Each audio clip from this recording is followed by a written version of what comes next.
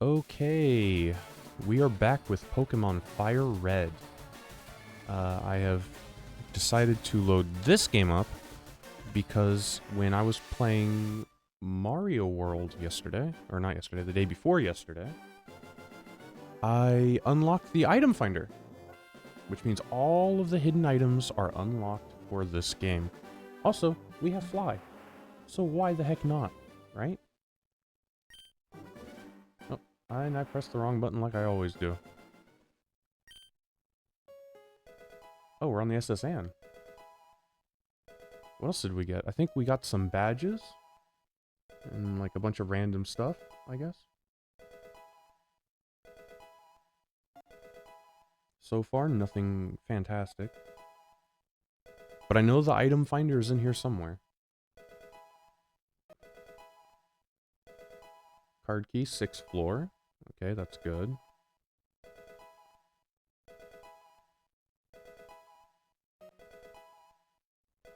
Oh, there we go. The item finder. That's what made me want to play this game. Oh, we got Old Amber. Experience share is kind of whatever. Card key, 7th floor. Fly to Lavender Town. That's right, we have to unlock our flies. We can't just fly wherever we want. TM32 Vine Whip. Not great.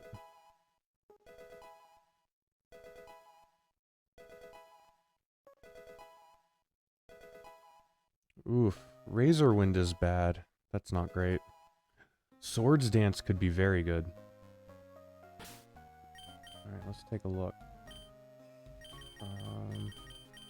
Does someone... Okay, Crobat has Fly. TM case. We got... See, Vine Whip is only 35... power.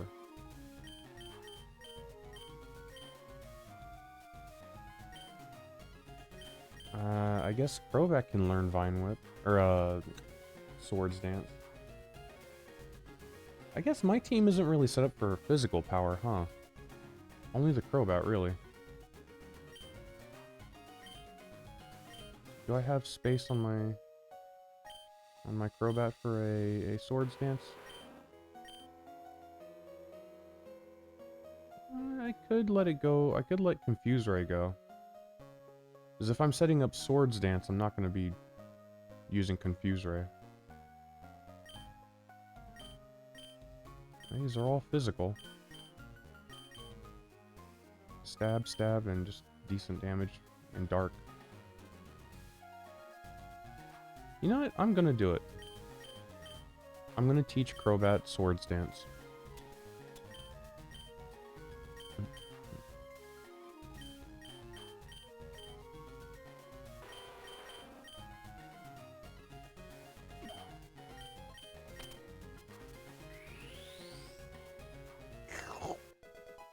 He sucked the TM in.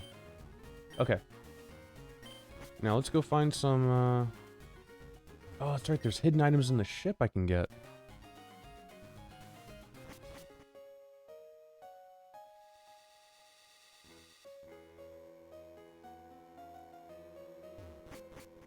Anything up here? No. Doesn't look like it.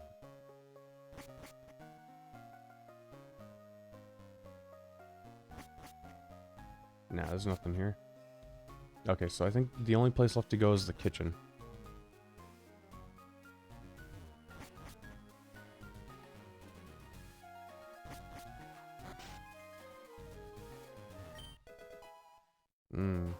Not great. Extra not great. Got some armored tactics advance too, that's not bad. Getting equipment in that game is a struggle.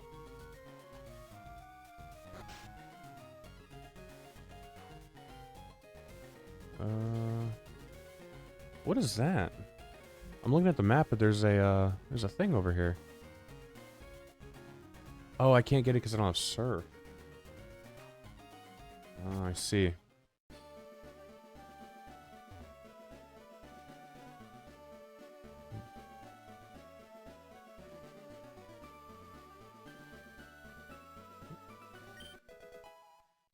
Discovery ring for Zelda. Okay. Now, where do I need to go? I'm in Vermilion. Let's sell it on. Okay. There's something to the right. There's also a couple things north.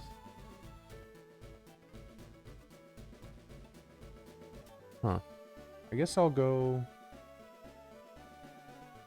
right, and then I'll double back and go north.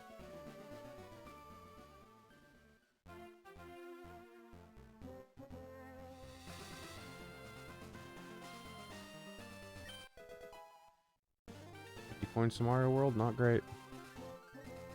Can I fly to Vermilion? I don't think I can. I can fly to Celadon. Saffron.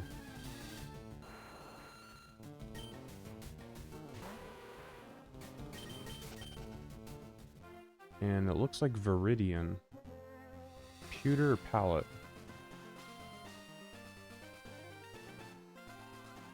Huh.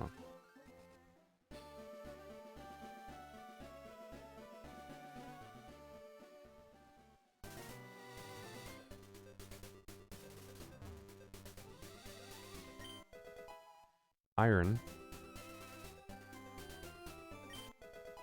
Silver rupee. Hmm. Are there hidden items in the underground? I know there are in the base, in the original red. I don't see any. Nope, nothing.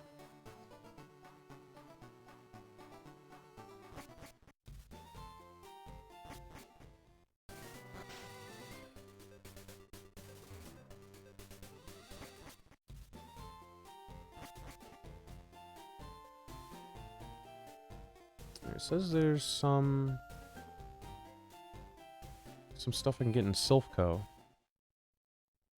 So let's check it out. More than likely just some hidden items I can get.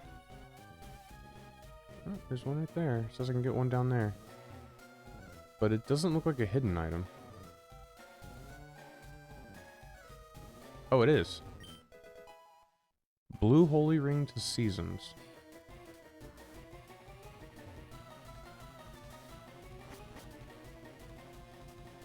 There's another one here. 50 coins. So far, this has not been very fruitful.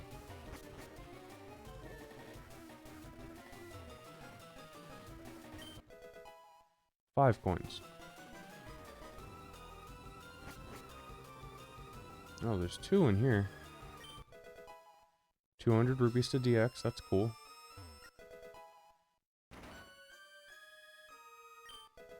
And a berry. Hmm.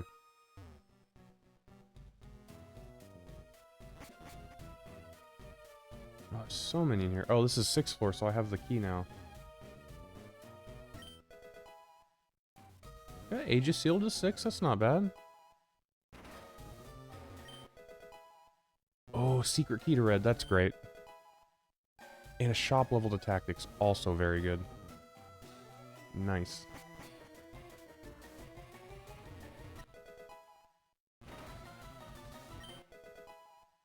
$20 rupees to DX. And a red shard to emerald.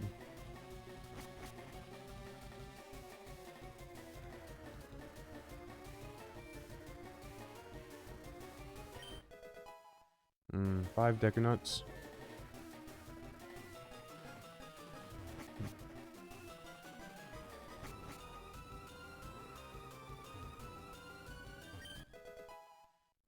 Got a knife to Tactics Advance 2 called the Jambia. And it says I can get this one. But I don't know if I can. Let's use the elevator, huh? I think it's on 3rd floor, right?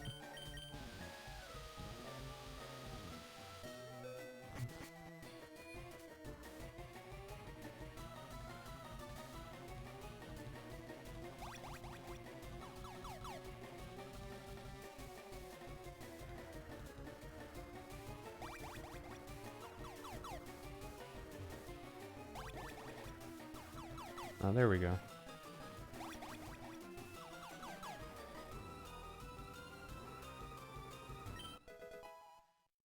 A sub-tank to Mega Man X. That's pretty good.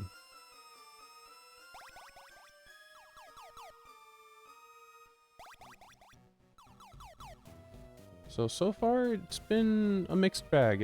It's been good, but not great.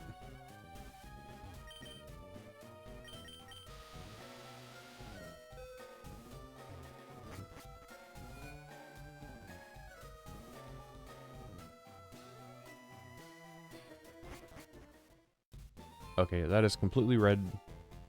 No more I can do here. I guess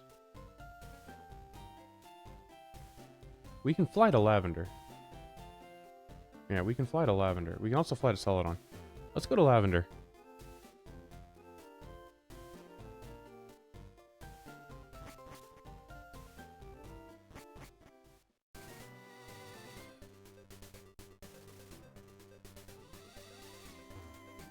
I still cannot cut. I don't have the HM or the badge. So, it says here that the Pokemon Tower will be completely clearable now. After this, I don't have to come back here ever again.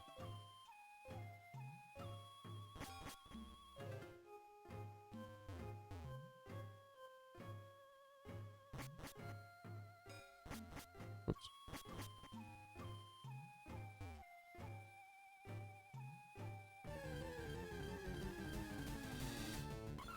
Yeah, it's a Cleffa.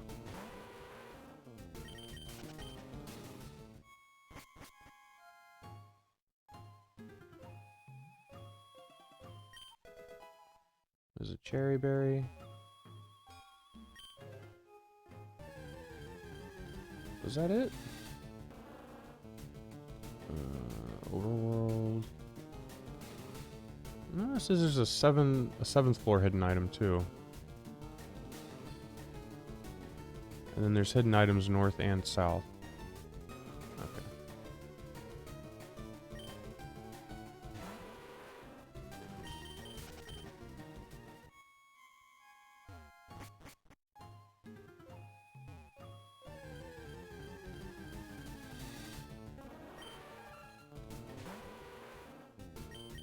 I don't have dig, do I? I don't think I do.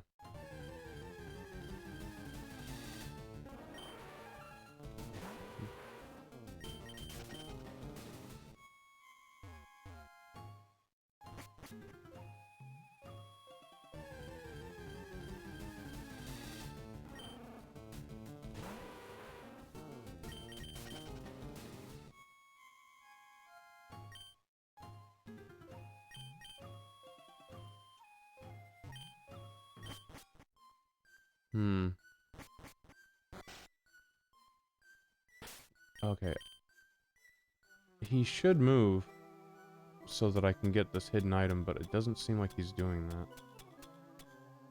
I have one repel.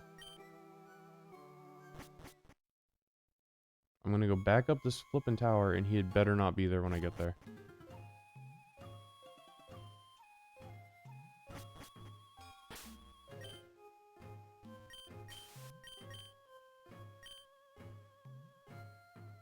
Ah, I went the wrong way. Oh boy. That's a bunch of steps off my repel counter.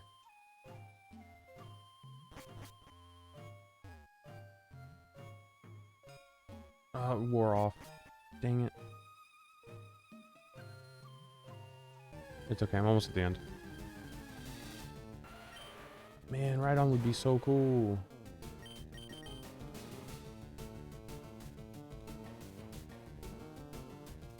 I mean, I guess I don't need Ride-On if I have Metagross, huh? Doesn't give me the electricity resistance, but I have resistance to self-destruct, so... Also, I've got a Misdreavus. So... I guess I don't need a Ride-On.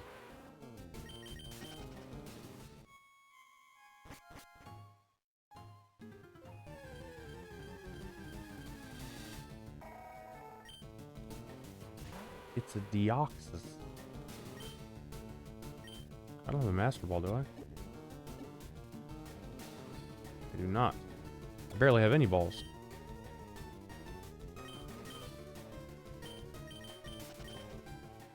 Probably not going to catch it.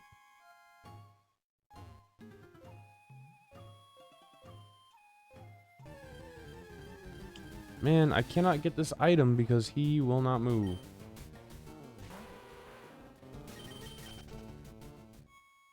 Okay, well that is a bust.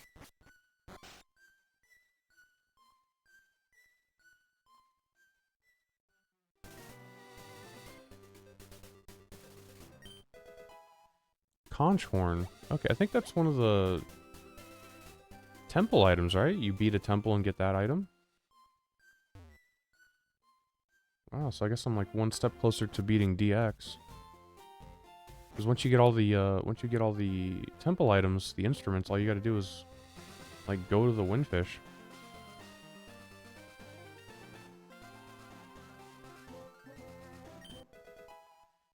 Weapon energy L.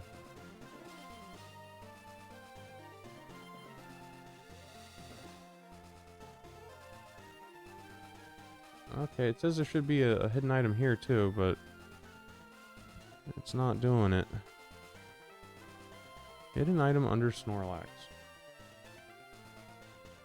It's not giving it to me.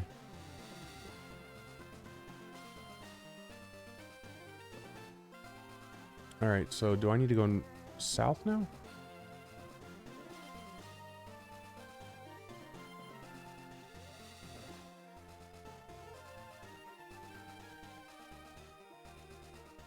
Huh. Alright, well, if I keep going south, there's gonna be two more.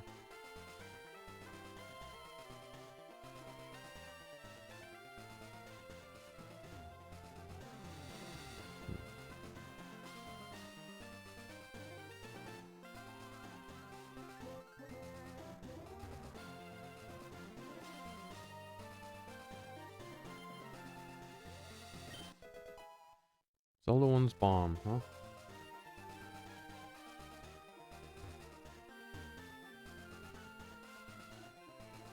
Not the most exciting.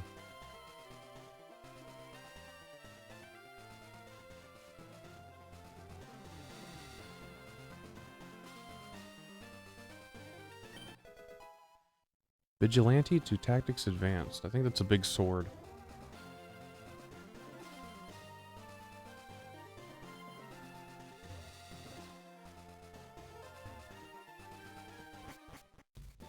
Let's check out Fuchsia. Oh, there's a hidden item over here, apparently, that I didn't know about.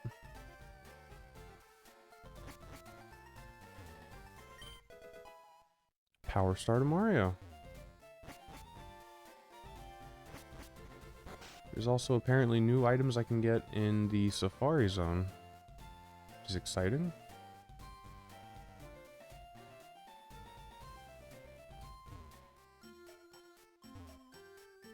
Oh, I should have gone the other way. Is that a Hitmontop? That's a Kangaskhan.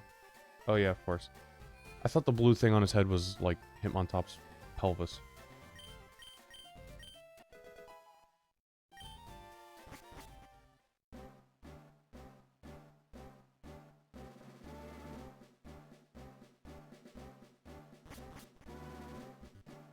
Nothing here.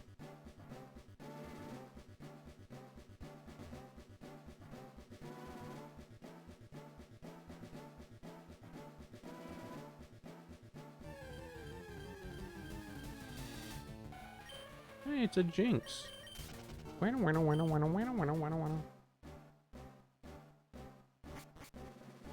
Nothing here. Nope.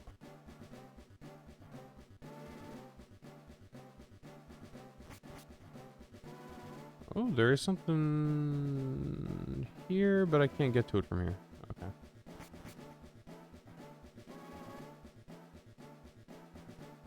Oh, wait a minute. What am I doing? Ain't nobody want a Mantine. I guess except me, apparently, because I caught one. I'm gonna be honest, I don't remember catching a mantine.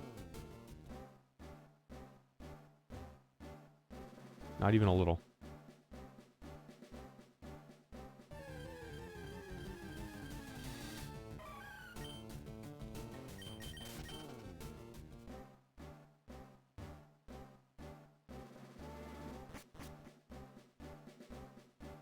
Is this the only hidden item in the...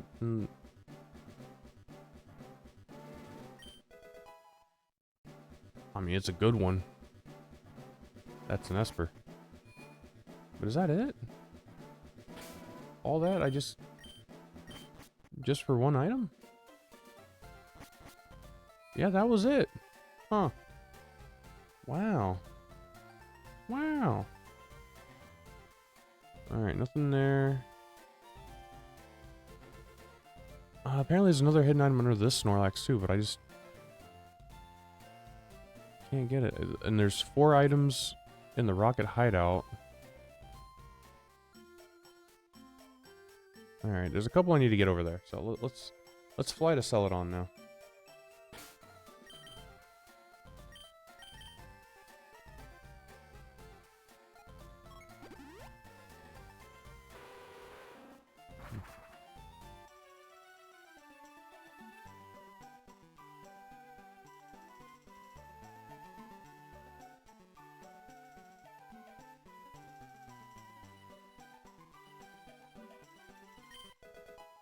Piece of heart. Okay. It's not the greatest, but it's okay. It is just okay.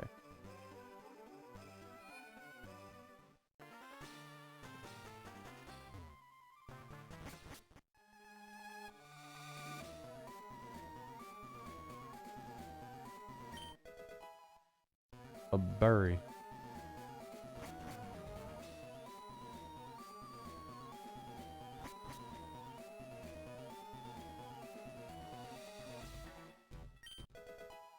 One-up shroom.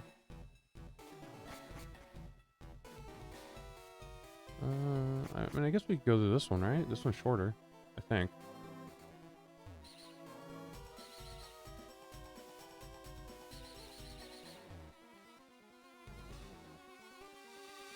Oh, this one doesn't go to a...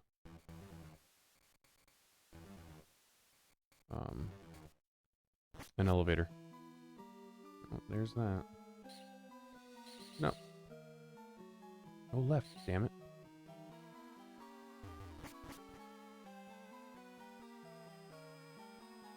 I mean, I already beat this, right?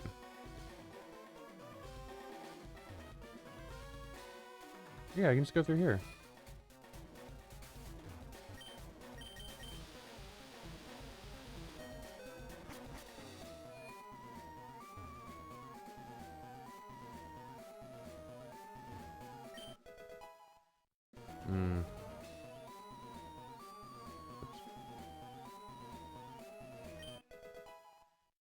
Bosky, the Shadow Temple's good. That's a good pickup. So I guess coming here was worth it.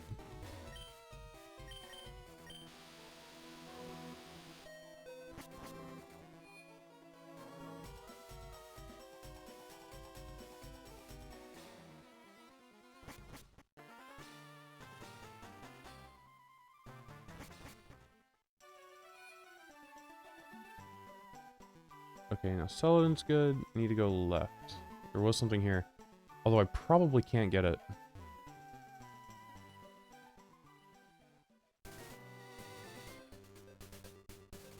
Yeah, there's nothing here. Okay. The under the NPC checks are like gone, apparently. They're just not there anymore. Alright, now we're gonna fly to Viridian, which we can't do. Let's fly to Pewter. Why not?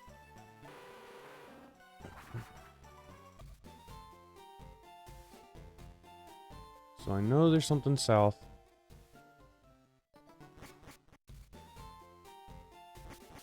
In the forest. Oh, it's only one check. Cool. Heart container. Okay. Metapod. What are you doing in the forest, huh? Is this game even randomized? Huh? Wait, what? Oh, I can't see the whole forest. Okay, I'm a dingus. Another Metapod. I don't want to just kill it just because.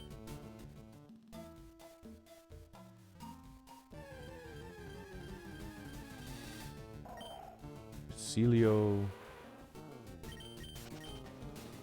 What's the dealio, Celio? Come on! The worst thing is I can't even repel because I can't buy repels in this game because I turned on Shopsanity. Like an idiot.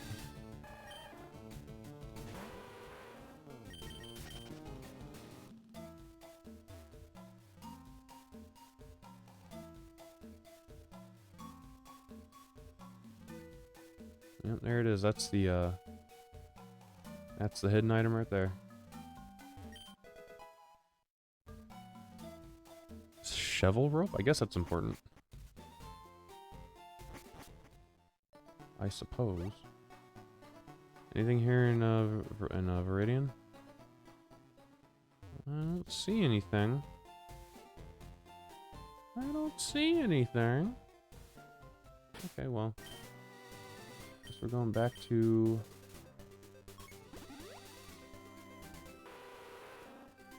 Ugh, excuse me. Back to pewter. I had a long day at work today.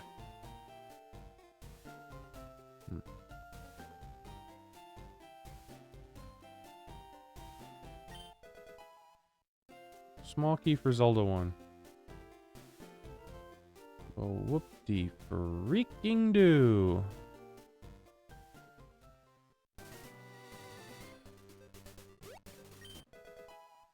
Elixir.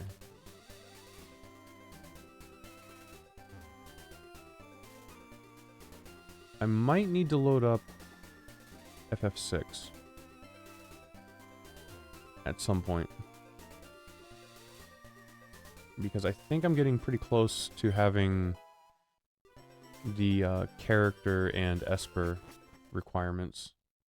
So then I would only need to just go in and beat a bunch of bosses and stuff.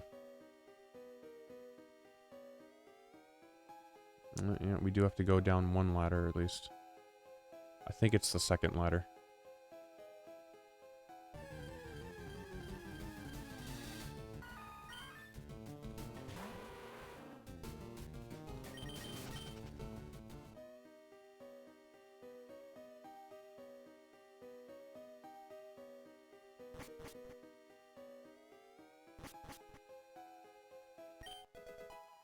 A coin.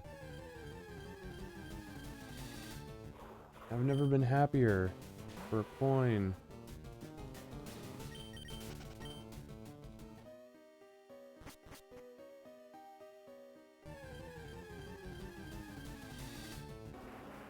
Yeah, I last week I had a little bit of a rough time at the school I teach at on Sunday. The last class. Basically, I messed up a little bit. After talking with a couple coworkers, kind of give me a fresh perspective on it. Because at the time I was beating myself up over it, and like, I messed up, and I made things hard for my coworker and everything. But after talking with other coworkers, I was like, hey, you know, they're kind of right. The thing that I messed up with, it only ate in a 50-minute class. It only ate 3 minutes of time. It's the smallest part of the class. It's so small that like even like the kids don't get tested on it. They don't get assignments for it. They just literally just do it in my class. And then never touch on it again. It's mostly for flavor. And my coworker was like, yeah, that... Like, read the message that she gave you back. Like, read it again. She said you didn't do anything. Is that true? I'm like, no, I played the video, but I didn't have enough time to do the PowerPoint slides. And he's like, how many slides were there? I said, oh, there were 3. There were 3 true or false questions. He's like, you missed 3 true or false questions. And she's typing you an essay about how your negligence ate into her teaching time. It's like, sounds to me like she's freaking out over nothing. And I'm like, you know what? You're kind of right. I mean, I don't think you're completely right. I did mess up. And I own up to it. But yeah, she was, ooh, magic meter. Nice. But yeah, she was, I think, blowing it way out of proportion. But either way, went into the school today. Got to the end of the day, did her class, gave it my best shot, made sure I finished on time, didn't miss anything. She was really nice and cordial to me, like she always is. And it was fine. Everything was great. I had a good class. Everything was cool.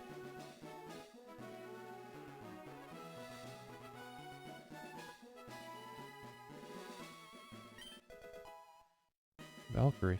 Getting a lot of equipment for Chrono Trigger right now. Ooh, that's good.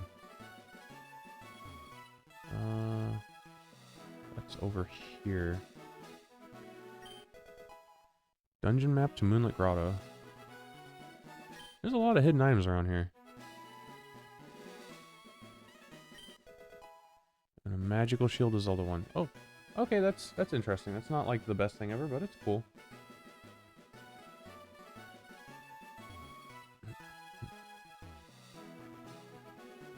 I can't cut, so I don't have access to the right. I'm...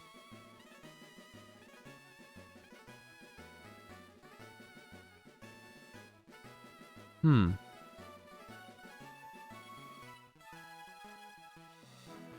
I, like, done?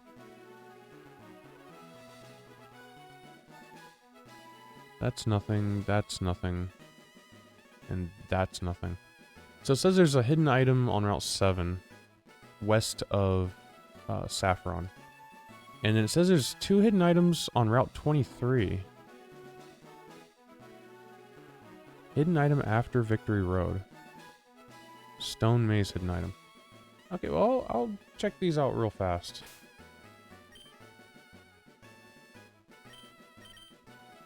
So apparently these are the last 3 checks. After this, I'm BK'd in this game. I got some cool stuff. Maybe not anything that's like, mind-breaking, but I got some cool stuff here. So this was not like a complete waste. Oh, this says... Oh, yeah, right here. Oh, that was a complete waste.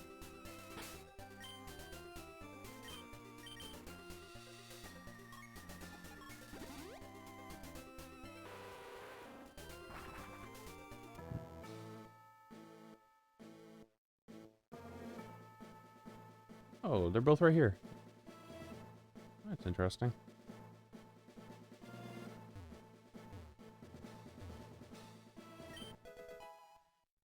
That was nothing. And that was nothing. Okay, well. Yeah, I guess I gotta get out of here. I think I'm going to... You know what? I kind of want to finish that power wash stage I was doing. I left it at 60%. Yeah, I think I'll do that. Okay, we are back in power wash. Let's fucking go. Or whatever the kids say. Yep, Subway. Okay, we left it at 60%. Let's go and knock this out right now. Just knock this clean off. My mouse. I need to minimize this so I can see the items that I get. Okay. We did the left side completely. Oh, I finished the wall on the right side? Serious? I thought I just did the ceiling. I guess I was starting to go to work on the floor, huh?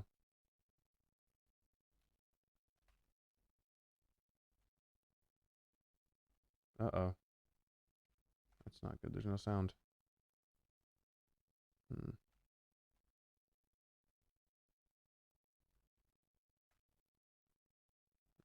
not good. No, that's not good. There we go. I wonder why this is always muted.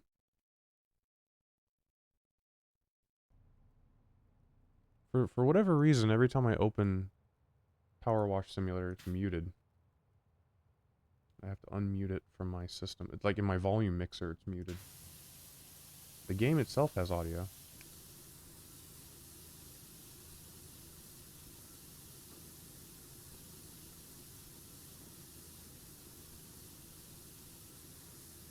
Did I?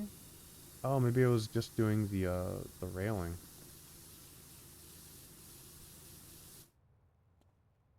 Is it all? Maybe I didn't catch this part.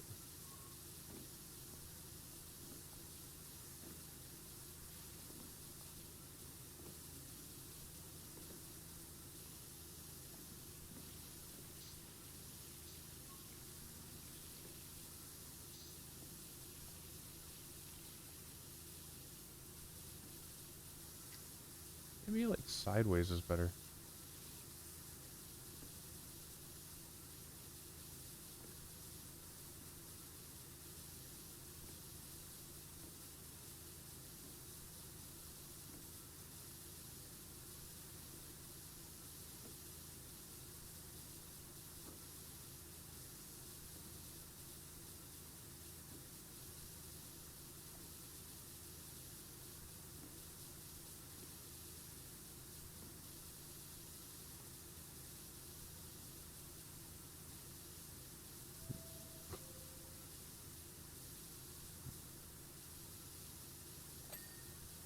Oh, there goes the railing. Still at 60%. Okay.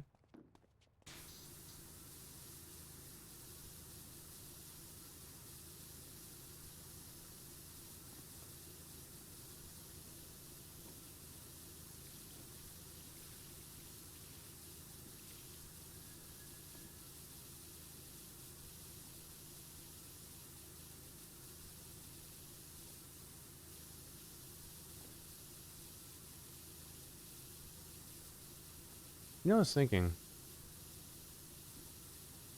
I love Baldur's Gate 3. And I was talking to someone who had the same experience. But it's like such a big game. So I played it twice. The first time I played it, I got to the end of the second chapter. And then I stopped playing. And I came back to it and started over. The second time I played, I beat it. And I put like 90... I think it might have been like 90 something hours into it. So between the first game I played and the second, I think I put like 150 hours into it or something like that. And it's like, I want to play it again. I want to play it again and again. I want to play with like, because both times I played a bard. When I played D&D, when I played D&D, the first time I ever played, I played a bard. So that class kind of has like a soft spot in my heart. Although when I played the bard the first time, I think I was playing in 3rd edition, or it was like 3.5 or something like that. And it was a bit different than modern D&D.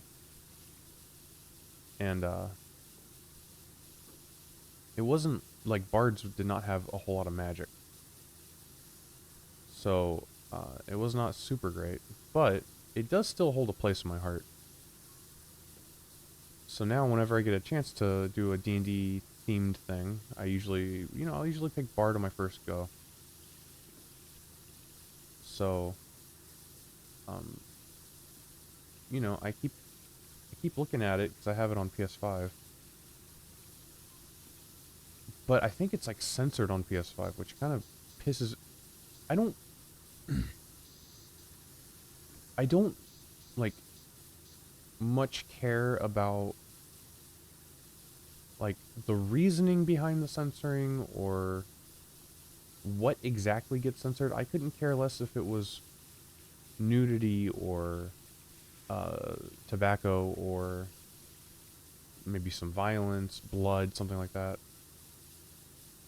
A reference that could be misconstrued as like a symbol of some organization or whatever.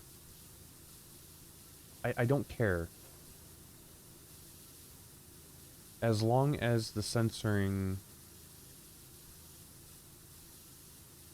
is not done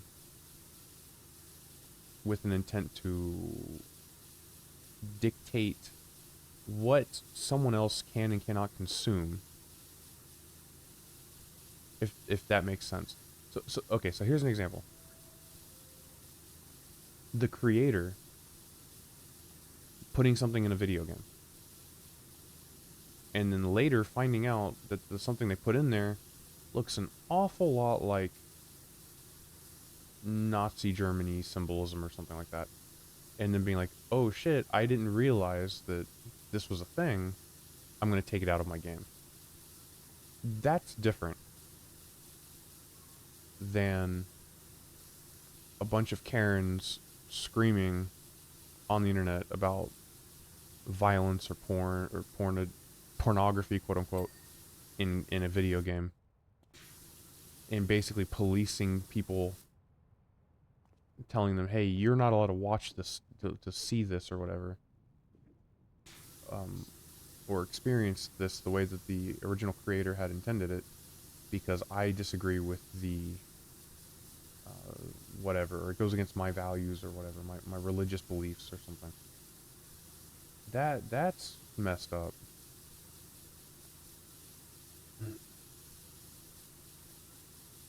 And it doesn't even have to be like censorship in the purest form. I'm also against censorship that ends up being in like taking another person's work and presenting it in a way that warps it for your own benefit. I don't know if that's really considered censorship, but it's kind of along the same lines. And this happens a lot with like translations. I've seen some wild stuff where English localizers are taking Japanese anime and like injecting politics, American politics into them, and I'm like, I don't care if you're Democrat or Republican, if you're what your view on whatever hot button issue is. Don't, whatever your view is, don't put it in the fucking thing. It's not in there. Don't put it in there. It's like, man, what the hell is wrong with you? If you cared that much, then stop being a translator or localizer. And I'm not talking about like fan localizations. I'm talking about like professional, hired by the Japanese company to localize their thing. And it's like, dude, if the message, if whatever message you're pushing is like that important to you, just go be a politician.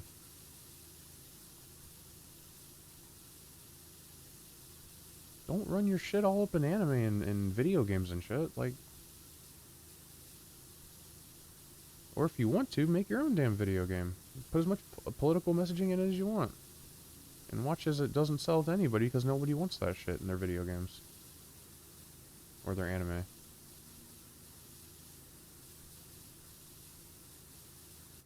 I don't know, I saw some stuff like that, and it just really pissed me off. Because not only is it like fundamentally and ethically wrong to me. Also, as like a, in a sense of like work, that is also incredibly wrong. Like I live and work in a foreign country teaching kids English. Can you imagine if I was like in my classes I was like preaching to the children like, oh, this is bad about this and you shouldn't do this. And I mean, you know, we have like basic teaching things like don't run in the classroom. You know, teaching kids like it's dangerous to run in the classroom because it is. But I don't go into like political shit or like religious shit or anything like that. No, I'm a guest in this country. It's not my job to. It's not my job to teach things like that, you know. Even if I agree or don't agree with it, doesn't matter. It's not my job. It's not my job to rock the boat and try to convert a whole country of people over to my beliefs, you know. And people that do that are fucking wild.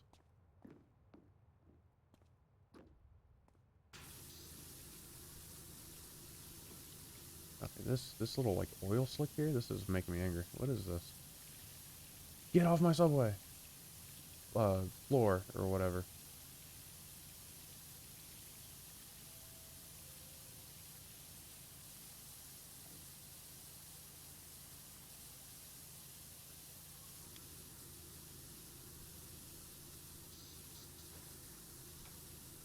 Zero? No. Okay. Let's get the easy stuff first. I know I focused on cleaning that, but that was just making me a little angry. Okay, see, there's another one. I'm gonna try to ignore those for right now. Because it's not, like, you don't have to clean everything. You only have to get a percentage of it. And that's really difficult to clean, so why don't you clean all the easy stuff first? Get as close to finished as you can. Then you can hit all the hard stuff later. Yeah? Doesn't that make sense? Isn't that a good idea?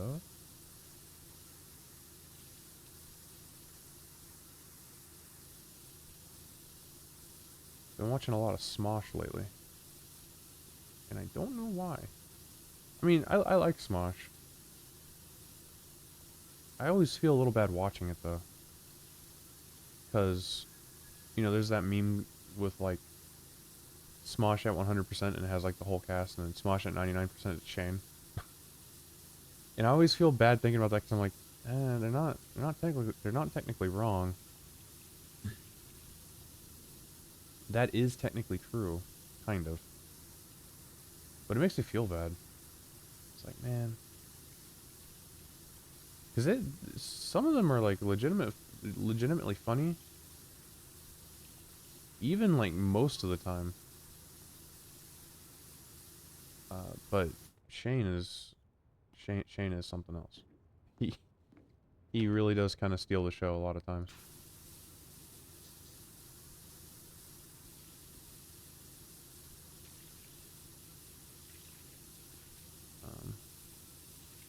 Yeah, I don't even know. So I go through like phases with YouTube. There was a time where I watched a lot of Good Mythical Morning. There was a time where I watched a lot of Mr. Fruit. I do still watch him occasionally, but not the way that I used to.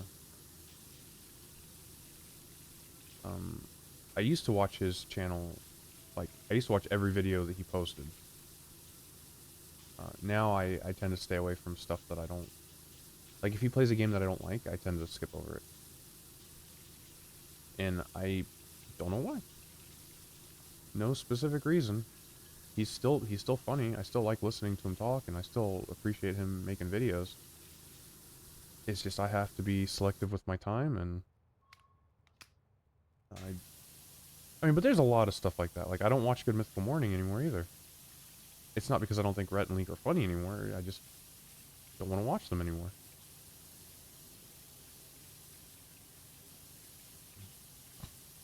I enjoy seeing them on like collaboration videos with content that I do watch, but um, I'd say that the only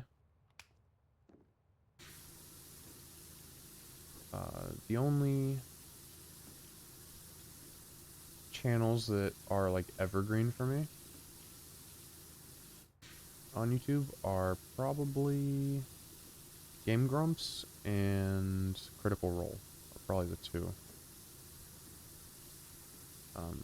Because before, I would watch a lot of Pokemon Nuzlocke stuff. So I watched like a lot of Game Boy Luke and um, United Gamer and what's... I know the guy's name, but I can never remember his channel. Original 151, I think that's what it is. Vinny. And I watched a lot of Vinny's Mario 64 speedruns. Although they weren't like, it's not like watching Cheese or like Simply Flips or like Squeegee or whatever. Vinny was like an amateur speedrunner. He was just playing the game quickly. And then he was like incorporating very, very, very little speedrun tech as he was trying to do like, I think he was doing 16-star runs or maybe 70-star.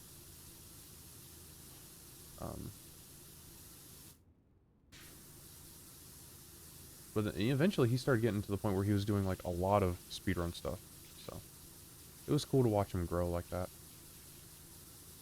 But yeah, I don't watch those guys at all anymore. And honestly, I think it's because they don't really do Nuzlocks anymore. A lot of their stuff is and like I get it. Like Nuzlocks don't, they don't pull in the viewers like they were 5 years ago.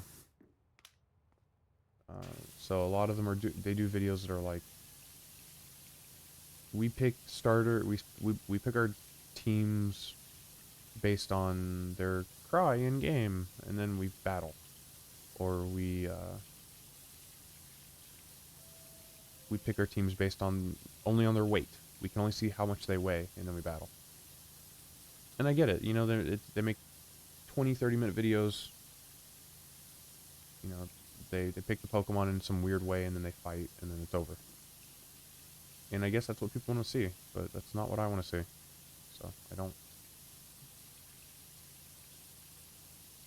I dislike watching and participating in online battles with Pokemon, or multiplayer battles, I should say. I don't enjoy doing them. I don't really enjoy watching them. Been playing Pokemon since Red came out, since I was in elementary school. I'm 39 now. And I can literally count on one hand the number of times I've battled a human player, a human person. Just because I don't enjoy it.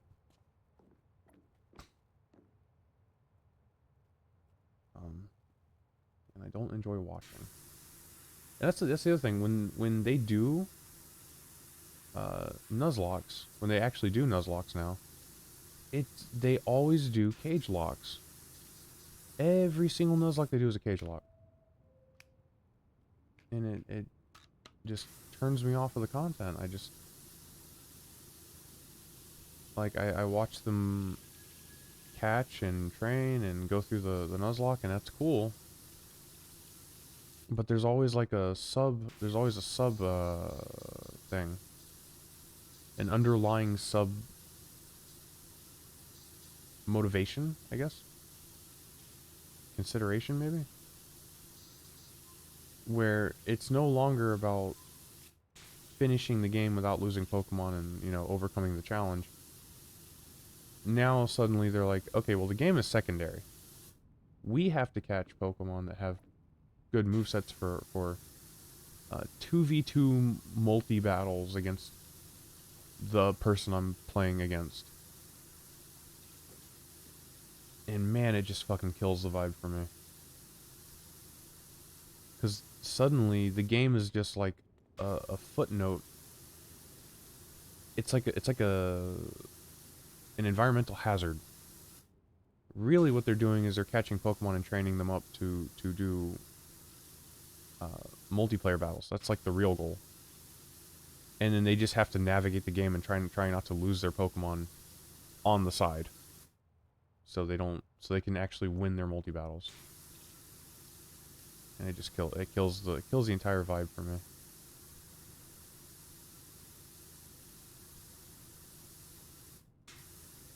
Oh, Maximilian, dude. I watch his channel a lot. Yeah. His channel's evergreen for me. I don't, and here's the weird thing too, is like, so me and Max are roughly the same age. I think I'm a little bit older than Max, I think. Maybe like a couple years. But actually, no, I'm not sure. I think he's 37 or 38 right now. I'm not sure, but I'm 39. But anyway, I don't watch his fighting game stuff, like, at all. Did this not? Why didn't this ding? I used to watch his fighting game stuff, but I stopped. I just don't like fighting games that much. And the fighting games that I do like, he doesn't play. So, I like Street Fighter 2. That's because that's what I played when I was a kid. And then I like, the 4-player, like, party fighter. Like, it's kind of like a Smash Brothers kind of fighter, but it's Naruto Gekito Ninja Taisen 4. Not the shitty Naruto whatever, the ones that are popular, the ones they made like 16 versions of it. Those games are shit. The one that's like 1v1, it's like one person has the foreground, one person has the back. It's like Tenkaichi. It's like basically that Naruto game is Tenkaichi. And Tenkaichi also sucks balls. Game sucks ass. I got really into Budokai. You know, the one before Tenkaichi. Budokai 1, 2, and 3. Those games were good. Flats, you know, 2D, 2.5D, technically. Like, kind of like a Soul Calibur thing. 1v1 fighter. I guess you could do teams, but I don't really remember. And it was just a good old-fashioned, you have combos, shoot energy beams, super moves. Tenkaichi is just, feels bad to play. It's clunky, and you can't see your opponent sometimes, and people are flying in the air and shooting beams and throwing rocks. It's like, man. And then when you get in close, like, each character has like a combo, and it's just blocked if you block it. It's, I don't know. The entire game is completely based on like your positioning and your movement, instead of like landing combos and blocking. I mean, no, the blocking is a big part of it, but basically combos are just like you just push buttons and you just attack. All the combos do the same thing. And then opponents just block or they don't block. It's definitely not a traditional fighting game. But anyway, I watch basically anything he plays that isn't a fighting game.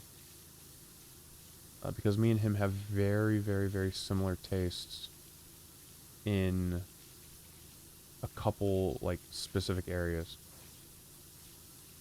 So, he loves Resident Evil 4, and that was my first Resident Evil game. And so I love the original RE4 very much, too. Also, he loves FF7, which was my first RPG. FF7 was what got me into RPGs in the first place. So, that is easily... Well, you know, here's the other thing. FF7 was my favorite game of all time for a long time, without any kind of challenge. But recently, because Tactics came out, they remade Tactics with Evilist Chronicles. I kind of changed my opinion. Because,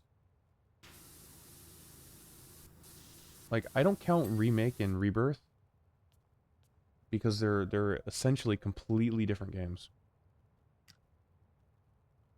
First off, they're literally like sequels. And second off, they are, gameplay-wise, they are completely different. So, I don't count those games. But Evilist Chronicles is even more so the same game as the original, because it doesn't take all the stuff that was put in the PSP version, so it's even closer to the original than the PSP version. And I would always say, like, oh, my number 1 favorite game of all time is 7. My number 2 is probably Tactics. And then number 3 is a toss-up between a couple different games. I got like FF6 and FF10 up there. Mega Man 2 is very, very good. I love Mega Man 2. I played a bunch. I beat it a bunch. Fallout 3. And it might be blasphemy, but I didn't play New Vegas that much. I played Fallout 3, you know, to hell and back, and got burned out on it. And then when Vegas came out, I just skipped over it because I didn't want to play Fallout anymore at that point. And now when I go back, I try to play Vegas, and it is just like, it is so weird. Like, I play Vegas, and it just makes me want to play Fallout 3. So then I just turn off Vegas and play 3. I've tried to start a Vegas several times over the years. I just can't do it.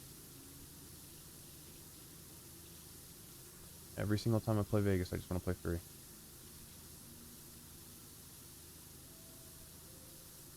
So I don't think I've ever been outside of the starting area in Vegas. I played it a handful of times, like 5 or 6 times. But I think the starting area is Good Springs or something. Like, I wake up and I talk to the doctor. I run around and get some like Sunset Sarsaparilla coin or bottle caps. And then I just like shut down. I just don't want to play it anymore.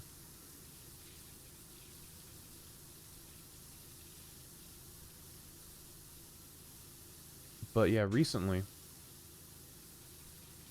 I want to say like last year, so the beginning of last year, or early 2025, I sat down and I played, I platinumed FF7 on the PS5. Which, you know, that's normal for me. I do that. I sit down and platinum that game probably once every year or 2 years. Just because I love 7 so much. The original 7. And I played through it, and, you know, it was the same old, same old. There's some parts that are kind of slow that I don't really want to do. There's some parts I really love. And I played through it, and I was like, yeah, that was a FF7 playthrough. Nothing special. But then, and like, I have my strategies in FF7 that I use like every time I play. I don't really do a lot of variation in FF7 because the variation essentially leads to the same basic gameplay. It's like, okay, do I want to go, you know, super high magic build where I do like quad magic? I don't know. I'll say quad magic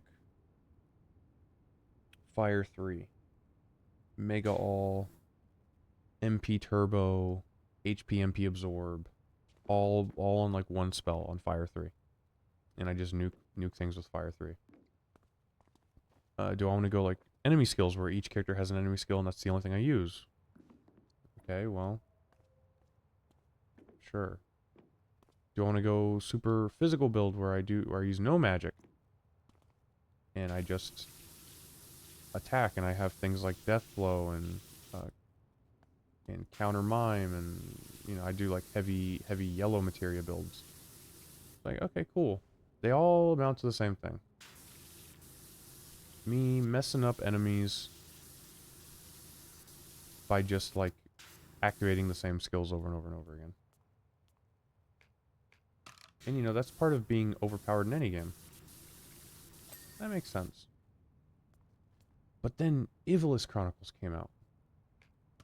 And I was like, dude, Evilus Chronicles. I'm gonna play Tactics again. And before it came out, I did a challenge run of Tactics where I used a random selector tool to pick random jobs for all of my units. For Ramza and my 4 generic units. And I played on the PSP version. I played War of the Lions. And I beat the game like that. Where I would randomly pick a job for Ramza. I think he had Summoner. And then I would randomly pick a secondary job for him, which I think was... I don't remember. Samurai, maybe. But I could basically only use abilities from those 2 jobs to beat the game with that character. So I had 5 characters. I had Ramza and 4 generics set up with 2 random jobs each. And I beat the game. And probably one of the most clutch jobs that I used was the Mediator, which was surprising, or the Orator. I got hard stuck on the fight where Gafgarian locks the gate, closing Ramza in a 1v1 with him. Because I use my birthday for Ramza's Zodiac sign, and it's like the worst compatibility with the bosses of the game. And man, I'm telling you, Gafgarian was messing my shit up. He was taking it to me. Sock it to me. And eventually I was like desperately scrambling for any kind of strategy that would work. And my god, I found it. And I couldn't believe it worked, because I didn't think it was going to work. I just set up my Mediator right next to the gate. And then on the first turn that it could actually, because Gafgarian moves forward towards the gate to hit Ramza up at the top. And it puts him just barely in range of Mimic Darlavon. And so I just moved my Mediator to the gate and just put his ass to sleep. Put Gafgarian to sleep just like that. And it worked like 68% of the time or some nonsense. So I put Gafgarian to sleep and just moved Ramza down and opened the gate. And then I had Ramza join, my other teammates and like kill all the enemies. And Gafgarian would wake up, but he'd wake up and I just put him back to sleep with the Orator. It was like, after I figured that out, it was like super simple. I beat the level easily. But I must have died like 30 times on that level. But I did that.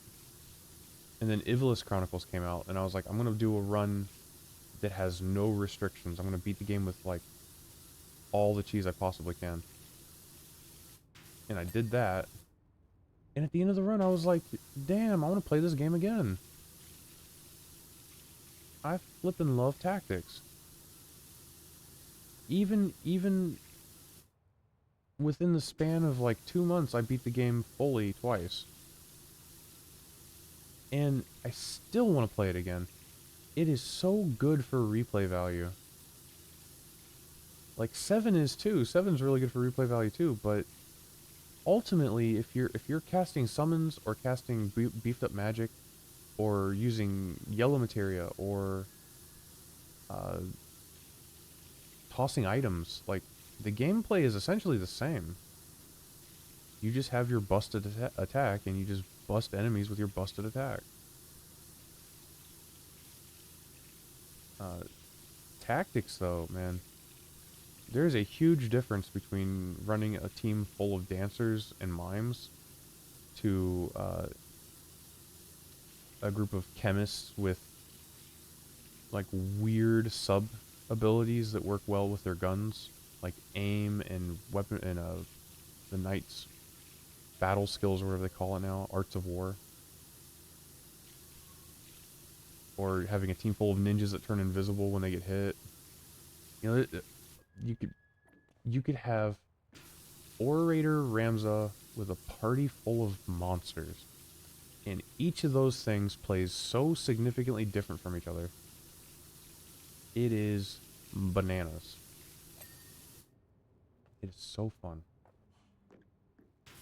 And that's because of that, I have slowly started shifting that I think maybe 7 might be my favorite game of all time, but it is not my favorite game to play right now. Or maybe for the rest of my life, I don't know.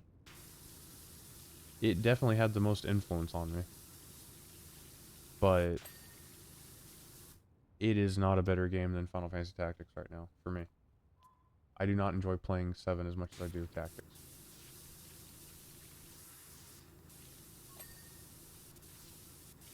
And just so you know, I love the remakes. I don't care what anyone says. I have done, like, I have done this mental exercise in my head. If you own Remake, load that shit up, sit through the intro, whatever you want to do, and pretend. Pretend like it's your first time playing it.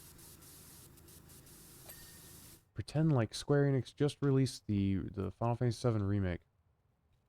And because if you hate Remake, you're more than likely a person who's like, oh, they should have just remade the game with better graphics. Bleh. Right?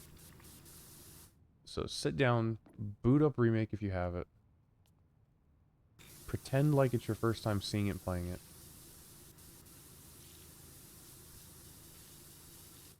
And sit there. Look at these amazing graphics and just be like, I know where the next 70 items are going to be. And just walk through the game and pretend like it's the exact same game as the original. You have to do pretending because it's not. But I've done it. I've sat on my couch and been like, looking at the game and just trying to put myself in the shoes of someone who wants the original game with better graphics. And you know how sad I would have been if I loaded up that beautiful game and seen all the voice acting and all the character models and stuff.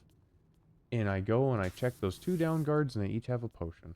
And then I turn the corner and I have to talk to Jesse and Biggs, and it's the exact same dialogue. I would have been so sad. And I know I would have been sad because that's the exact fucking thing that happened to me when I played Metal Gear Solid 3 Delta or Theta or whatever the fucking remake was called. It was a good remake. It was nice. My wife loves 3. Metal Gear Solid 3 is my wife's favorite to watch. She doesn't like playing them, but she likes watching. And that game is like so closely similar to the original that I was like, oh, there's an electrified fence. There's a hole somewhere over here. I found it. And I just crawl through it. And it's like, okay. Oh, I can turn these off if I shoot the box. So I just run around shooting the boxes, putting dudes to sleep. And I'm like, I think I remember there was a soldier that came through here with a dog. Oh, there he is. Put him to sleep, put the dog to sleep. And I was maybe, I don't know how many hours in I was, but I beat the end. I shot his bird. I might have tranked his bird, but I beat the end. And I was I was just like going to the next part, and I beat the end in like, I don't know. It took me like 20 or 30 minutes. I knew what I had to do. I knew I had to shoot his bird so he couldn't like see me coming, and then I had to follow his footprints with thermal goggles and like sneak up behind him and shoot him.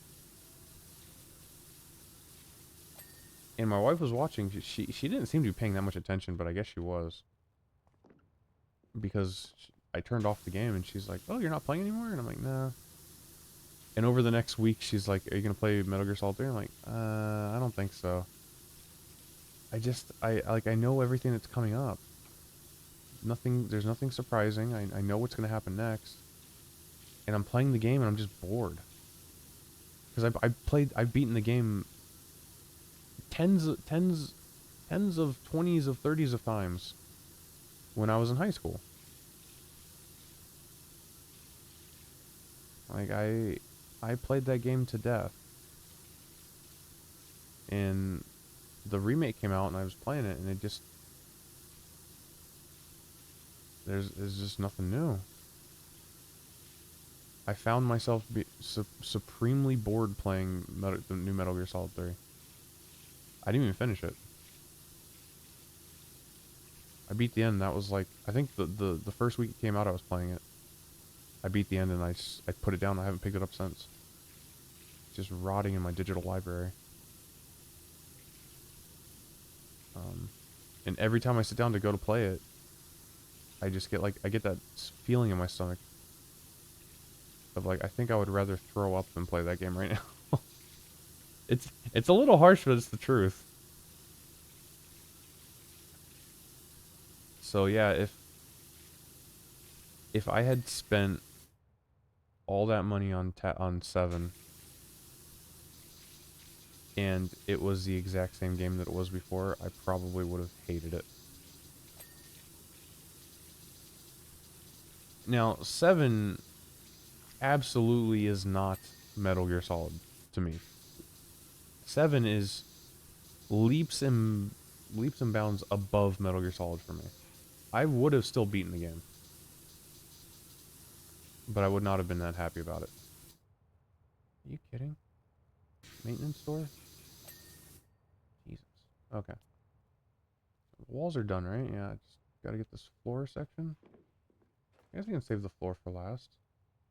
No, maybe not. Because this is technically separate. Okay, let's do this first.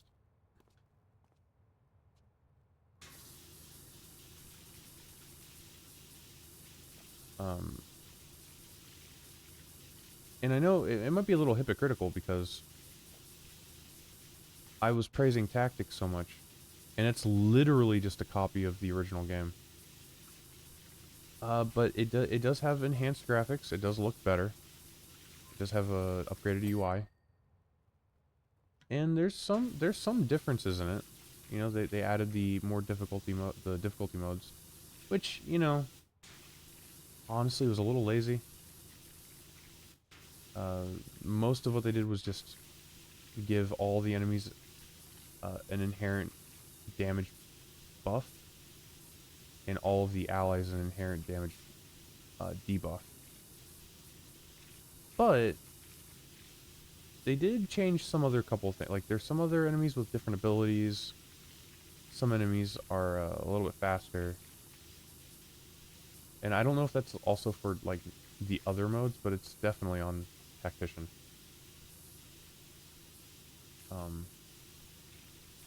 But I think that kind of lends itself to my point. Is a game like MGS3, I was bored to tears playing the exact same game I played all that time ago.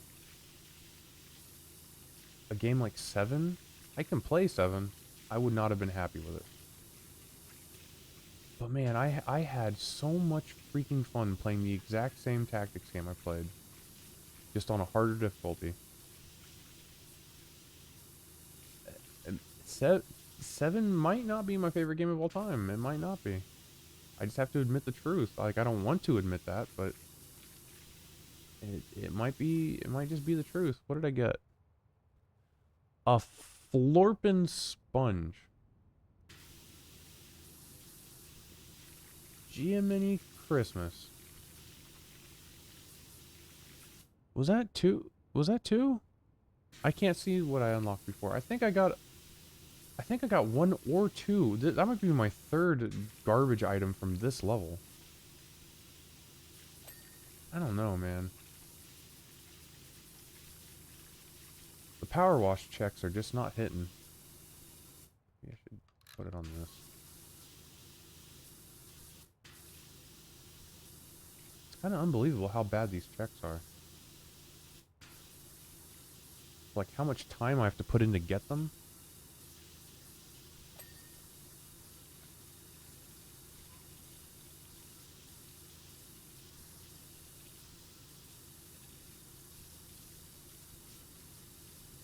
Like, I love playing Power Wash because it helps me relax. But spending an hour cleaning these things to get nonsensical garbage items like sponges and soap suds, it's a little infuriating. It's kind of counterintuitive, counterproductive to what I'm using Power Wash to do.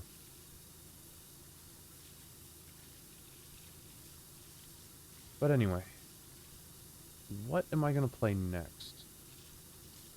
I'm probably gonna finish this level and I'm gonna turn it off and call it a night. But the next time I play, what am I gonna do?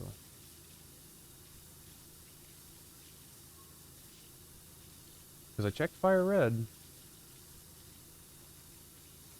Oh, maybe 6. That's right. I did say I wanted to check out 6 because I think I've got enough characters in Espers to where I can just go around killing some bosses and then I can go beat Kefka. So 6 might be beatable soon for me. Because I need 8 characters and 12 Espers. I think I've got that. I might be off by 1 though.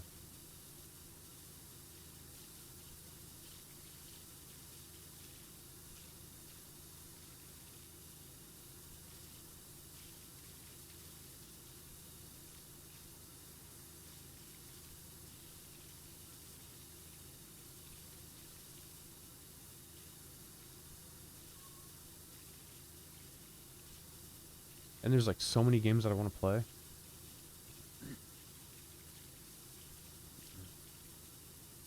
But I just can't.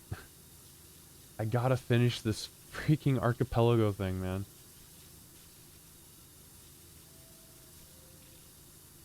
On like recorded gameplay, I think I'm at 70 hours right now.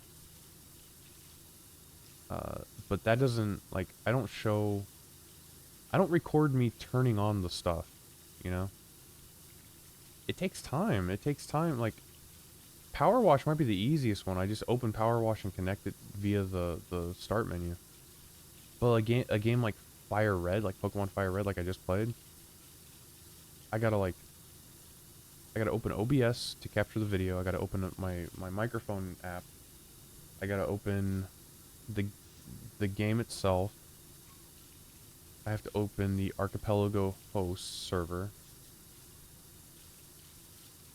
Then I have to open the client that links the game to the server. And then depending on the game, I have to manually open the Lua script that goes with the game.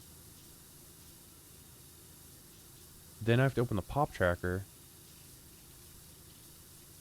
Then I have to go into my OBS and make sure everything's correct. You know, 'cause sometimes the OBS messes up and, you know, the window that captures the tracker is actually not capturing the tracker. It's capturing the gameplay a second time or something like that, you know? Just random troubleshooting nonsense. And like, after everything's done and everything's set up and good to go, then I can play the game. So it adds like an extra 5 minutes or so every time I want to change a game. And that's just if I change the game and then I play it. Because there's times where I'll load a game up thinking like I have new items in it, and I'm just completely BK'd on the game. Still. Like what happened when I opened Mega Man, what was it? Mega Man X1? Because I played Mega Man 2 on a recent video, and I had like a ton of checks open. Like the entire game was opened up, like half the game was open.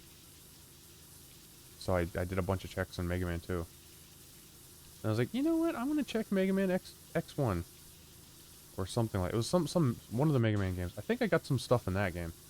Open it up, not a single damn thing was open. I was just as BK'd as I left it. Everything was red. I'm like, holy crap. So that was like a wasted 10 or 15 minutes. I looked around the pop tracker, and I was like, wow, I didn't get anything for this game.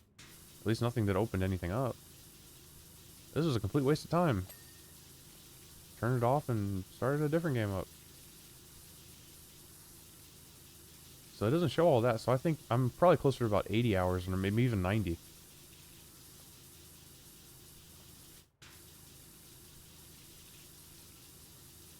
I think right now I'm BK'd in a couple of games. I'm BK'd in Streets of Rage, Mario World,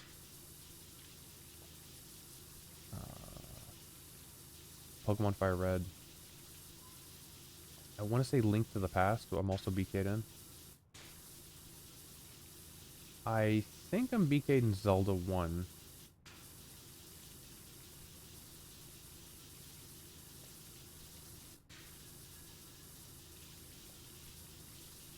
And I might be BK'd in Mario 64. Actually, I'm definitely not, because when I left that game last time, I needed 1 star. I was 1 star away from doing Bowser's first level. So once I get back into that game, I can at least do that. So I'm not completely BK'd in that game right now. But man, yeah, there's been a serious lack of like really good, clearly important checks that I've opened up. 7's looking pretty good too. I got a couple of shop upgrades recently. So that might be really nice. I might be able to do the next couple of battles in 7. So I had to stop 7 because the enemies were getting too strong. I was still rocking like the base gear from after you beat Dorter. And enemies were starting to get like vests and stuff, like adamant vests and things like that, I think. So I ended up stopping. I was like, I'll come back to it when I get some shop upgrades.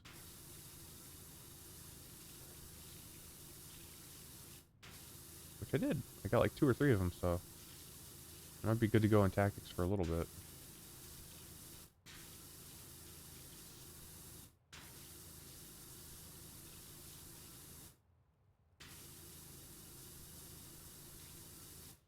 Man, I'm getting sleepy. I might not be able to finish this. There's a lot to do. That subway thing is huge.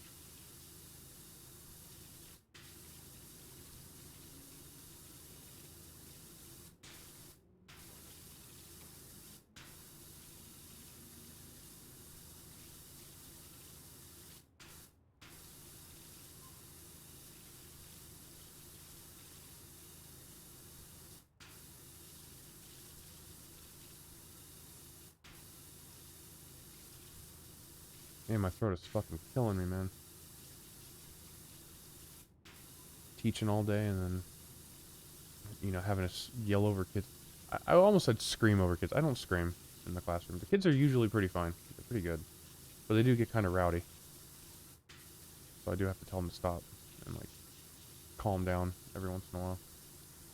Because my voice isn't very big. So they can easily out-shout me if I decided to go that direction. And be like, oh, you want to shout? I can shout louder than you. And I try to shout over them. No, there's no way.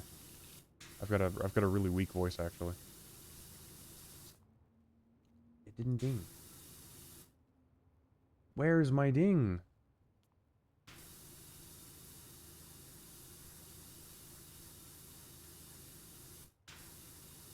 You ding now. Do it.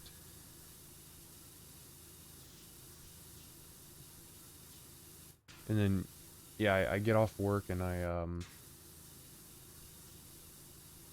after being loud and talking to kids all day, and then I come here, and, so I've just been trying to do this, like, super relaxed and chilled.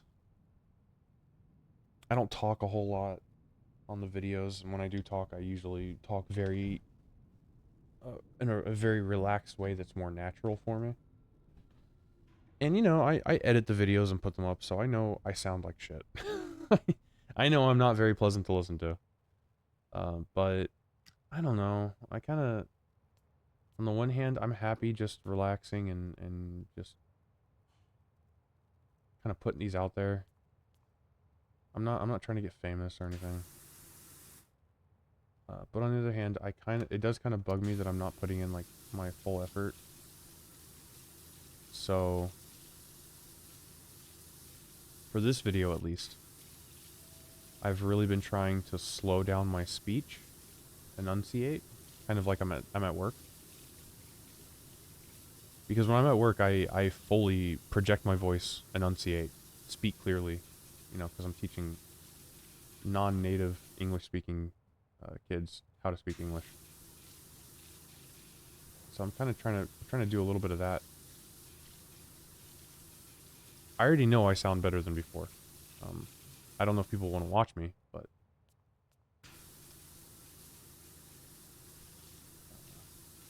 like, I'm not an idiot. I'm not the kind of person who, like, uploads a video and it gets like 5 views and I'm like, why does it get 5 views? I do everything the same as, like, Jacksepticeye. It's like, no, I don't. I know, I'm not an idiot. I know that I'm just some random schmuck playing a game, and I am absolutely not nearly as funny as him. So I understand. But, you know, it makes me happy. I like uploading videos. It also gives me motivation to finish games. I have a really big problem finishing games. But I also hate not putting in effort. I want to put in effort. But I have to kind of balance it, because at some point, the mix between enjoying myself and relaxing, because this ultimately is me relaxing after work, usually, or sometimes before work. Like, I'm doing this because I spend my day at work, and then I come home and I, like, wash dishes and do laundry and take care of my dogs. I mean, the dogs don't really count as work. I enjoy playing with my dogs. But this is like my hobby. This is me relaxing. And the instant that it becomes a thing that I have to do because I'm chasing numbers, oh, like recently, not recently, but before I start doing the archipelago, before RE9 came out, I was doing a bunch of RE leading up to RE9. And before that, I was doing a bunch of Fire Emblem. I was doing Fire Emblem Iron Man runs. And the Fire Emblem runs, I was getting like 4 views a video, 2 views a video. Nothing big. I had a guy who was actually commenting, though. which was nice. On my Fire Emblem 2 videos, specifically. He didn't comment on the 1 or the 3, but he did comment on Fire Emblem 2, like, every video. And I appreciated the hell out of it. But yeah, as soon as I was like, I'm taking a break from Fire Emblem, I started playing Dragon Quest 1 HD 2D Remake. I played Resident Evil 1, and I played... What was the other game? There was the Resident Evil, an RPG. I did one more game. I think it was a randomizer or something. I can't remember right now. But, anyway. The point is, those Dragon Quest games, very much the same view count as my Fire Emblem games. Very low view count, not a lot of people watching. Very typical. The Resident Evil games, though, those were getting like double-digit views. Those were going for like 30s or 20s. And if I had just been chasing numbers, I would have seen that and been like, oh, well, I need to pivot to Resident Evil. I mean, that's the obvious choice. That's what's pulling, you know, my numbers have gotten much better since I've been doing those games. I could have done that, but I didn't. Because that's not what I wanted. Is that finished? No, it's not.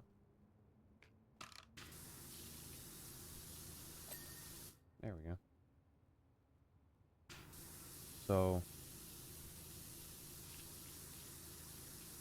the instant that I start uploading videos chasing numbers is probably the time I stop having fun, and when I stop having fun doing my hobby, I just stop doing it. It's not like work. I'll sit there, I'll do work. You know, I don't know why, but even when I don't like work, which is like pretty much all the time, I don't really have trouble getting up and doing it every day. I really don't. And I actually kind of like this job that I have now. So this job is absolutely not a problem. This is definitely the best job I've ever had. And it's actually not that bad. It's not very it is pretty enjoyable, is what I meant to say. And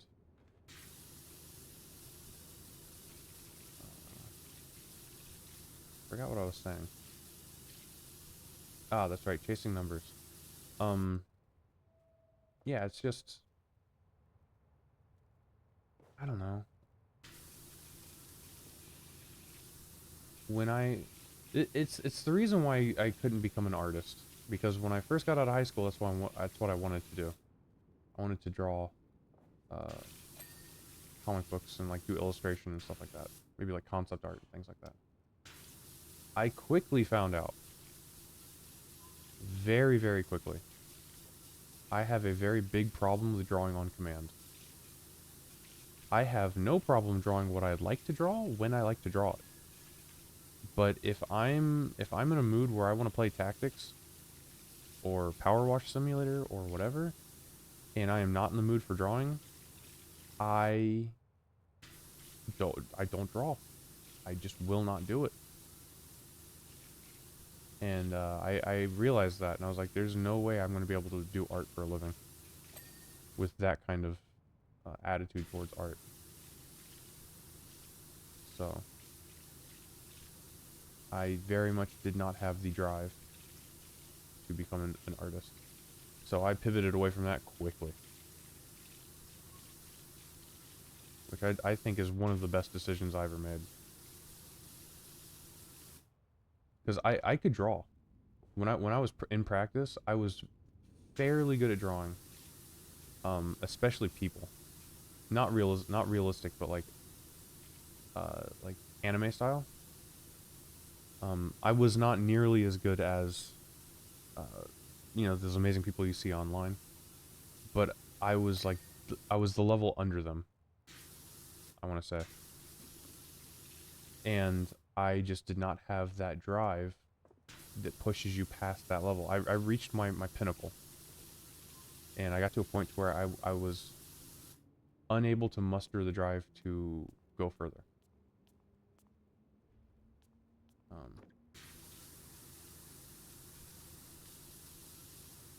Yeah. I couldn't draw on command, and I couldn't be bothered to learn any kind of computer any kind of computer programming. So, while other people that I had been drawing with since high school that I knew that drew a lot in high school, they were, while we were all about the same level, as the years went on, I stagnated and they all got incredibly better. And they all learned, you know, they were doing tablet drawing, you know, drawing on, what are they called? Bamboo pads or whatever. I'm sure they have more now that are different names, but I know back in the day, the people I knew were all using bamboo or whatever. You know, I was still doing paper and pencil. Refused to use a computer to make my art look better. At the time, I don't see it like that now, but at the time I thought of it as cheating. Like, oh, you didn't draw that. You used a computer to make that. That's cheating. But man, and if you want to succeed, you got to do what you got to do to succeed. You know, it's the same as doing any other job. If you're not adapting and getting better, you are not being successful. The end.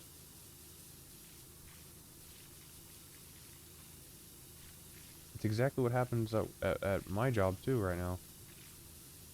You know, the school's been around for decades, and we were still using the same books from like the 80s. Or not the 80s, the 90s. For our we had revised the elementary school level books. So that was cool. And they got revised before I started working here. So when I started working, I was using the revised elementary school level books. But the kindergarten level, they were like, the style was vastly different. Just the way that the art looked it looked dated. And then recently, I'd say in the last couple of years, they were like, okay, we're retiring the kindergarten level books, and we've got a new setup, new books, new everything, and we had to go through a big training session, like 4 weeks of training, to learn the new systems and all that. And you know, in my opinion, it is like leaps and bounds better than the old system. There's like so much more stuff to do. I don't know if the content's better. Like, it might not be as useful or like as practical. But honestly, like, we're teaching 4-year-olds, like, we're not getting them ready for college. You know? They're 4 years old.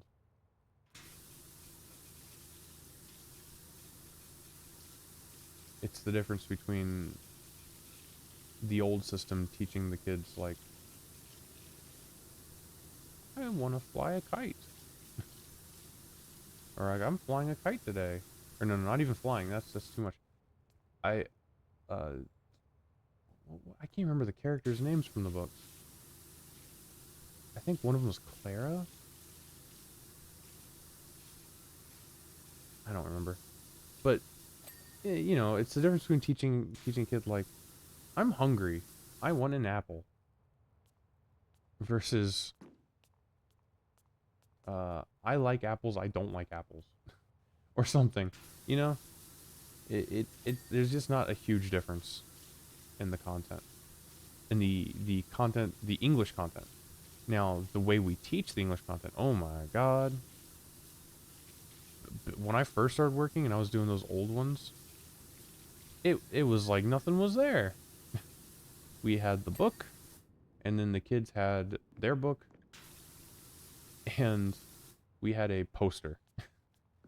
We had a poster of whatever unit story thing happens in the unit. Now though, oh my god. We have a book, the kids have a book. We don't have a poster anymore. We have a fucking interactive whiteboard. It's a touch panel whiteboard. And it's got like a cartoon on it. Every unit has its own cartoon. Some of the units have an extra video with like a live action, like Steve from Blue's Clues type of deal. His name's, I'm not gonna say what his name is. It's a guy who plays a character in like these short little two-minute videos. And then whatever the video is, like he'll, I did one today actually. We had an art unit, an art section. Yeah, we got art sections in our classes now. It's flipping amazing. And we had the activity was in the kids' books. They have like an appendix with a bunch of stickers and like cutouts and stuff like that. And so the section we did today was we had there's three strips of paper that were perforated into columns, and we rip them out, so now they're left with 3 strips. 4 technically because of the cover. And then we fold them and staple them shut on one end, and it makes a book. It makes a school book. And then inside the school book is a bunch of blank stuff with like little activities for them to do. Like page 1 was like a picture, was like a drawing of a kid with no face, and it's like, this is you draw yourself. They like write their name under it and then draw a self portrait. And then the next to it there's like a big square, and it just says draw your teacher. And then on the next page, draw a classmate. And then on the 4th page, it had a picture of a bunch of different foods. They're all black and white, and you could color the food that you like. And then I think page 5... What the heck was page 5? Because page 6, I believe, was a bunch of pictures of,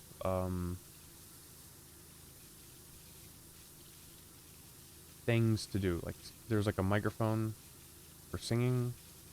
There was toys. I think there was a ball. Like toys, I mean like toy cars. I think there was a ball, and it's like circle the one you like to do. Like, what do you like to do? And they could circle their interest and color it.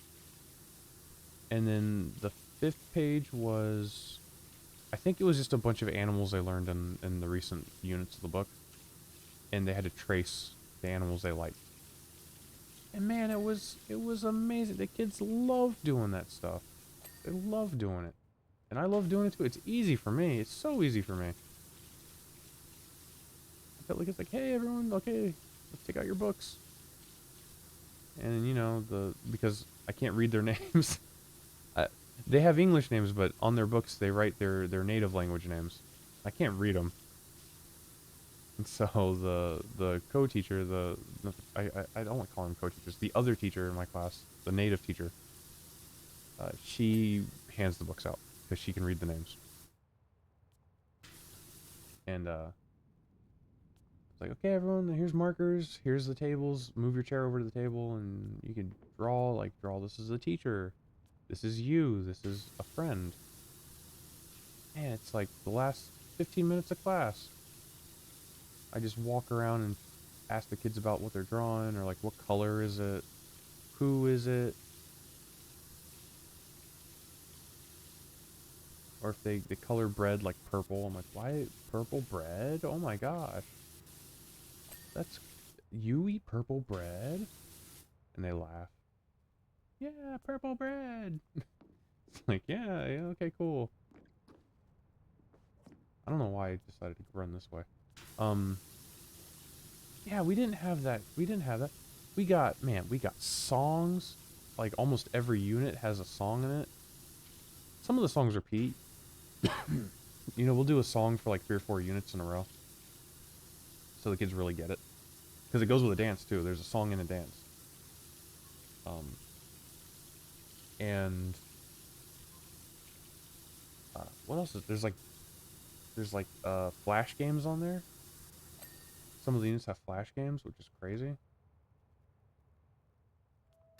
And, you know, sometimes I talk to the teachers, the other foreign teachers, and they're like, yeah, no, I don't like this one. I like the old one.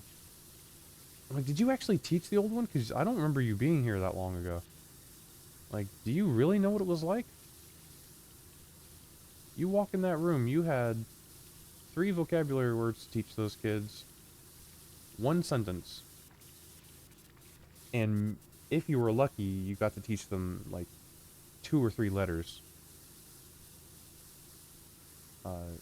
But you had to spend 45 minutes with 3 words a sentence and maybe some letters. And the only help you had was you had a box full of toys.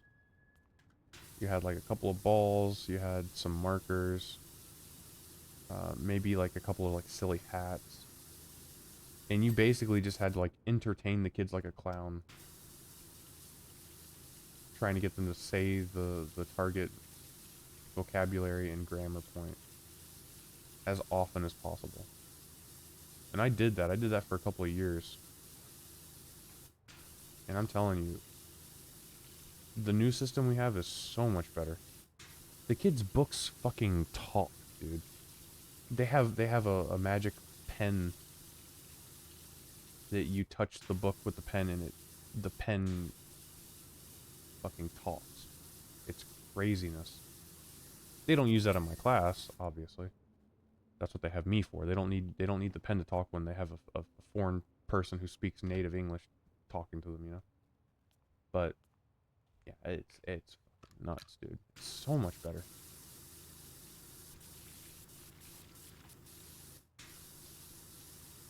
And the teachers are like, no, the old one was better because I had more control over my class. Like, I teach the stuff that's on the whiteboard now, and I'm done in 10 minutes. And there's nothing. The old one, there was so much more. It's like, no, there wasn't. There was so much less. You were just making up games and having the kids throwing dice and stuff around.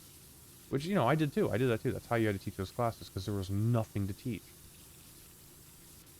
Like, if you finish the class, if you finish these new classes in 10 minutes, and you run out of things to teach from the whiteboard, you are doing something incorrectly. Or suboptimally, I guess.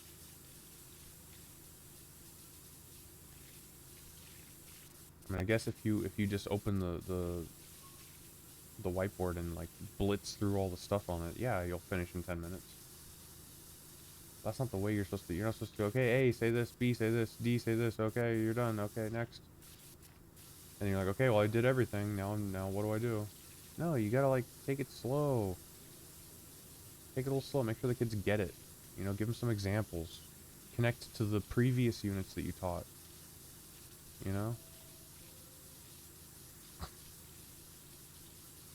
Man, like, one of the best things for me when I'm teaching is I get so excited when we go past the unit that studies colors.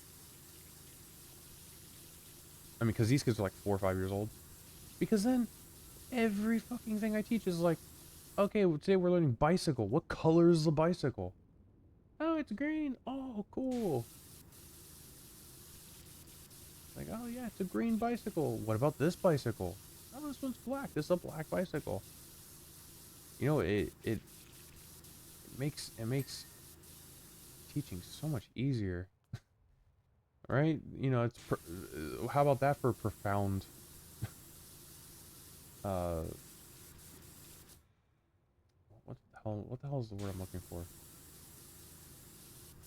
Eureka. Well, it's like a eureka moment. Like, oh, the kids knowing more English makes teaching them other English better. Yeah, of course it does. That's a gimme. But man, you'd be surprised how many people they don't even think about that. That's the first thing I do, man. As soon as I teach that colors unit, I'm like, okay. Every single unit that I have to teach a noun in, I'm going to ask them what color is it. Until they're like 7 years old and they've gotten sick of describing the colors. Yeah, at a certain point you got to stop. It's like, okay, we're past colors. We're we're into ing verbs now. You know, we can write and speak in a way that we can properly use eat, eating, and eaten. We're not doing colors anymore.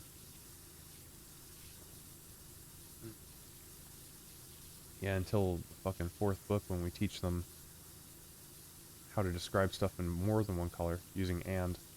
When we introduce and.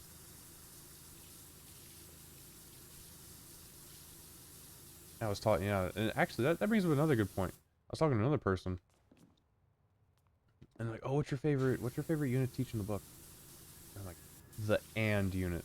That's my absolute favorite unit to teach in the book." They're like, "Really, the and unit? That unit's so boring and like it's a throwaway unit." And I'm like, "Are you kidding? You have to be kidding. It's one of the most useful units to teach." Because it's like, we teach adjective and adjective in that unit. So we're describing a boy or a girl in some combination of cute, cool, smart, and another one. Cute, cool, smart, kind. That's the other one. And by that point, they've already learned a bunch of adjectives. They've learned strong and weak, uh, ugly, pretty, thin, fat, tall, short, long, short. You know, they've learned a bunch of adjectives at that point.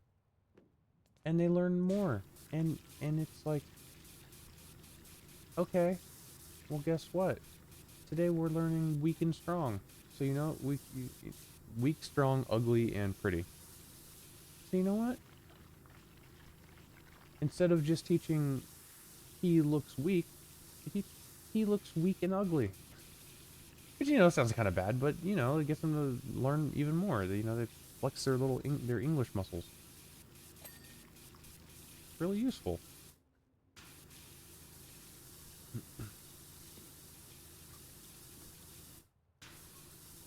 And it's like, oh, we teach a unit, how tall are you? How tall is he? I am 186 centimeters tall. Period. Then at the bottom, you're like, he's tall and cool. Like, why not? It's, you know, it takes them an extra 2 seconds to write that sentence. He's tall and cool. How tall are you? I'm 100 centimeters tall. He's short and strong. Boom, there you go.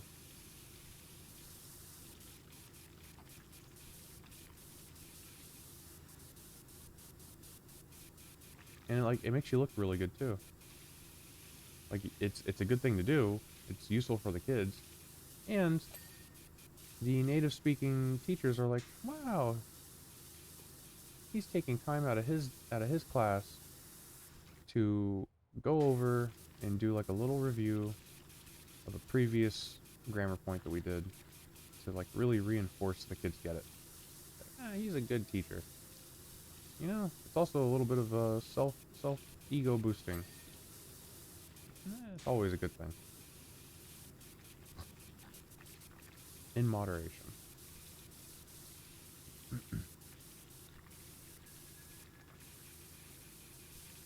But yeah, I get off work, man, my throat is destroyed. My throat burns so much right now. And because I'm trying to enunciate and speak slowly and clearly, it's putting a little more stress on my voice. I hope I have a voice tomorrow when I wake up, because I have to go to work tomorrow too. I don't have to go to work early, so it'll give me a little time to recover, but I really hope my voice isn't shot tomorrow. It probably won't be. It's probably fine.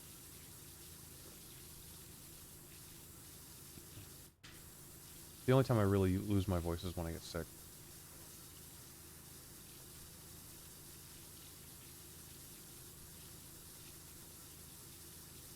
Man, I am... In the middle of talking, I am just, like, constantly thinking about Critical Role. Because when I came home today, I don't just come home and, like, instantly turn on the game. Turn on my computer. I come home and I clean up a little bit. I feed my dogs. Play with my dogs a little bit. And then I'm on a diet, so I don't eat dinner. But I do sometimes eat, like, a couple pieces of fruit or something after I come home. So I'll feed my dogs, play with my dogs, clean their toilet. I don't walk them on days where I'm out of the house for a long time because my wife walks them early in the day. We don't walk them at night because it's a little dangerous. But then I'll like sit down and I'll munch on some oranges or something. And I'll watch YouTube. And today, a new episode of Critical Role dropped. I can't watch the live, so I watched the VODs. And I caught like a good 2 hours of it before I finished my oranges. And man, I can't get it out of my head. I just want to watch it. I want to watch it so badly.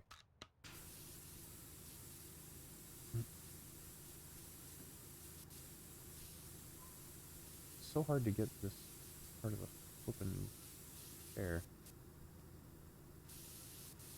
Also, there we go. There we go. Oh, I didn't get the grading on that side either. What am I doing? I'm neglecting my power washing duties. My power washing duties. Okay, that's good. Love to see it.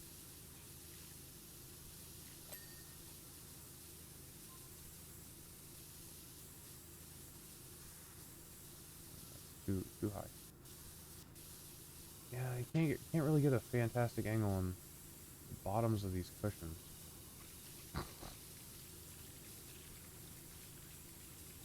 I know before I was saying I talked to teachers about that stuff. I don't. I exaggerated a little bit. I've talked about those topics maybe once each of the topics to one separate teacher one time. So it's not like a normal thing that happens a lot. But I just want to set that straight. Because if I'm being completely honest, one thing that really irks me is when... So I typically work alone. There are some places, like the school that I worked at today, I was looking at the scheduling board. I think it was Wednesday. They have like 3 teachers working there on Wednesday. So I know some places have a lot, depending on the day. And so on Monday I work with one person, and on Sunday I work with one person, or Saturday. Sunday, Tuesday, Wednesday, I'm alone. The school that I'm at, I do all the classes for that day for that school. I don't share that workload with other people. So I don't talk to people a whole lot. But there's one thing that happens 99% of the time when you meet someone and you're talking to them and you don't really talk to them normally. And it just quickly devolves into, oh, how is this class? Which classes do you like? Do you like teaching the bigger kids or the younger kids? Oh, I have a class with a kid and he's crazy. Oh, it's always the ones named Ricky or whatever. It's like, dude, I don't... Like, I'm at work. I'm working. I have 6 or 7 classes today. I don't want to talk to you about work. Do you have hobbies? Have you seen a movie recently? I haven't, but have you? Do you watch any sports? I like football and hockey. You like baseball? Cool. Tell me something interesting about baseball that's happening right now. Anything other than work. I don't want to hear about your crazy kid or the game you played with uh, the grammar point that we teach with directional verbiage around like relative objects. I don't want to hear your genius the game that you played at that with that unit.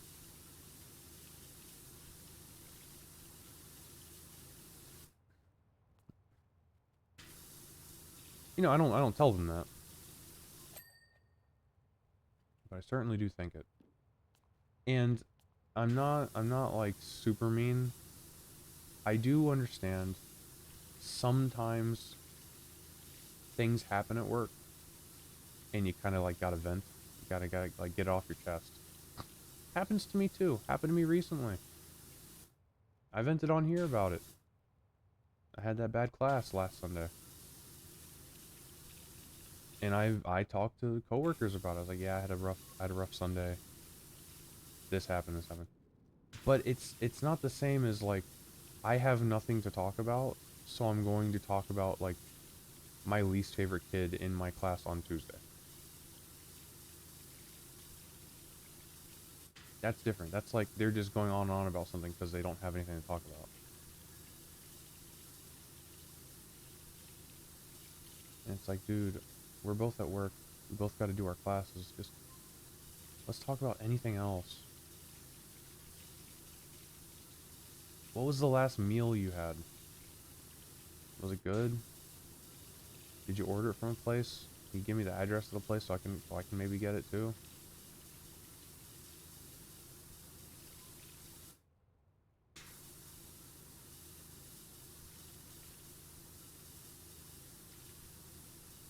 I'm so close to finish. It's 12:30. It's after midnight. Jesus Christ.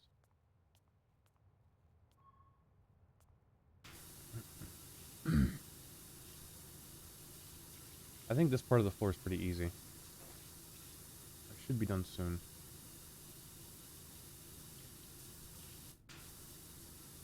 I'm just praying. I'm praying for a decent unlock. Not another garbage item. Not another like 5 coins to Mario World.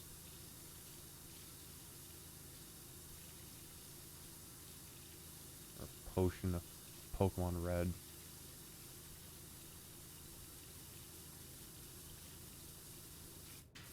So, I know I don't have enough to do anything substantial in Chrono Trigger.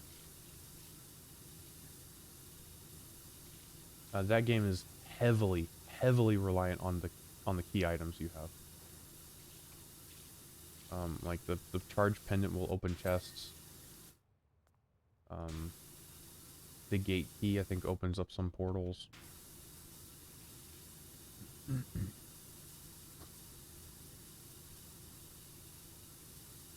And then there's like different combinations of key items open the final, whichever various final boss you want to fight. Because I think in Chrono Trigger Randomizer, you can either beat Lavos,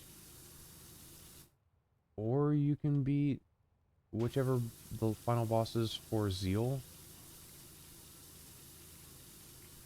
I think. Because technically, you could also set it to where Magus is a final boss. But I didn't set that, because that's a little too early. But yeah, whichever way you want to go, there's like 3 ways you can beat the game.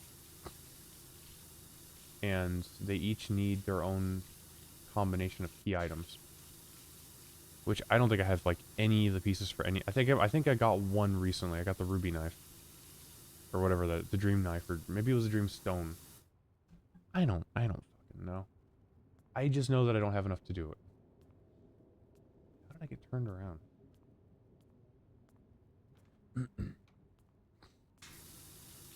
Final Fantasy 1. I got the rat tail, so I can promote. But I got the loot. I don't think I have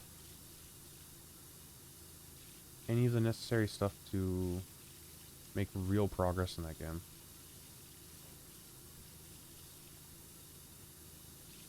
So I think FF1 is out. Tactics Advanced and Advanced 2. Tactics Advanced, I was stuck.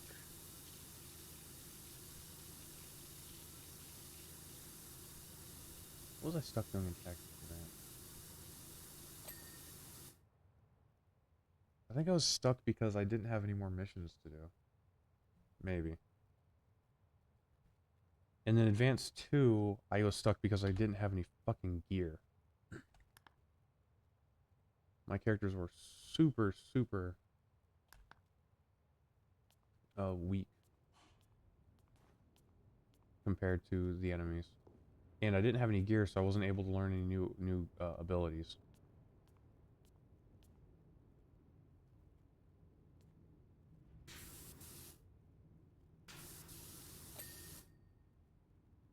So uplights, 7 uplights and 9 uplight ledges. Oh, that must be these up here. Okay, I didn't finish doing this. Tactics, I need passes. I needed shop upgrades and I need passes. So I can unlock all the rest of the locations. I think I might have a pretty good amount to do in tactics actually. Because I got a couple shop upgrades.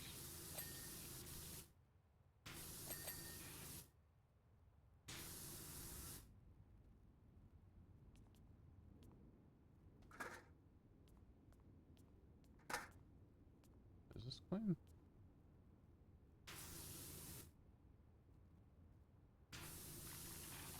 Apparently not very.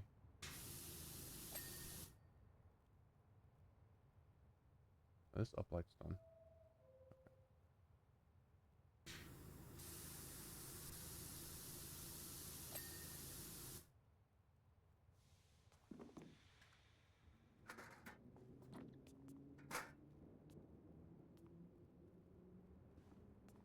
Damn it. Damn it.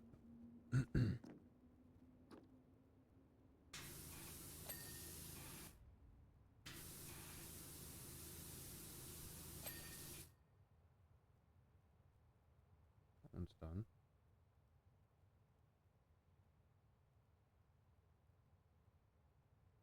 Oh, the ledge is not done here.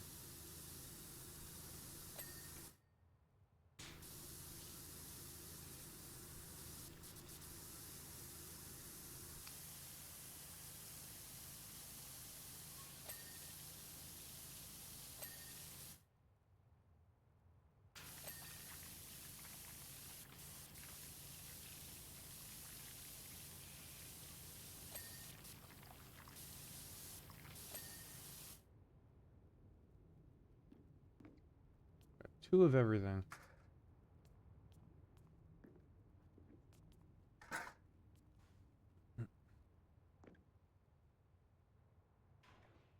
Okay, it's these 2 right here.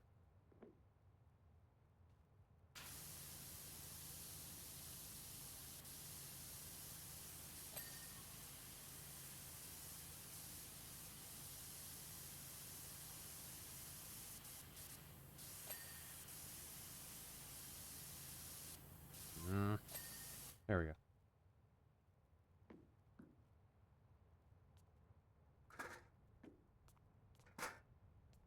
Here we go, moment of truth.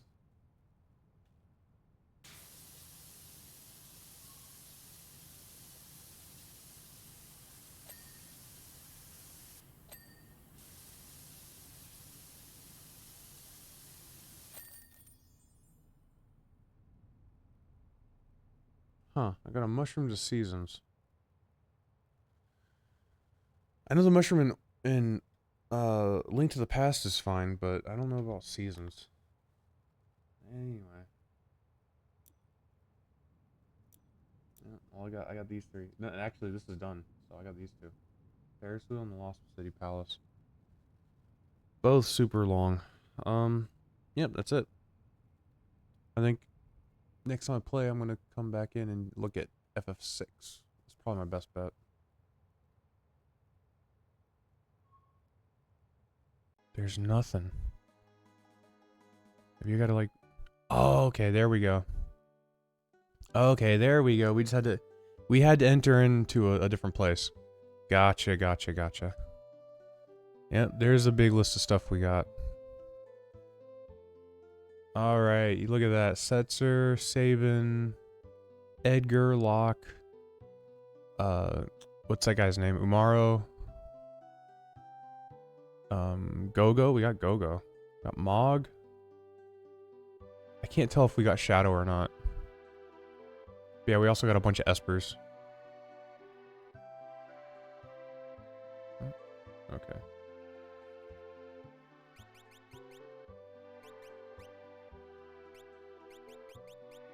Can I... How do I change my characters?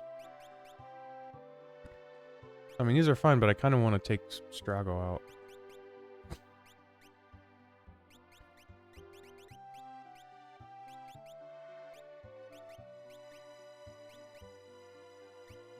Oh my god, we got so many.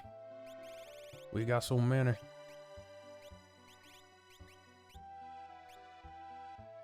So Strago's got sword tech. Terra has blitz. I guess Cyan is just magic. Celis is magic.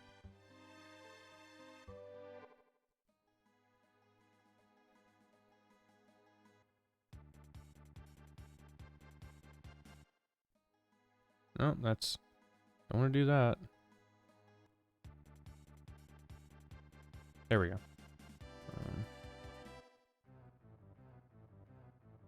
There we go. Change party members. Unequip those not in party. Change party members. See, they're all lower level. Okay, so let's go Locke. Oh, he's got Rage. I don't know what that is. Cyan. Edgar. Edgar has Throw. Sabin has Control. Setzer is Sketch. Ugh.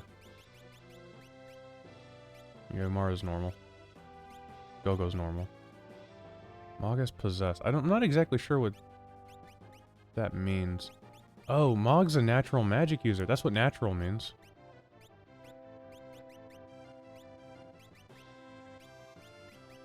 Who else is?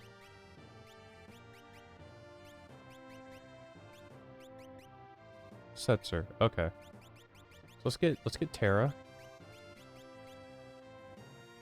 And let's get Celis.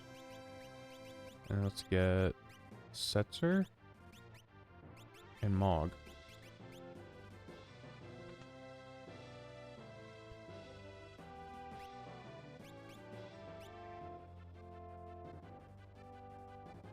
Let's unequip all members.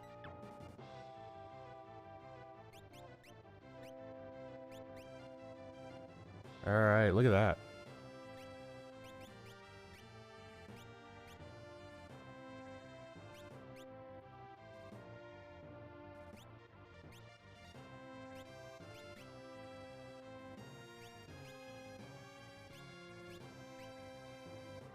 Got Wing Edge, okay.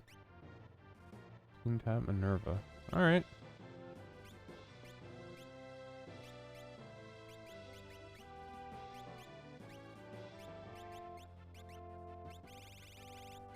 She was in the middle of learning Life. Now, Setzer and Mog should have natural magic, so... Oh. Oh, he's got Rasp. Wait, let's go Espers, right?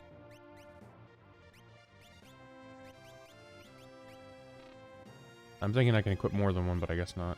So she can get Ramu, Siren, Alexander, Bahamut, and Phoenix. It's got Shell, Fire 3. Fire 3? Safe, Haste, Fire 3, but it's a ×1 Ultima. At level up 38, plus 30% HP, Magic Power. It's pretty good. Bolt 3, Ice 3, both at 1 with Strength. Bahamut is like super cure stuff. I might want to keep Bahamut on her for the life 3. So she has that magic. Wait, he can get Siren. Ifrit, Fire, Meteor, Flare. Oof.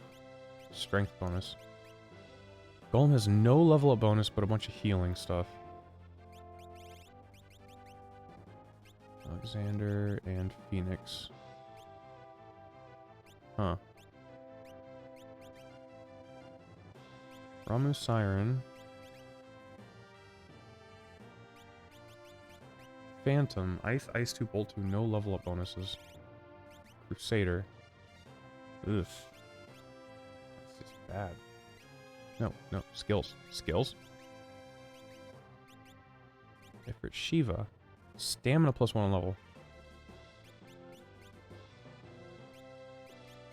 Bismarck, Fire. Regular Fire with MP up.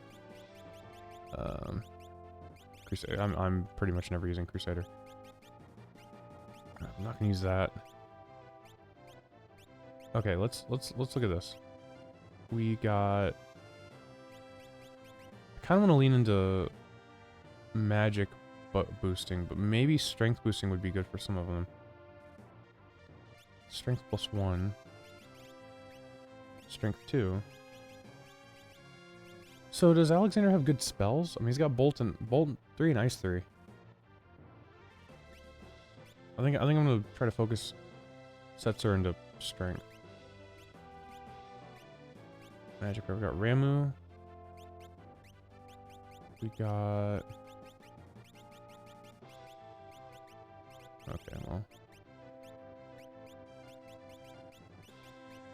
Phantom is Ice 2, Bolt 2, which not fantastic. Ultima might be cool.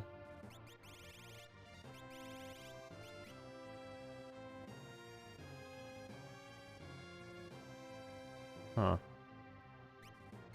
Why not? We got Strength 1, we got Stamina 1. So yeah, he can't even get magic. I guess I could do Stamina up?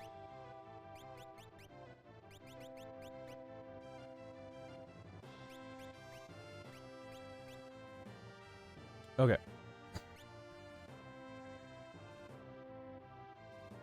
What am I doing? Oh, I need to go up. That's right. Alright, let's go ahead and... Oh, wait a minute. Track. Okay, we got 8 characters. We don't have 12 Espers. Oh, man. I got to beat 4 dragons and 16 bosses. So I think I should just go around and start trying to clear off some bosses.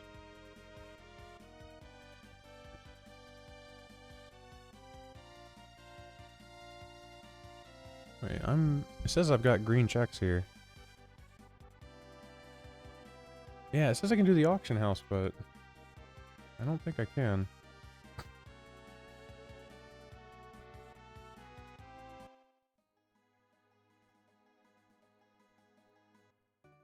I think my money's not doing... Oh no, I've got a bunch of money.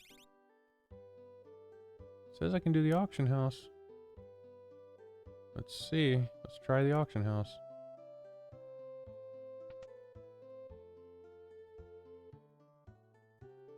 This is the auction house.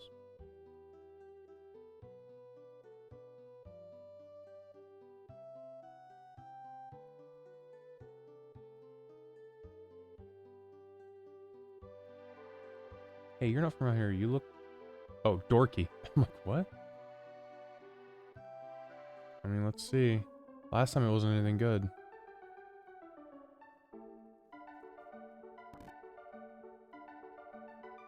Outside is a silk robe. Okay, I think this is the same as last time.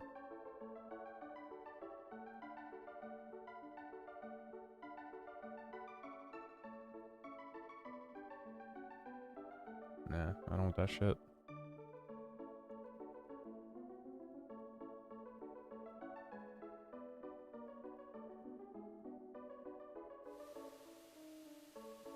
Well, you know, silk robe might be an item for tactics advanced or something.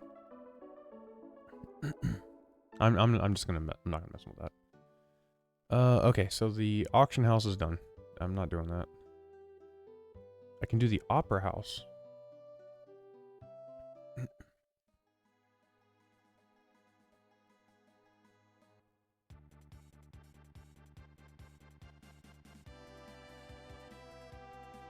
There we go.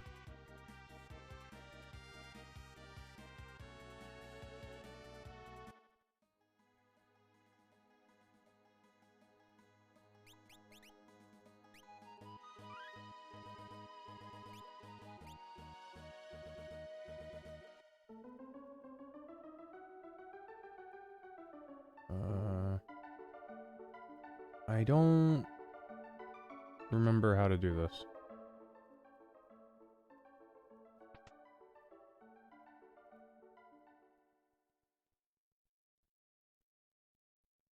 Did I go the right way? I guess I did.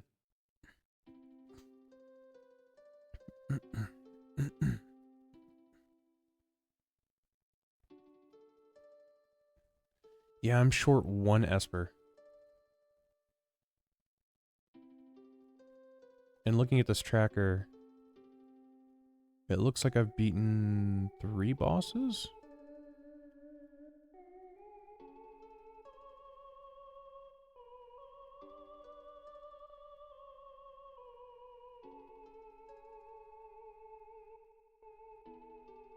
I'm surprised they left this in. Usually in randomizers and stuff like that, they cut long things like this out.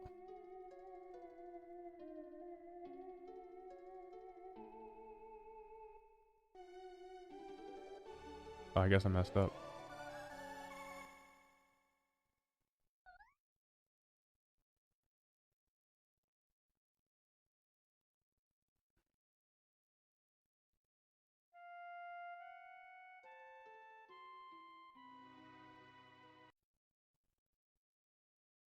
Tell me I don't have to do that again. It was a game over? The fuck? It's a good thing I saved.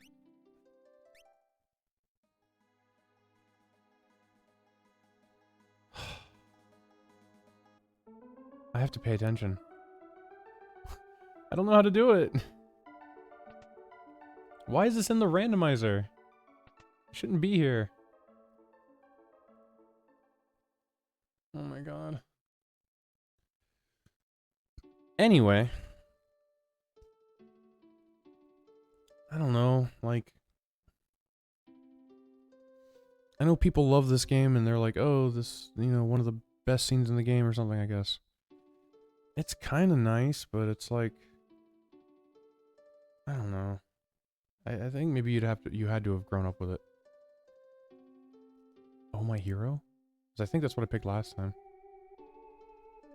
I wasn't paying attention last time.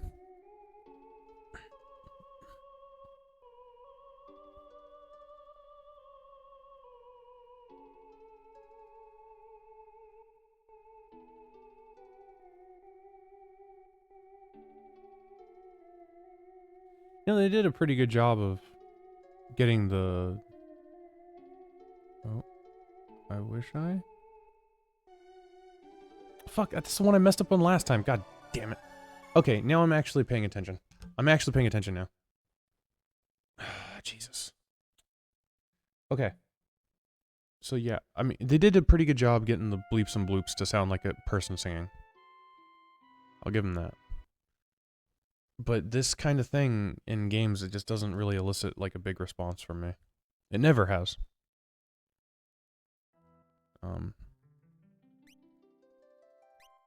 Although I think this was a little bit before my time. My first RPG I really got into was 7. So, you know, going back and playing this, it's like, yeah, I mean, it's good, but it's not... It doesn't pull on my heartstrings like certain things from 7 did. Okay, I gotta focus up. I'm the darkness.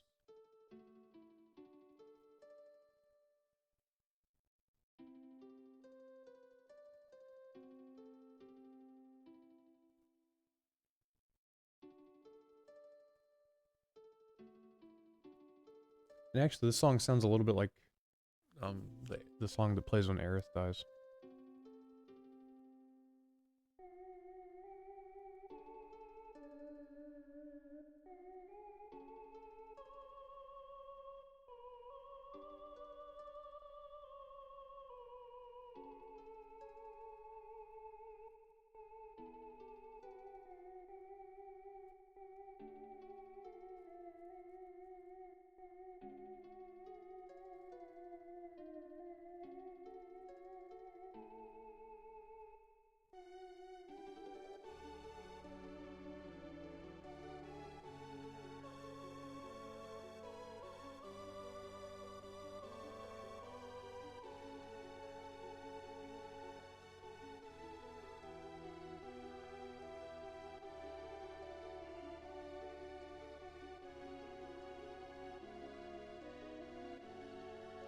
Must I? Cool. Never use a proper name.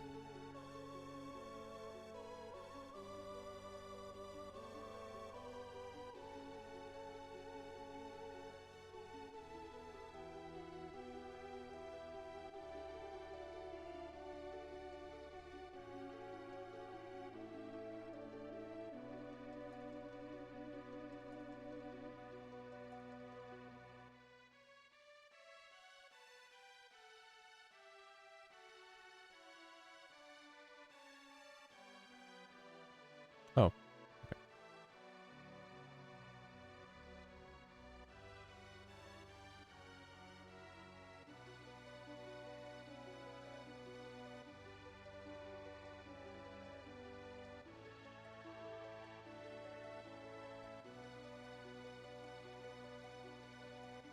I have to go here. Yeah. I kind of remember that part. Do I need to do something else? No, okay. Yeah, just do it. Do the thing. Throw the flowers, right? No, no, it's more singing.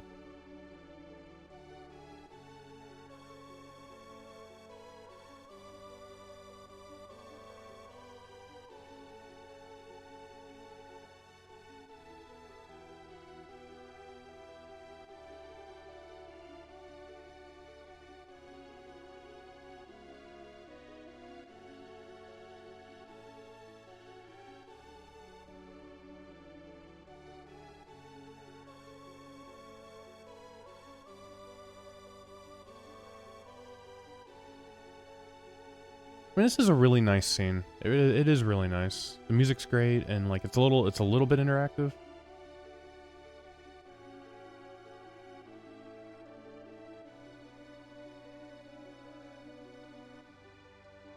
Although it is just a play, so it's like it's not like the characters are really.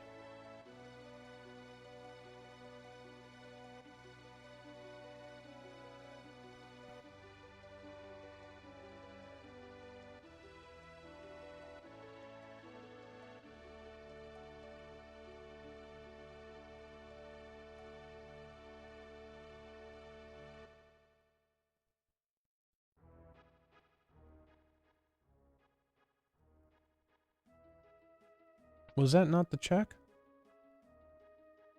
Was that not the check? That was just for shits and giggles? The bleep and blip? Are you kidding? Did I do that for no reason?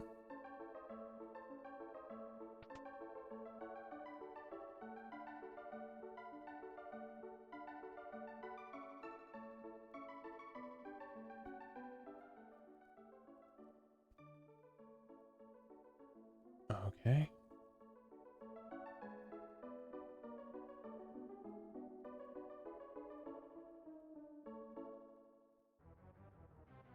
Oh,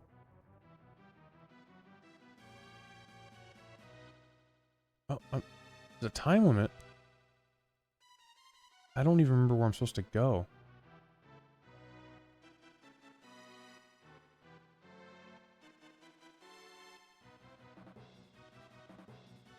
Oh yeah, I can sprint. I was thinking I was sprinting, but I go super crazy fast when I sprint.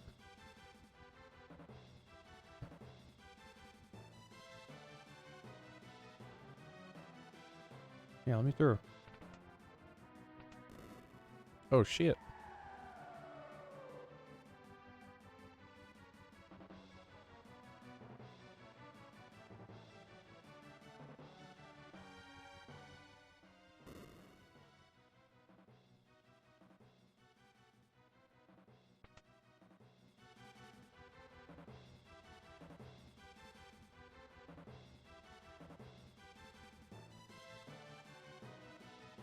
Enter the room to the far left of the stage, then make for the framework above the stage. Cool.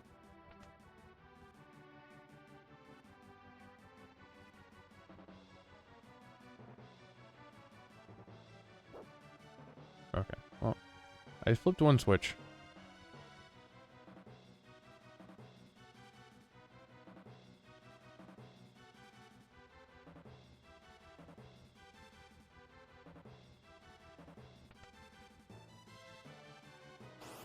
Oh, these battles.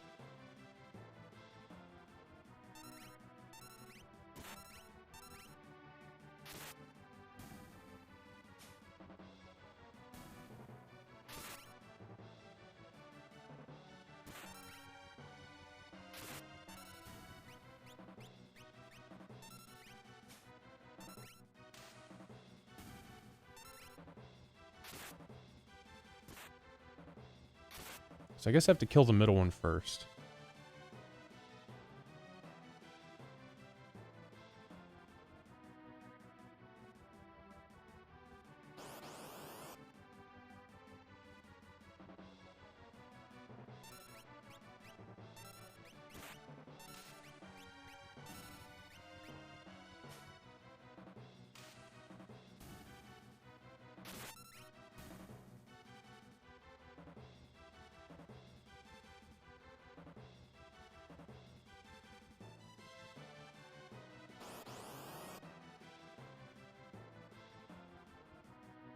Oh my god.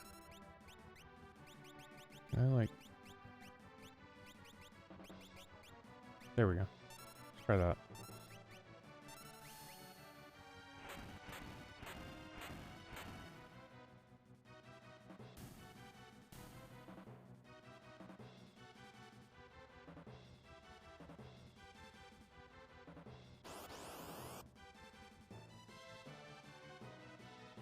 Only 3.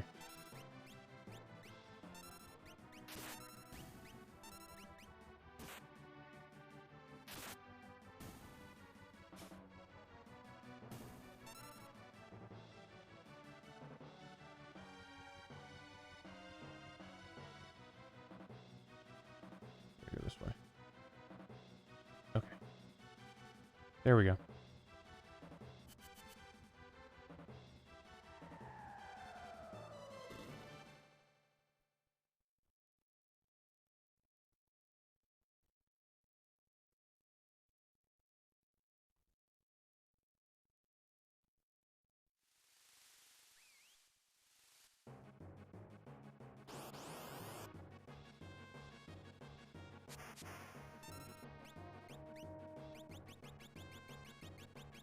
Can't use Quake. It's fine. Oh, wow, that was easy.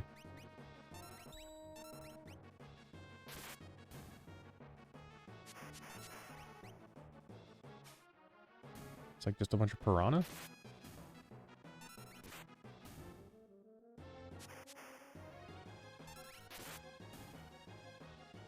Is this the boss fight?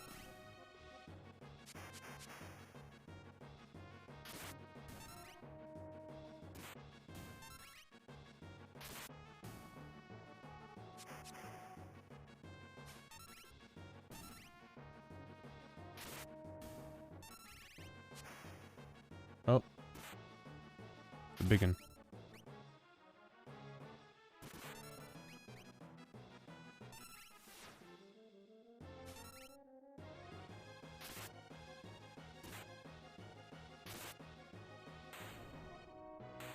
Okay. There we go, we did it. We did the thing.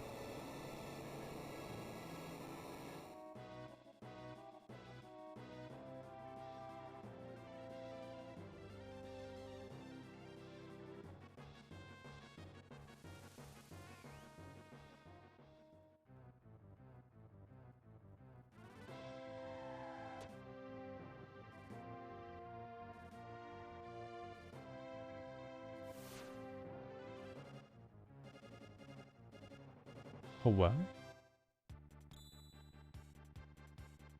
Monster guts. Cool. No, actually. Can I, like, rest or something? Because I think my team's... It's not they're injured, it's like they leveled up a bunch, so their HP needs to be... Oh, wow, she maxed all that out. Magic power 1 for life. Magic power 2? Sure, why not?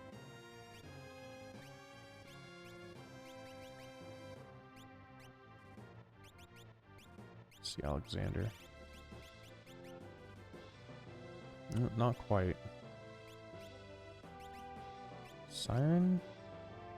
Also not quite.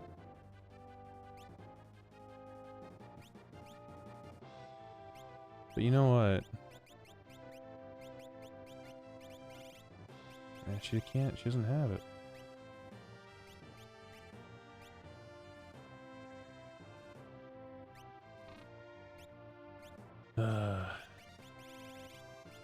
Maybe keep her on Phoenix. No, not Phoenix, but Bahamut.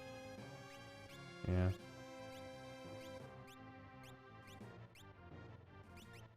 And put Ramu on her.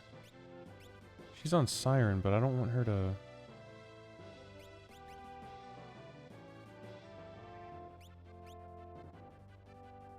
yeah, I might as well just do that.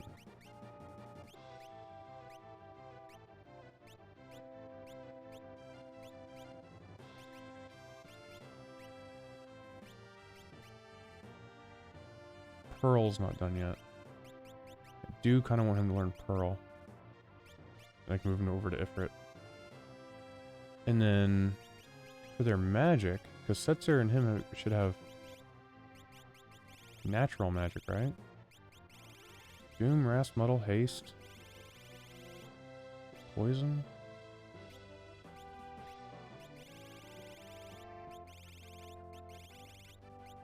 Okay, well. Where can I rest? Where can I take a nap?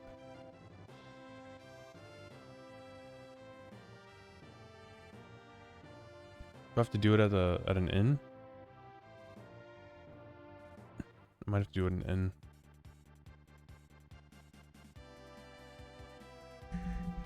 Alright, let's take a look. I can go here and do Zozo.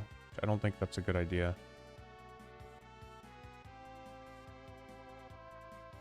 It says I can go up at the top and do Klingon Inn. I might want to do that.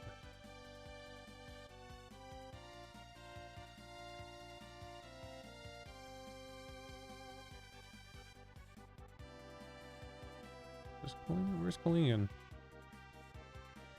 Where's that at? Is this Klingon?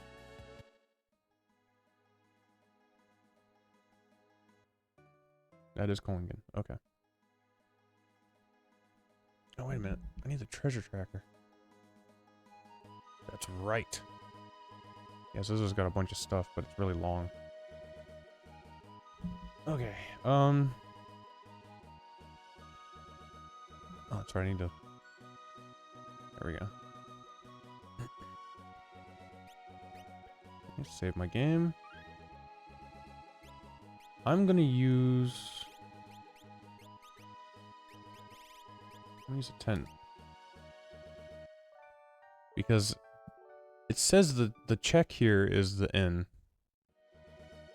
But I don't know if that means I'm gonna be able to like restore my HP or whatever.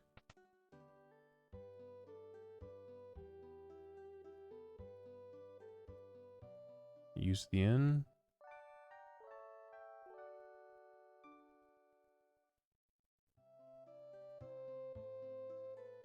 Nothing.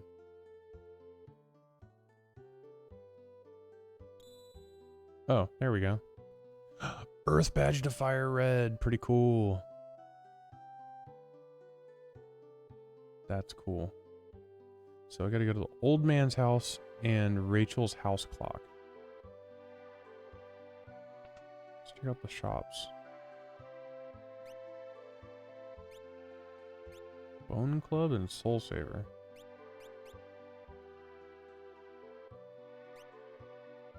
Regal Crown.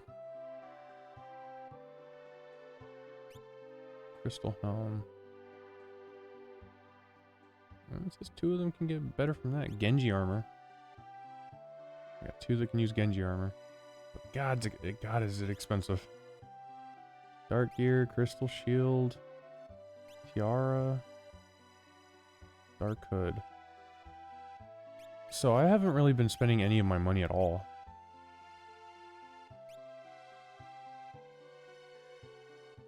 I'll get a Crystal Shield. And I'll get 2 tiaras.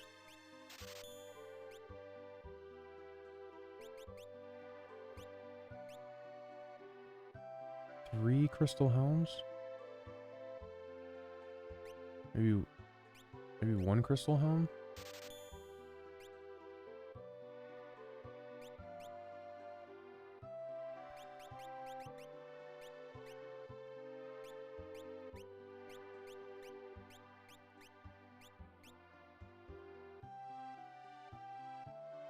It's the item shop. Okay. Oh, wait a minute.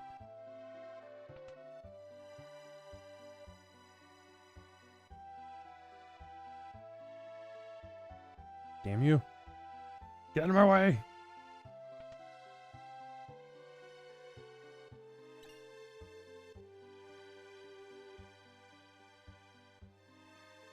It doesn't even pop up on the tracker. It just says ribbon. Okay.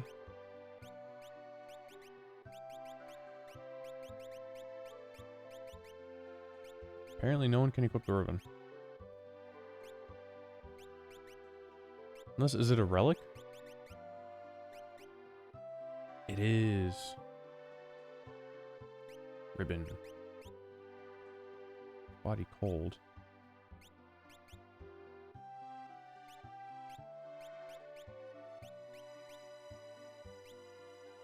Oh, they all can't get the same stuff.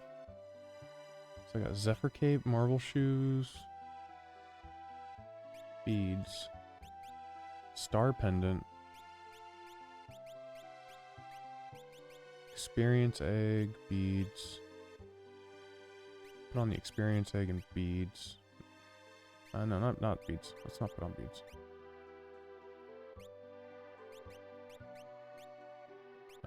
Setzer can get Zephyr Ring, Zephyr Cape. I guess Marvel Shoes. I don't know what that does, but beads and Star Pendant. And a Relic Ring for her. Okay. So that was Rachel's house clock. Need to check out the old man's house.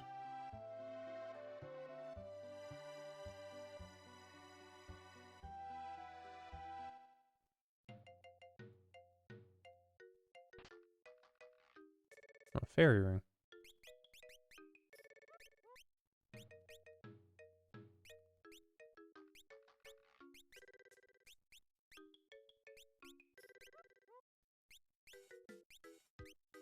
Well, I don't need that because I have the ribbon, so that's fine. Okay, all that's good to go. This place is done. Get out of my way. Out of my way! Leave my way! Jesus Christ, dude. The NPCs in this are brutal.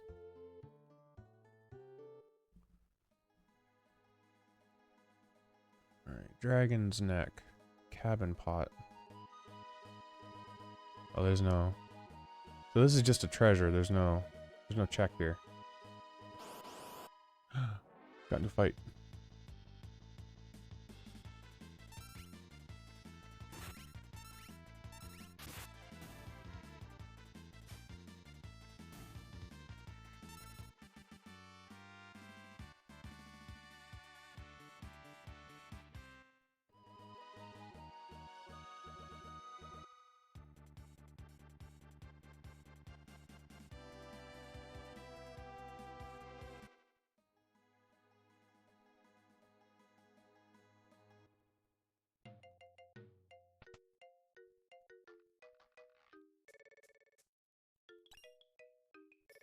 Empty.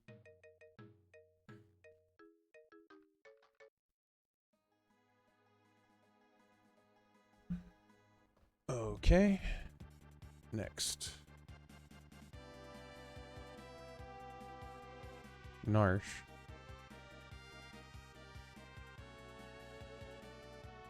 I mean, I was already here before, but it does say that I can get the extra stuff now.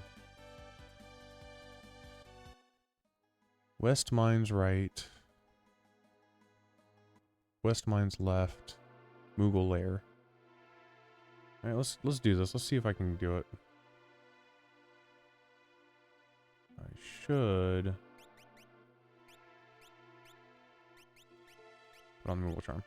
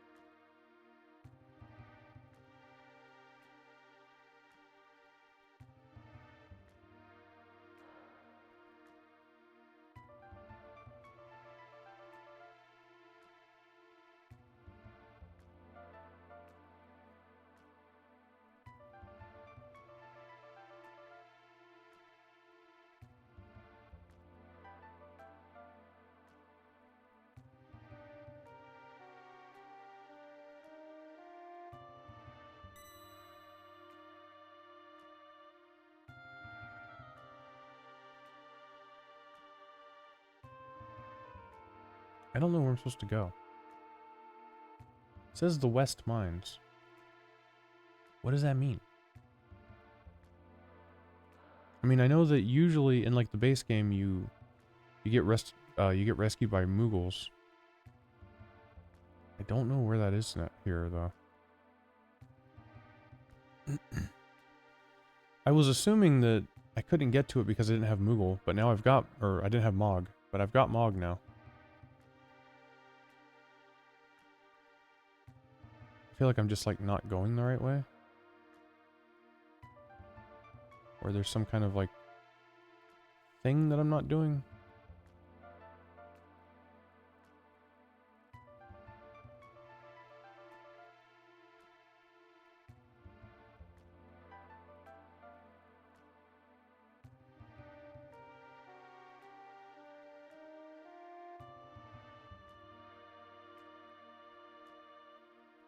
Because there was a boss fight here. And then there's this like big room that has nothing in it.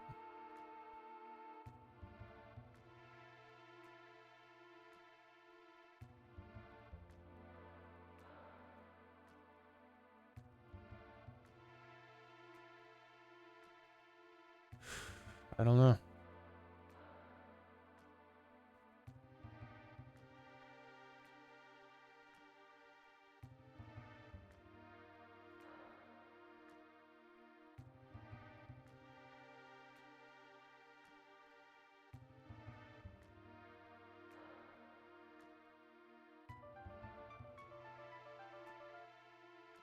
I don't know what I'm doing here.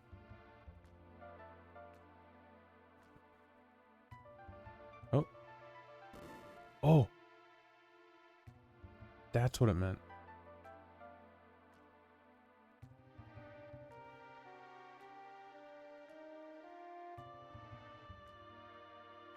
Done figured it out.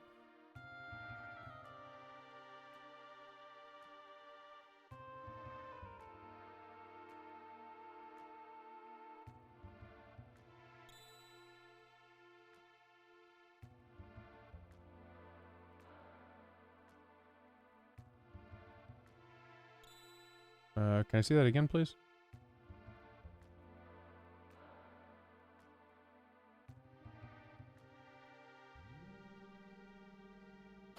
Doggone it.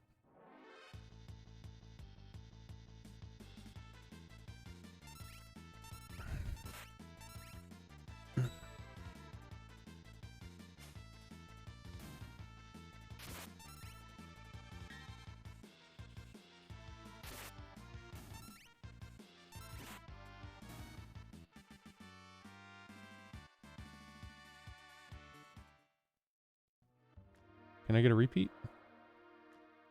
Okay. Left, up, right, up, down. Up, dun, dun, dun, dun, dun. Okay.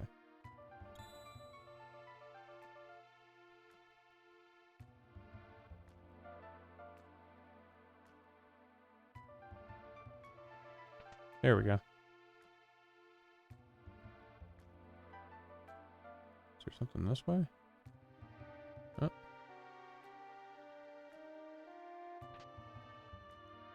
Antidote. These are all items in my own game. A bard's hat. Starting to... Well, no, I guess I did get an art. I got an earth badge recently, so I guess it's not like super broken or anything.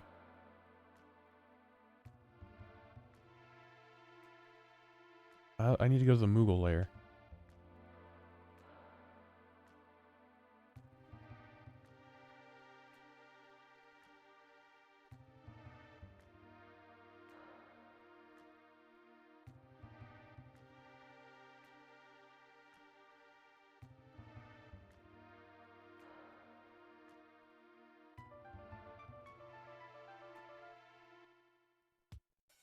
Oh, there we go.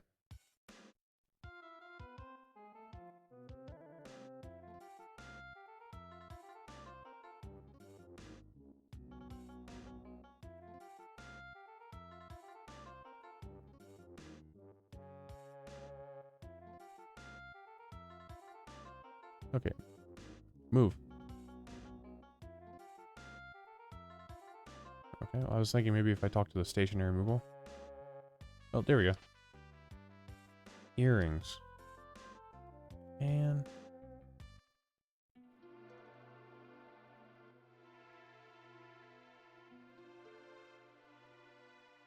Okay, well.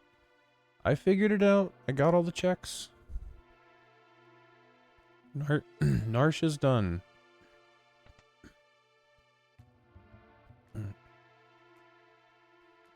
Narsh is finito.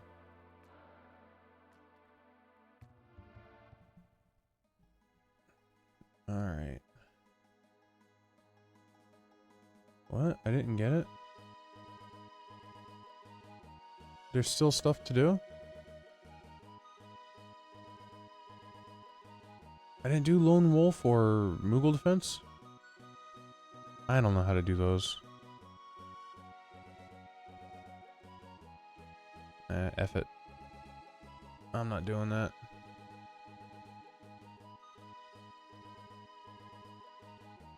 I'm gonna go do Figaro Castle.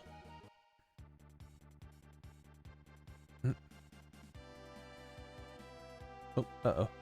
Yeah. Let's go here. Can I not land my ship here? No.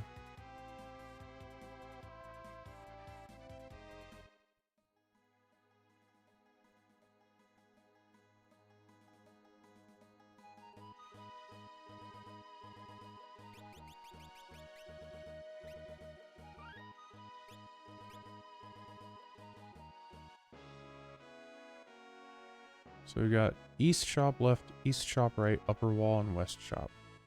Okay, and I can't go that way, so.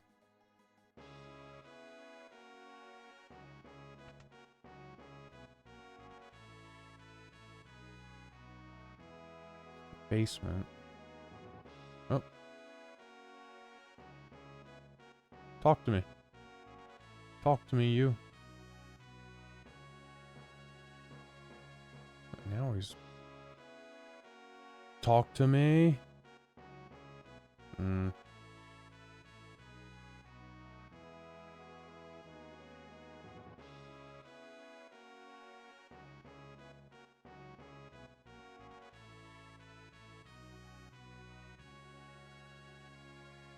Okay, well, I can't go in there. Oh, what about this? Nope, can't do that either.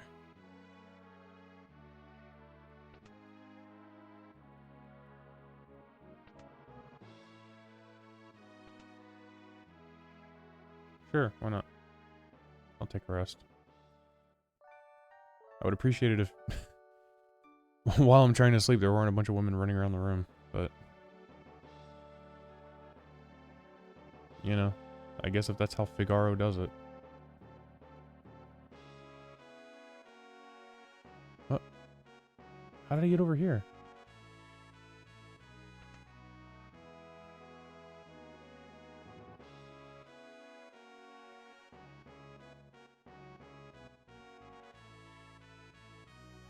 Okay, what?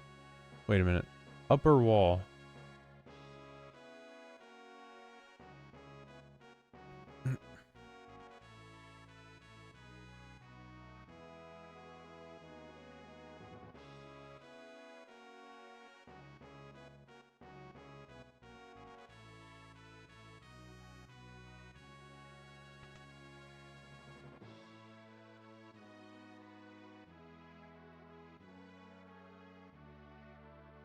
Okay, it's not that.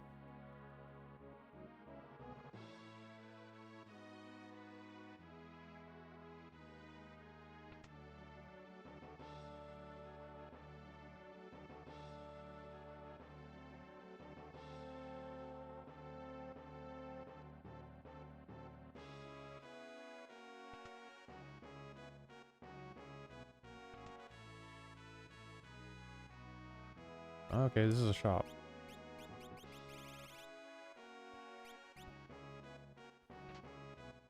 Ooh, lots of money. Pretty cool.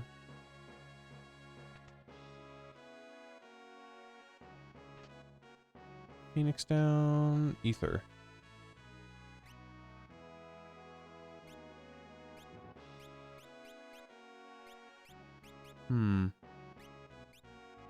Kind of want some revivifies.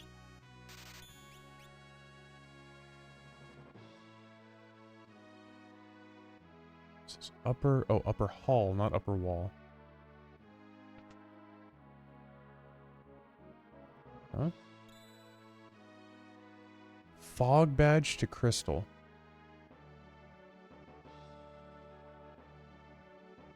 So some of these checks are like killer. Rune edge.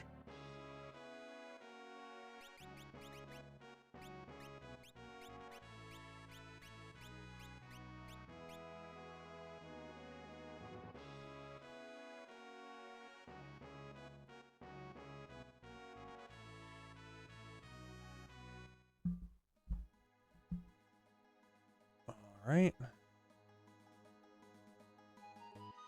Figaro Cave and Mount Colts.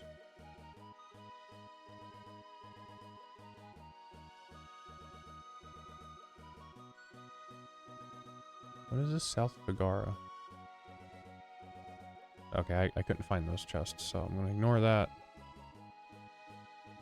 So I guess I'll go to South Figaro Cave now.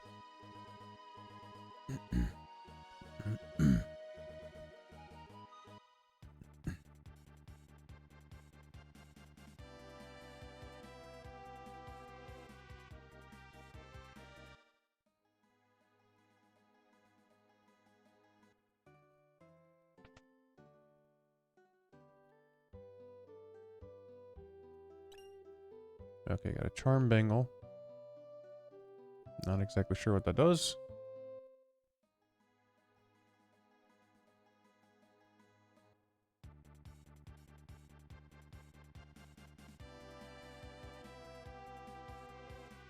Oh, there it is right there.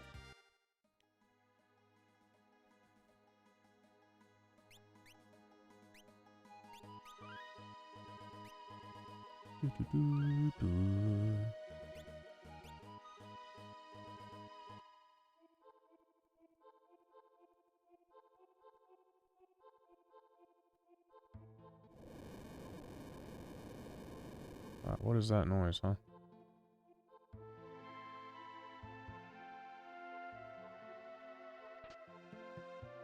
Empty.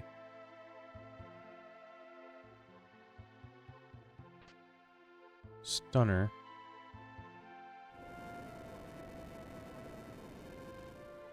Eastern Bridge.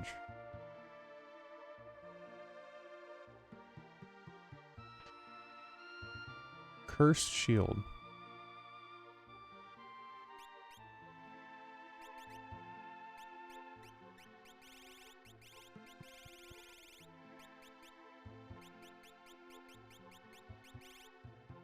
Is cursed. Okay, cool. That's good to know.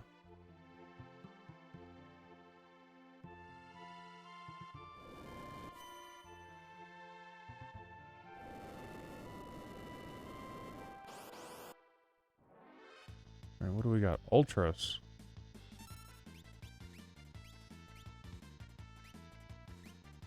I'll cast Siren, why not? And Shiva. And Ramu. And Alexander.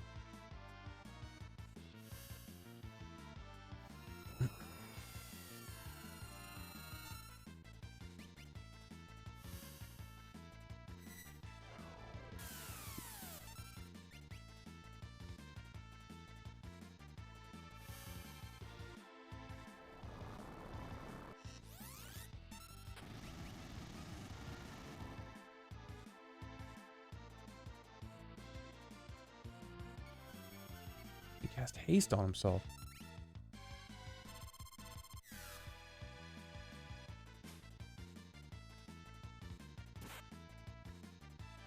$128, $760, $288.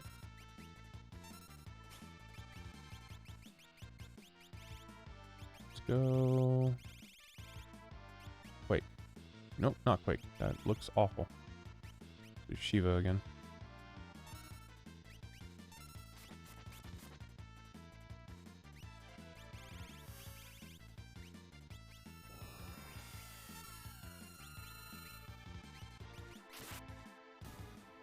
Oh, we got him. We got Ultros.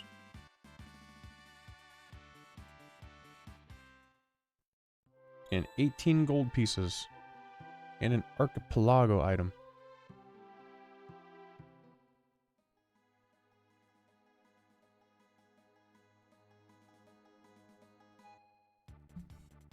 Okay.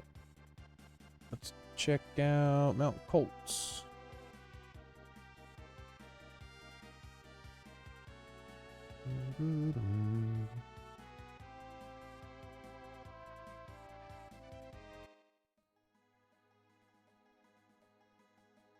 Oh, whoops. You know what? Actually, this is probably a good thing. I should probably go to Figaro first.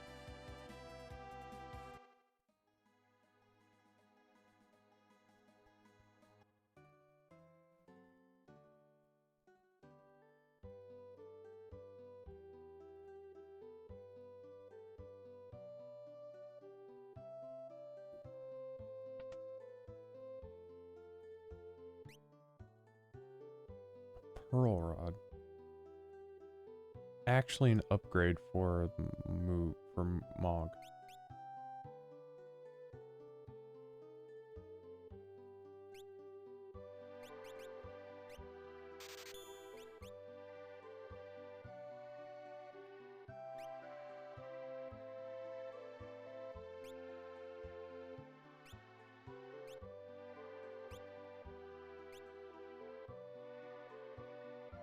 Chris Mill's an upgrade.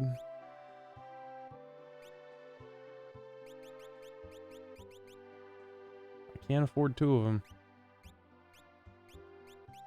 Oh, maybe I can't. Oh, I see. The L. I thought the L was a 1 and I thought it was 12,000. It's 20k. Yeah, I'll buy it. Why not?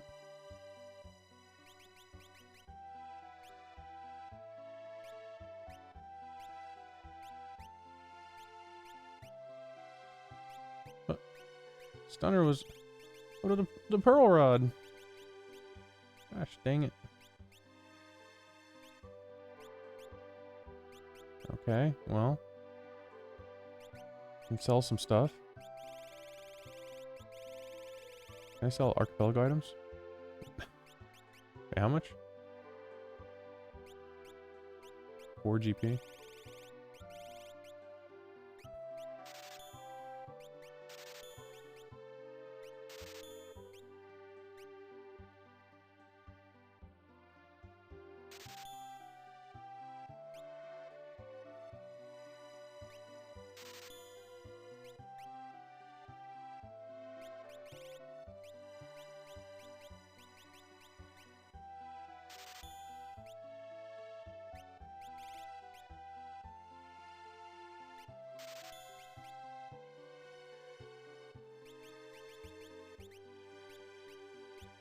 Okay.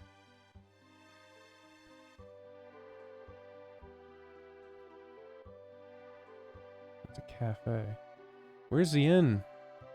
Point me to the inn. I must sleep. Oh, there it is. I must slap.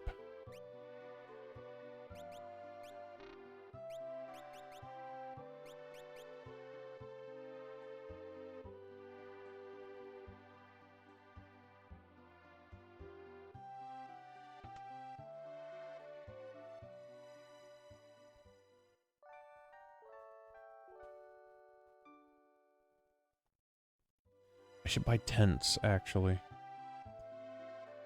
Now that I'm here, resting in some beds, it just occurs to me that I should buy tents. Huh? Was that a... No, okay. Is that a secret passage? Is that a secret passage? Where's the item shop? Item shop. Oh, here it is.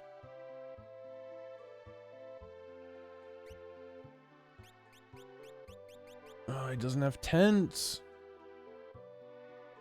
That is lame. Oh well.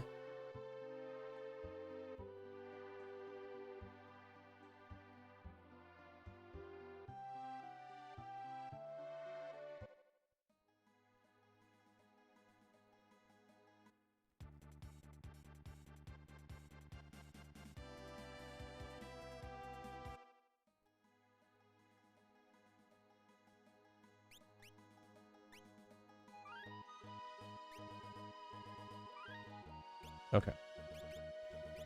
Let me take a look at my Espers real fast.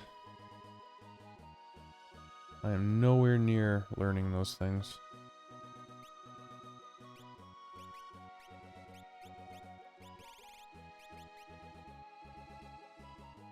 I think he's just in it for strength.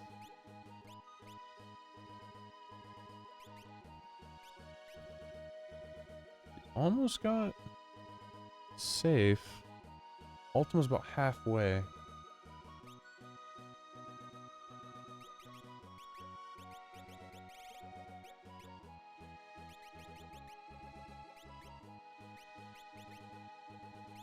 Oh, he's got Shiva. There we go, stamina. Almost has Pearl. Oh, he can get Bahamut. I might want to give him Bahamut, actually. After he learns Pearl, maybe we'll give him Bahamut.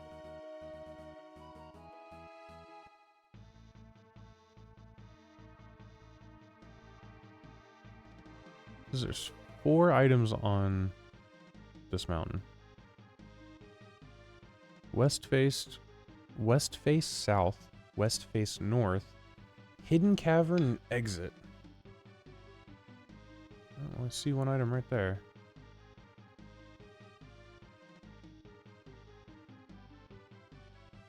And is that it? Yeah. A tonic.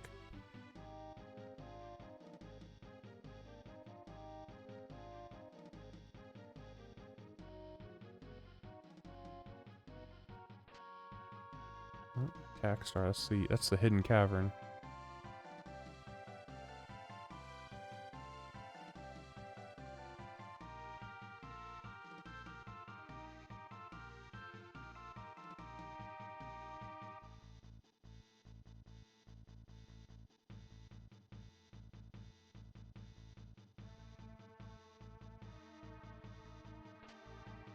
And hardened.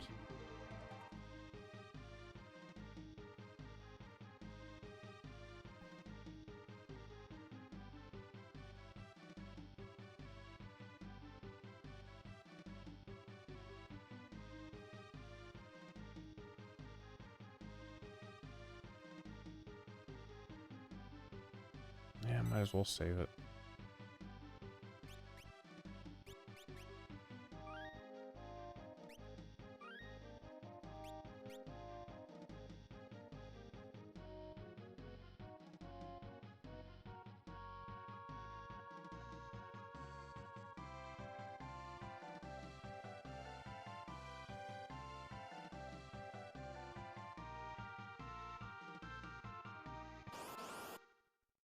Alright, who do we got? Cranes. I don't like that. Alexander. Fire 2, Flare.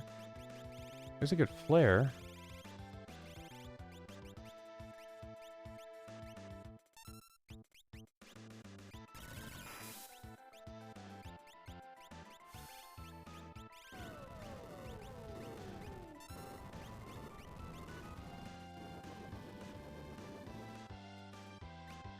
There goes 1K. Atomic Ray.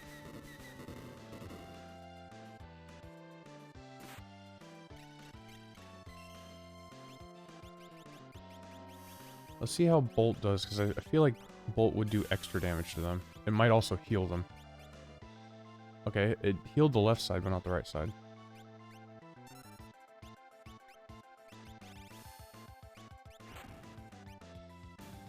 Oh, wow. Fire 3 was big.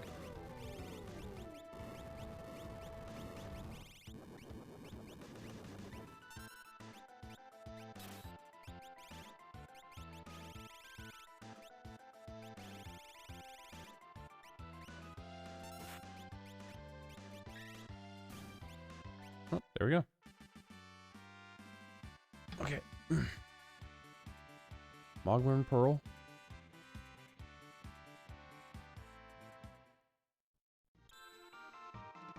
And we got a piece of heart, Zelda 3.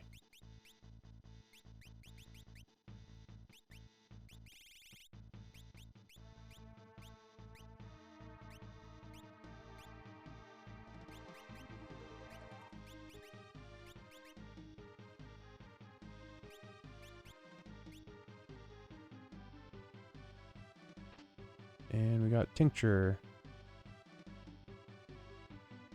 So it seems like these big checks are like archipelago items.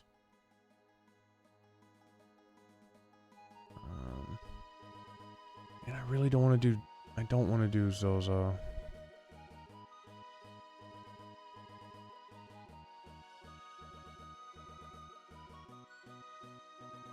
Okay, let's go to Nikea then.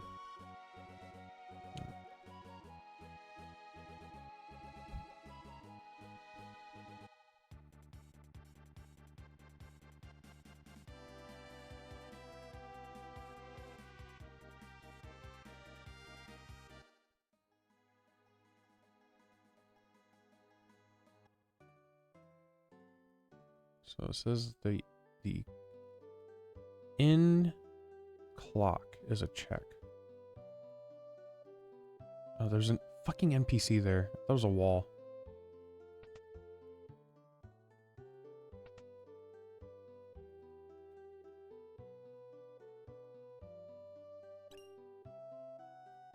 X potion.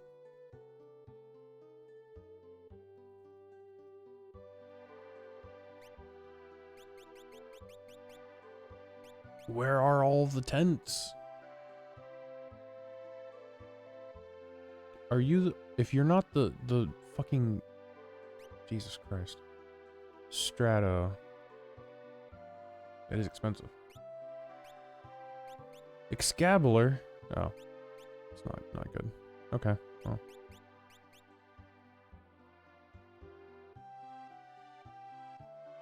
What about you, sir? You have a lot of good stuff. Both feel better for Setzer.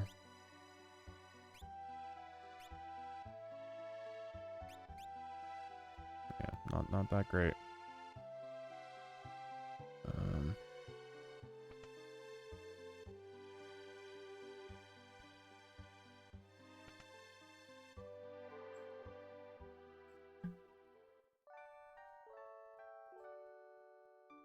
I guess we can go to Doma Castle. Let's go Doma Castle.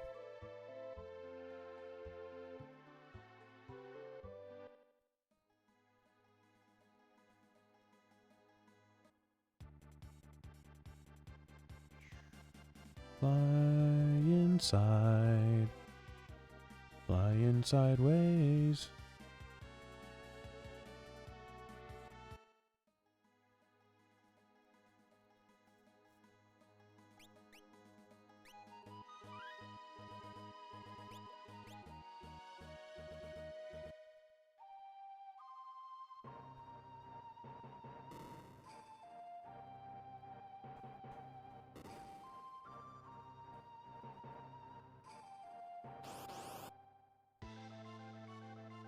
Another Umaro fight. Oh, I'm sorry. I was thinking Ultros.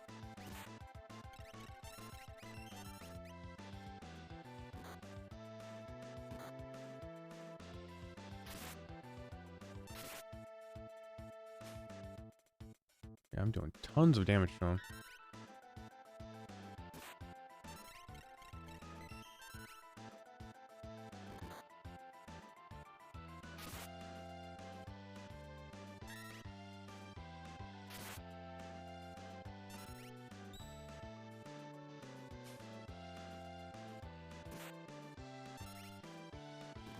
Got a lot of HP though.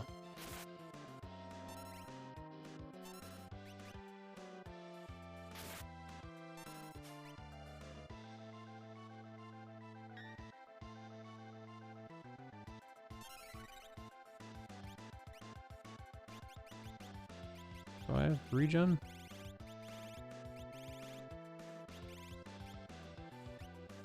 Can I just spell that? Oh, he's dead. Never mind.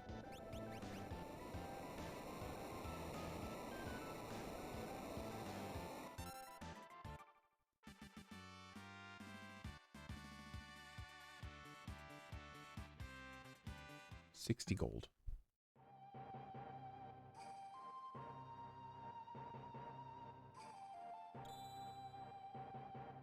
Toonie Nut to Zelda. Ages.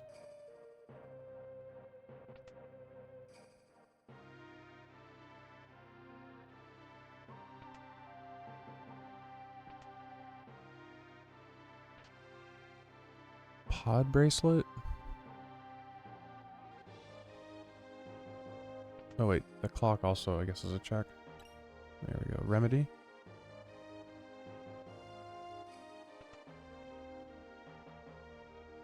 Sure. Free sleep.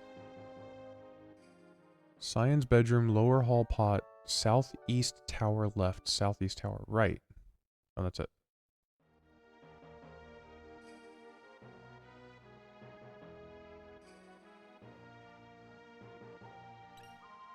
X potion. Alright, so I need to go Cyan's bedroom in the southeast tower, and the southeast tower.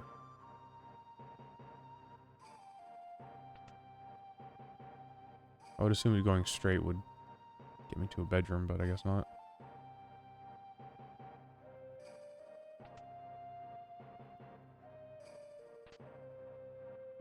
White cape.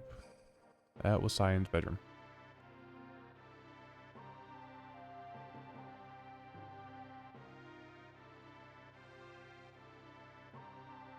Alright, how do I get to the southeast tower?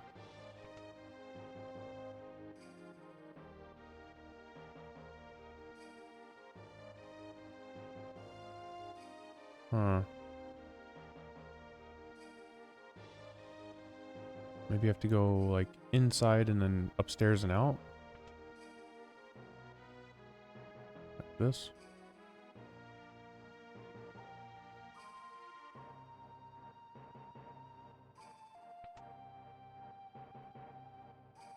Oh, there we go. Atlas Armlet? Gauntlet. I think Atlas Armlet's a good pickup. Oh, yeah, I'll have to put that on. Raises fight damage. I am currently building him on power.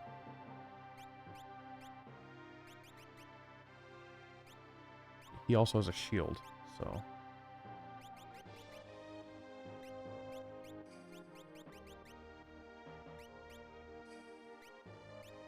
If I put the Atlas Armlet and the Gauntlet on him...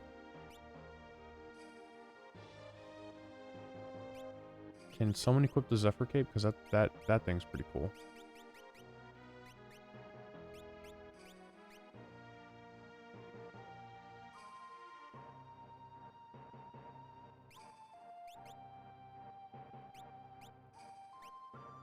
Nope, no one else can get it. Alright, so...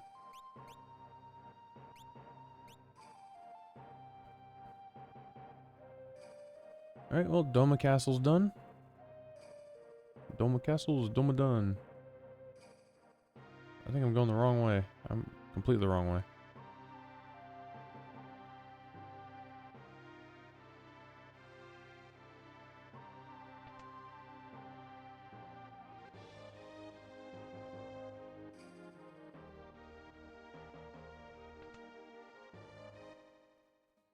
Okay, next up we have... Oh man, I guess I'll do the Imperial Camp.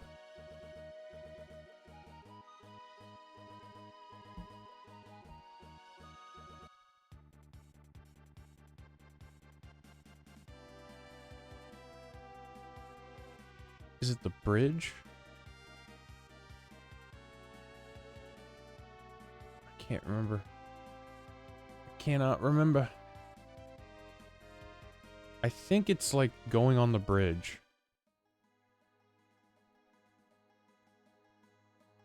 Maybe not. Maybe it's the other bridge.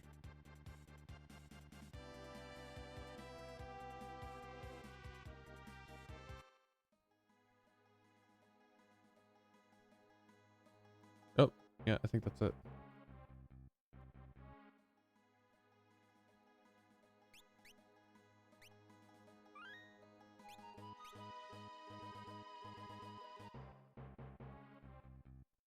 Okay, so kick chest, central tent left, central tent right, central tent back. So apparently there's a kick chest somewhere. Not exactly sure what that means.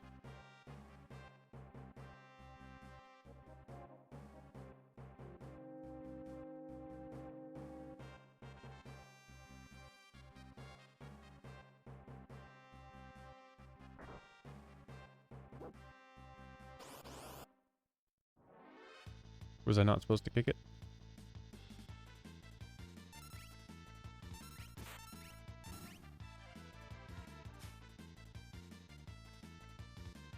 Oh, it lived.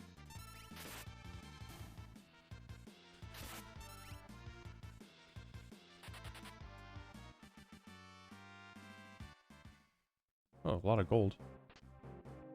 Okay, it's a tent. I mean, actually, that's pretty good. I was looking for a tent, actually.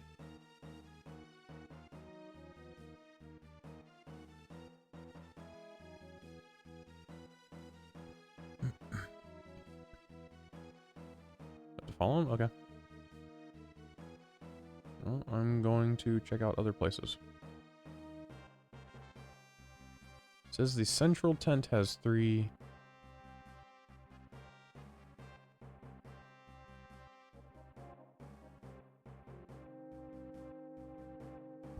chests in it. Maybe this is it.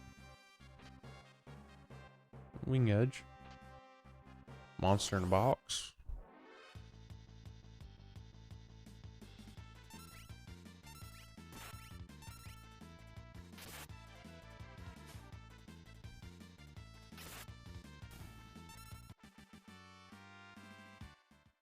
Got a green beret.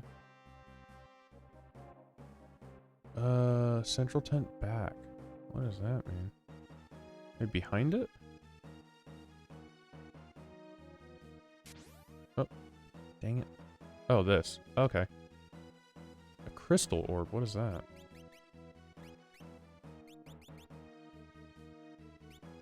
Raises MP by half.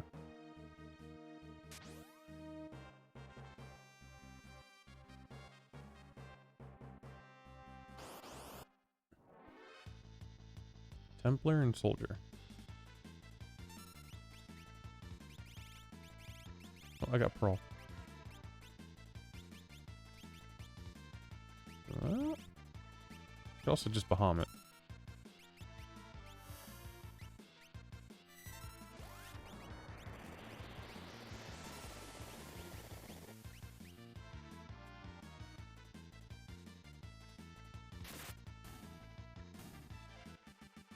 There you go.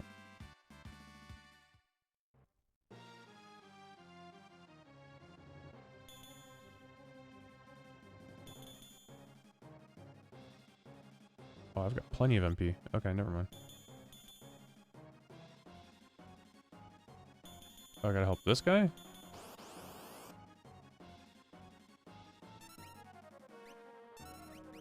Ing.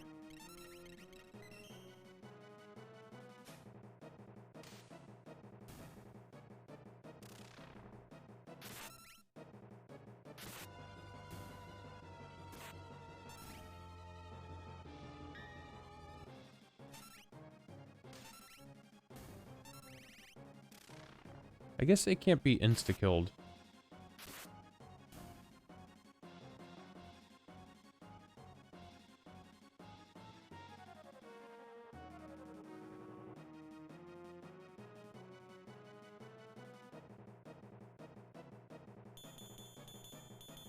To keep helping this guy. Oh no, more ings.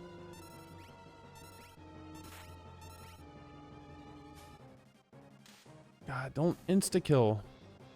I gotta stop attacking with Celis.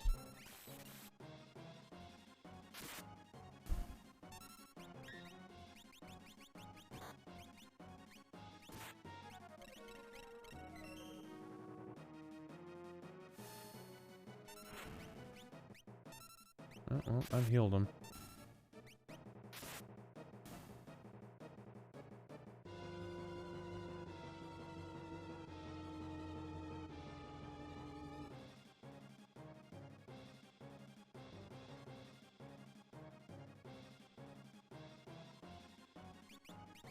Alright, let's take a look at our Espers again, because I think I'm learning a bunch of stuff right now.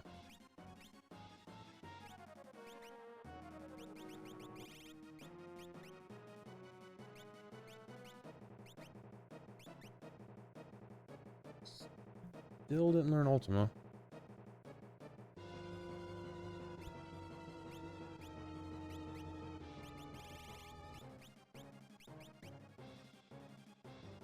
Alright, going for Osmos and Life 3.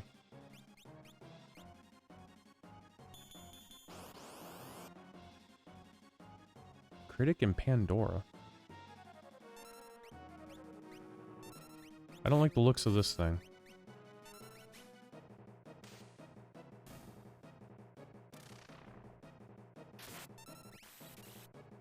Alright, also not going down to instant death.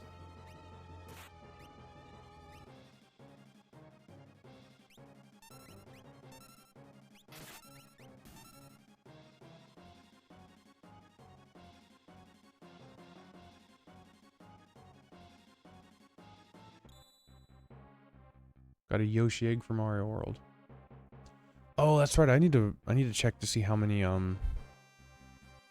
Yoshi eggs I need for Mario World actually.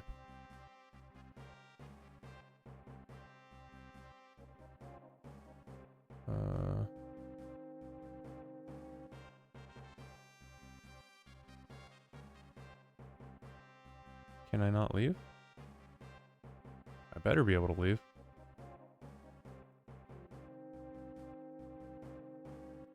Okay. Alright. That's done. I guess we're doing Phantom Train.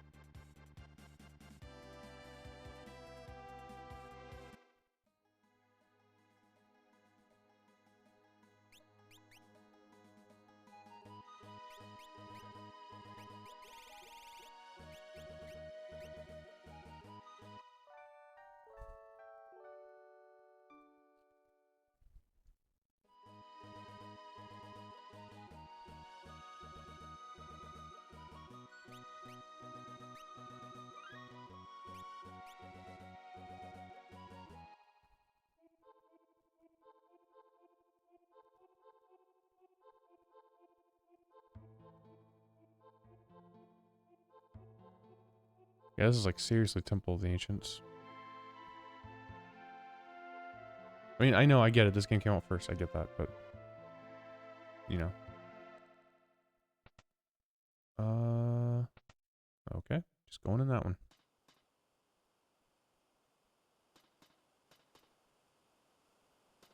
This dining car.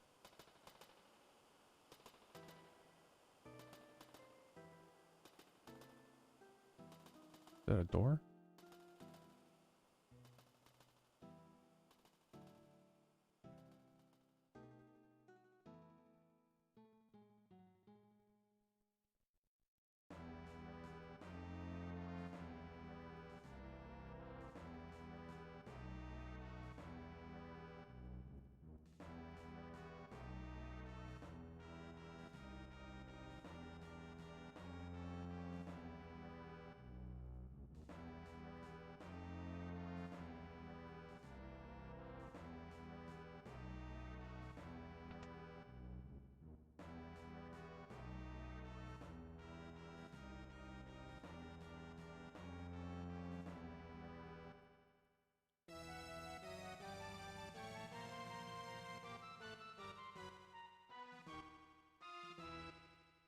Seriously, just chilling in front of the door?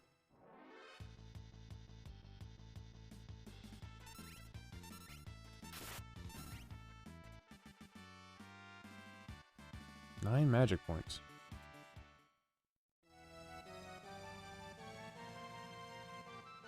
What the heck?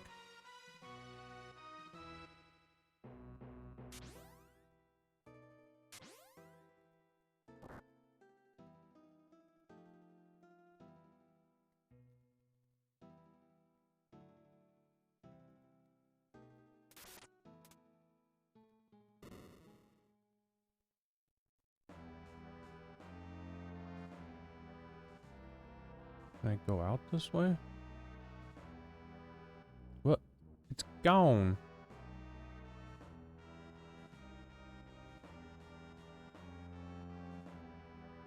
Oh, this has got to be the dining car,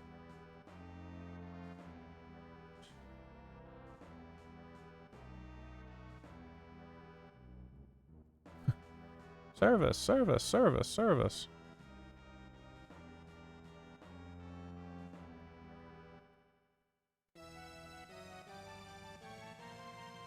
Gobble, snarf, snap. Oh. That's cool.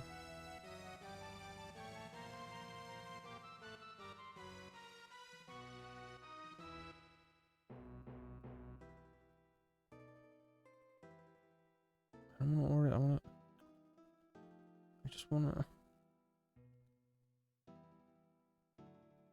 There we go. I didn't have to buy a pearl rod, I got one.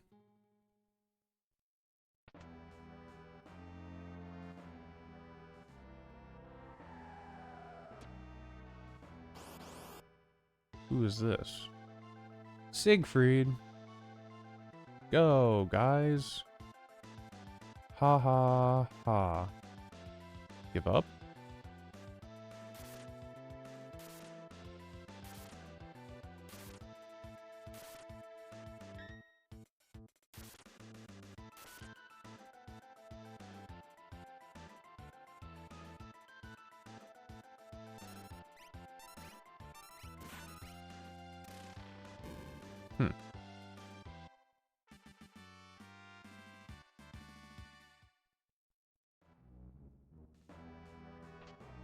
You bitch. He took my item.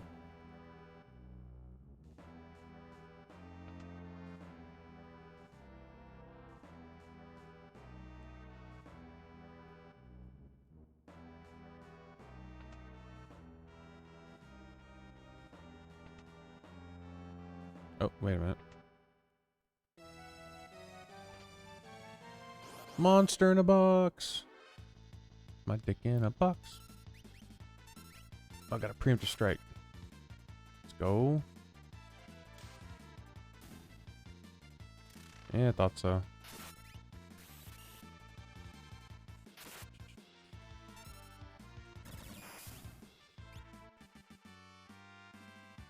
Oh, I got a hyper wrist. Green cherry.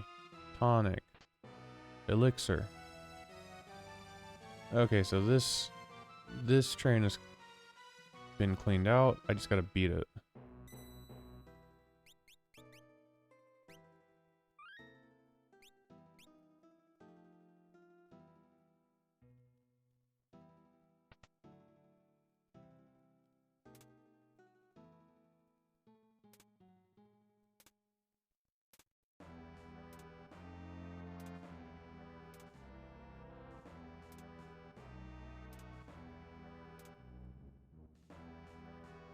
Okay.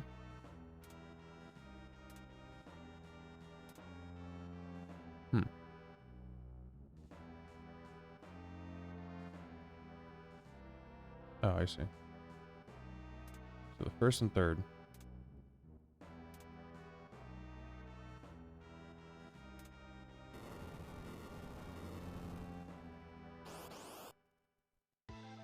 And if I...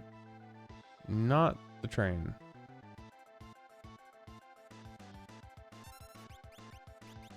Let's try Fire 3 real fast. Oh, that's right, there's a bunch of them. Oh, that did decent damage. I'm gonna regen Setzer.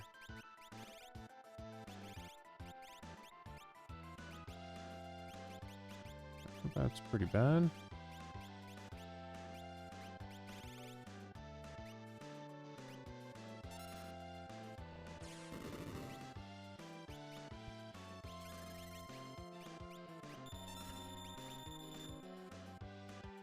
Oh, it just eats up my magic. Does it eat up my summons too? I guess not.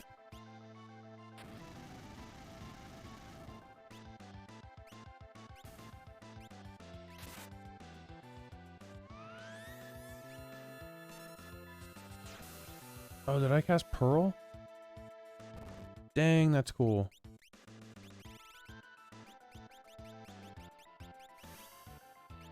She's Pearl Rod.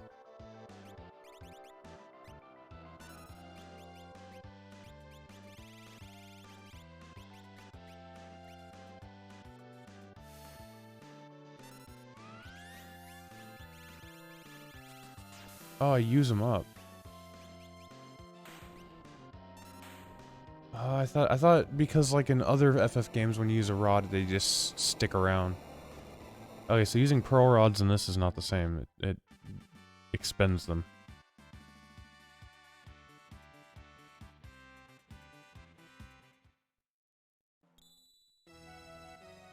So I got an archipelago item. What did I get? 1 coin. Jeez. No. What? What? Am I stuck here? No! What is this nonsense? Okay, good. What? Where's my dang ship? Am I on the other side?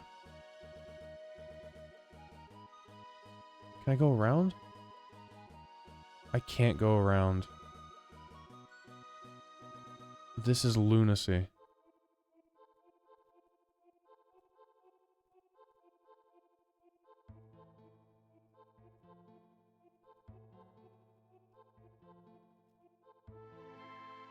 Oh, there's a shop. And no tents.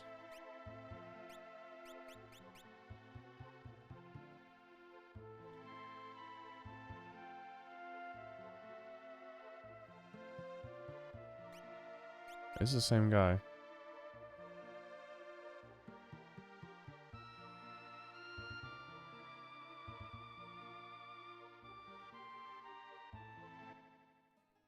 Oh my god. Huh. I'm gonna reset and load my game. Man, I don't want to do that. But I feel like I can't get to my fucking ship now. My airship is over somewhere. Unless I'm an idiot. Am I dumb? Am I a dumb?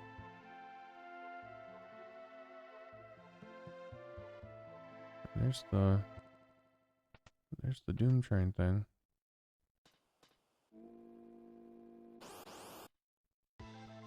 Really? Just get into another fight? Or Ghost Train, I should say. Oh, this is actually Ghost Train. Not the evil toot.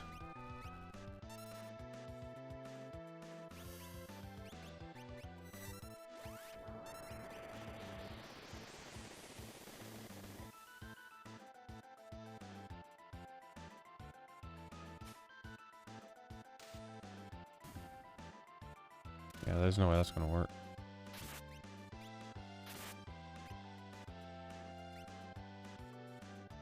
I guess I could just fight it normally.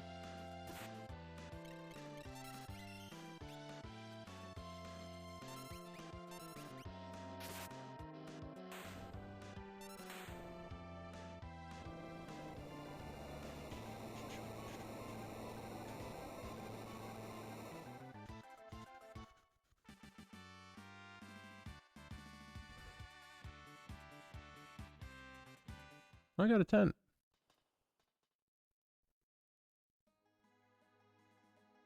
Oh, thank goodness. Oh, thank goodness, thank goodness, thank goodness. Okay, next check is Barren Falls, which is not, there's no treasure there, it's just the check, so let's take a look.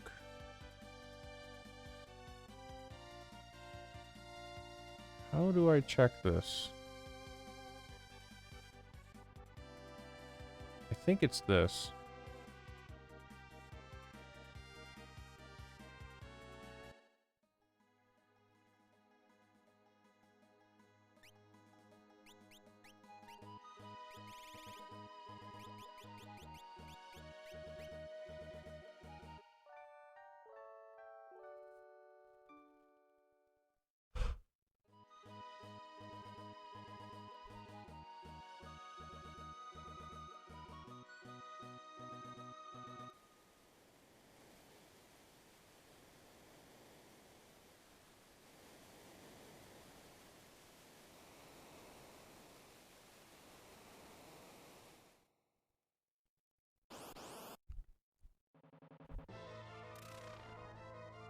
Poltergeist, huh?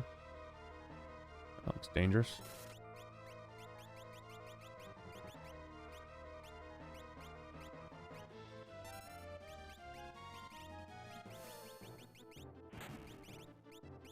Okay, so fire is not good. Fire heals it. Can I flare it?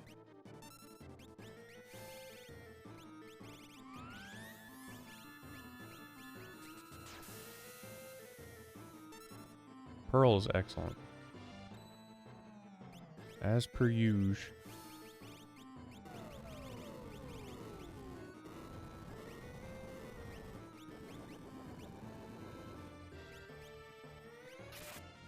Flare does hit it.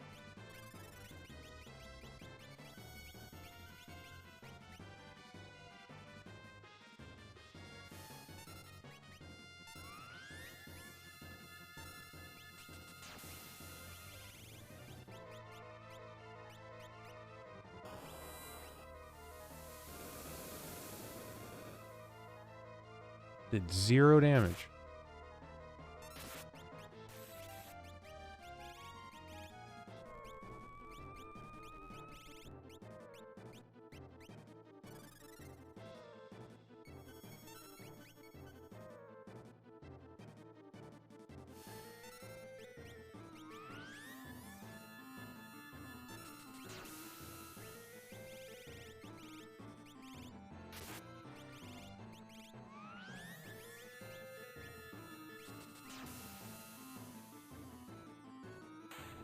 Dang. Man, I wish Terra would know. Would get to learn Pearl. That'd be super sweet.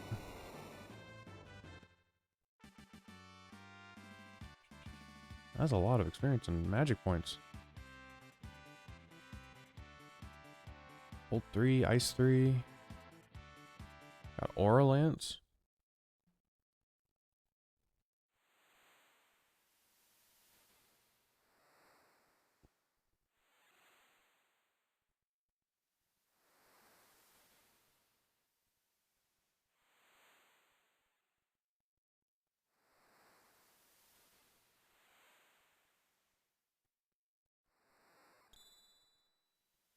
And a max potion.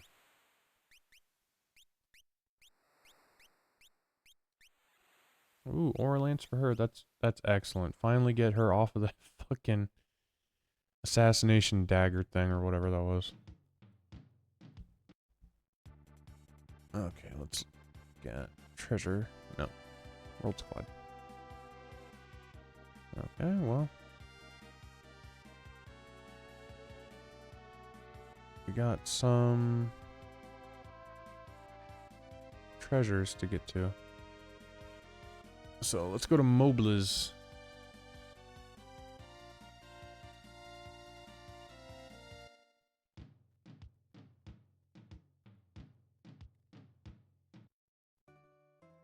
Mobliz post office clock.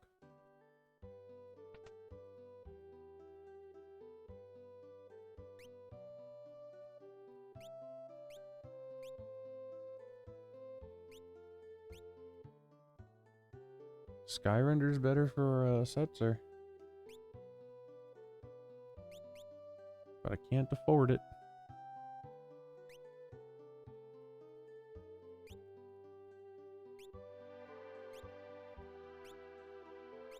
Nothing in the armor.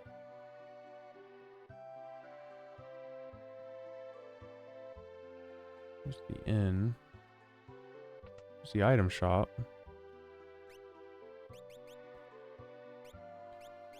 Sleeping bags.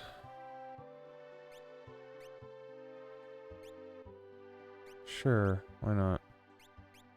I've got 20 of those.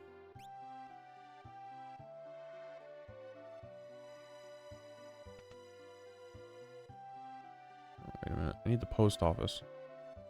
Oh, maybe this is the post office actually. Is this post office clock? Yeah. Thornlit. Move. Move.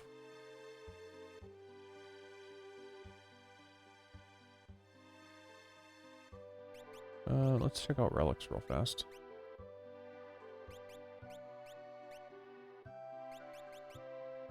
Raises vigor. Maybe I should do hyper burst, huh? I think vigor does physical attack. Or maybe it's battle power.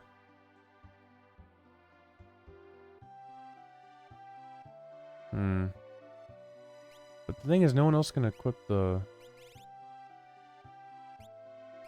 Zephyr cape. And the Zephyr cape is crazy.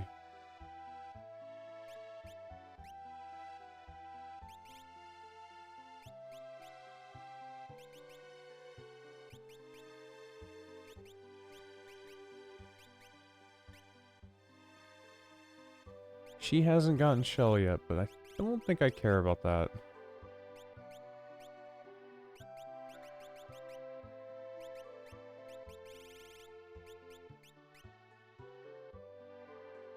Moogle hasn't learned Life 3. But I think that's fine. And he can learn Meteor.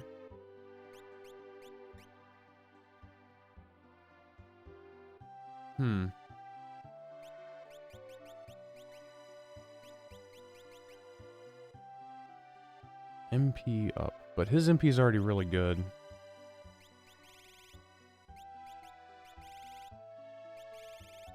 Yeah, keep him on Bahamut.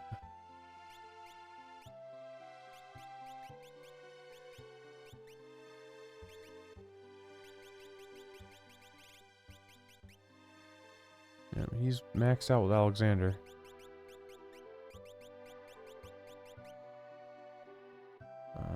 How much is Alexander? Is it strength 2 or 1? Strength 2. So I think we leave it. Yeah.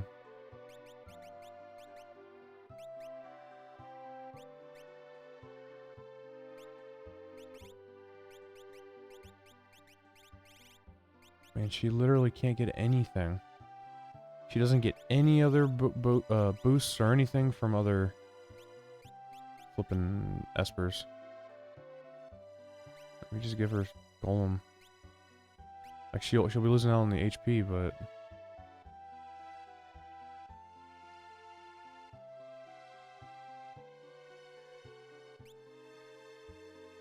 nah. Oops.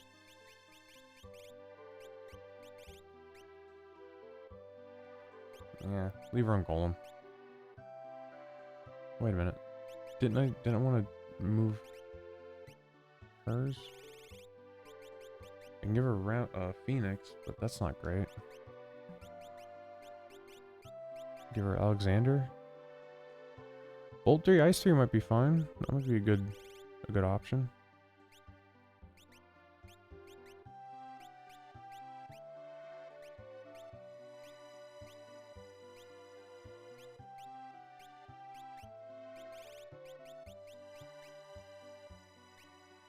Yeah, might as well.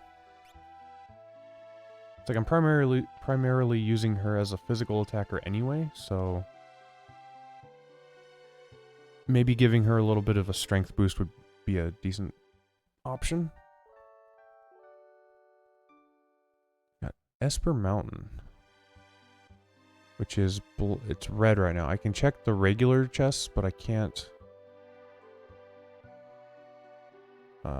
get the check, the big check, so I guess I'm just gonna go to Thamasa.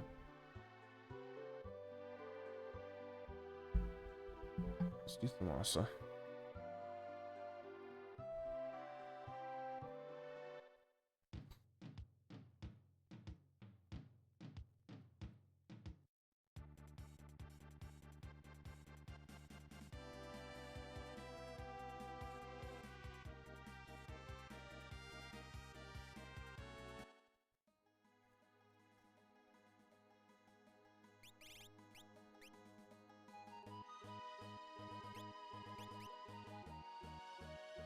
"13 checks complete, 11 Espers found.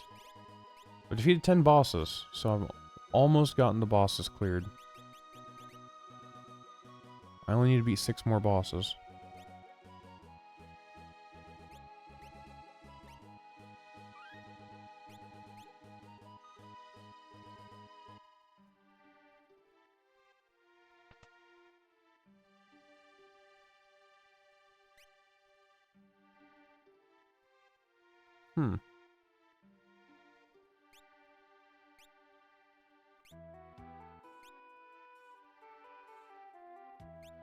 Yeah, the Genji armor is super expensive.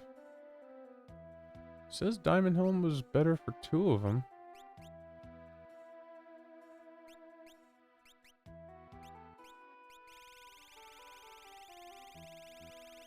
I got so much stuff. Hey, look. Oh, Thornlet's a piece of equipment too, actually.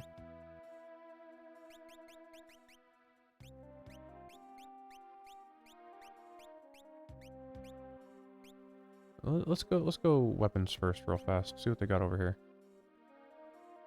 Falchion? Falchion's better for Setzer. So is the Ogre Nyx.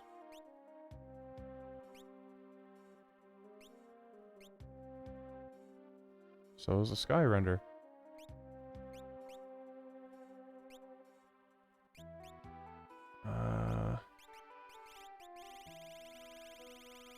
Let's take a look.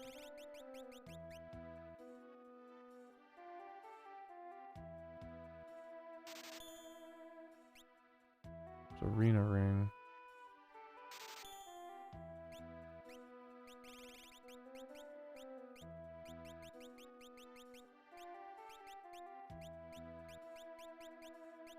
It's basically just one weapon, so... Oh, I need 36k for that.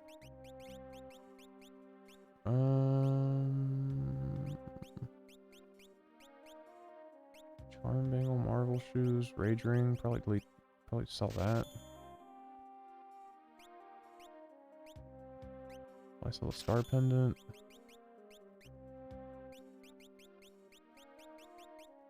I don't think I'm going to be using anyone that uses tools. Oh, you know what? There's a part of the game where I gotta use multiple characters, I think. Like, multiple teams of characters. That could be bad.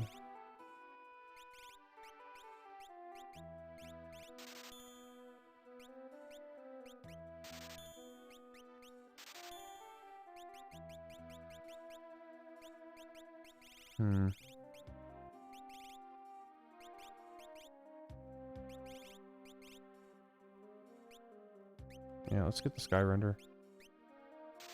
For Setzer.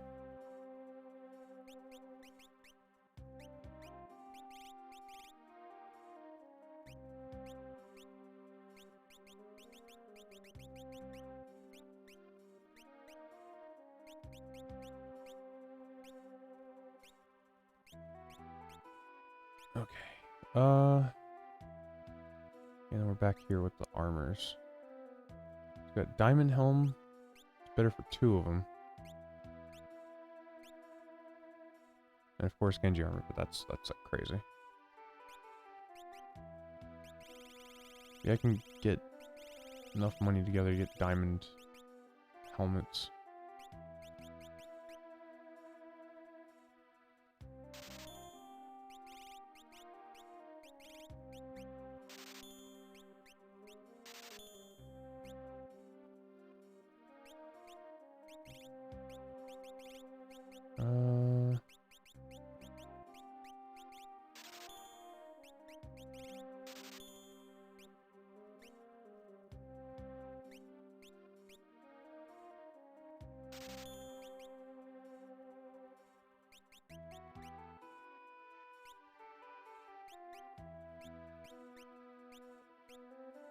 Okay.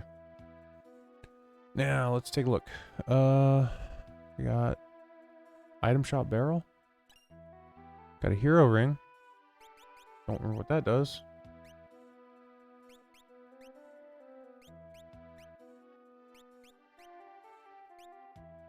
He's just fighting magic damage.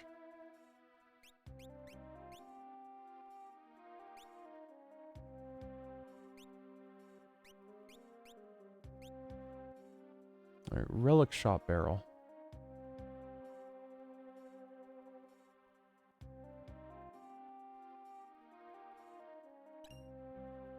Thief knife.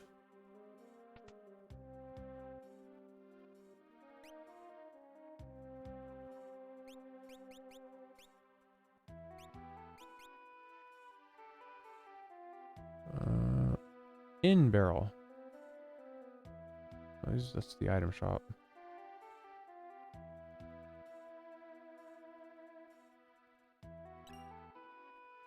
Got another Age of Shield.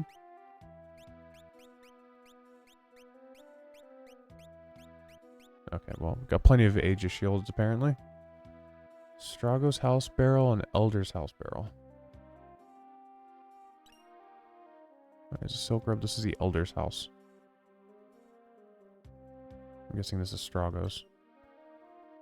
Yep, Phoenix down.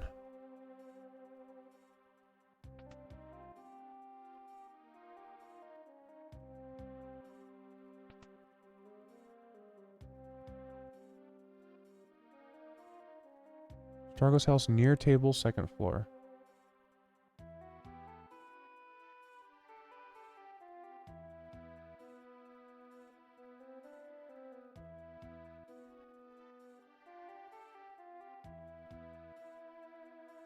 Uh-huh. I do not know where this check is. Clock? No. It says near table, 2nd floor. Oh, there it is.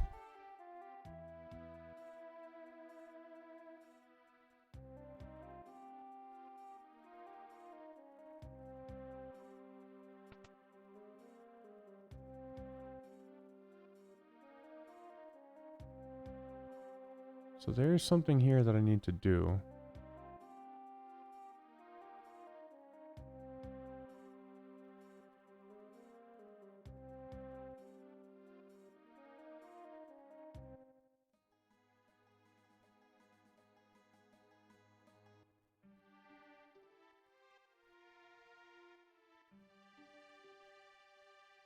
Oh, maybe that's this.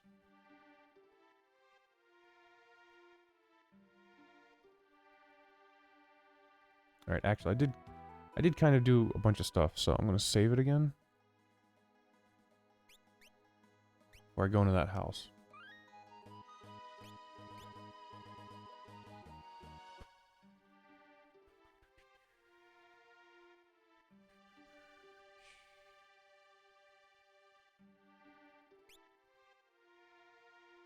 What?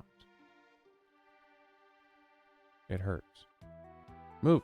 You were just... Move out of the way. So it's not this.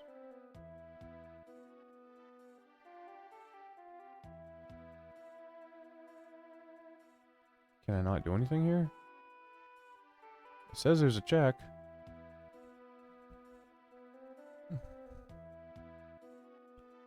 Burning house. Burning house. Oh, rest at the inn. Okay, I got you. I see.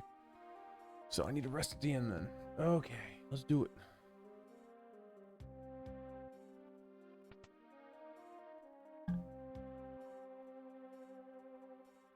Oh, it's one gold per night. Cool. Oh. Shit.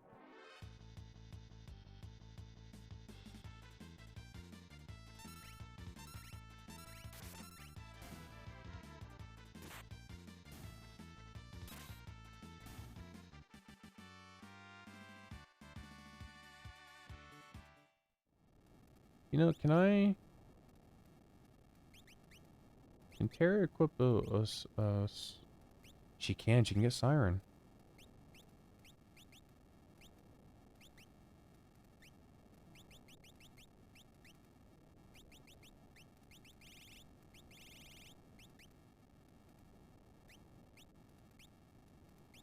Because Terra's HP is fairly low, and I don't like it.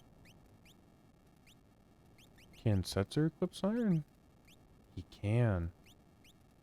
Ooh, okay. Motherfucker.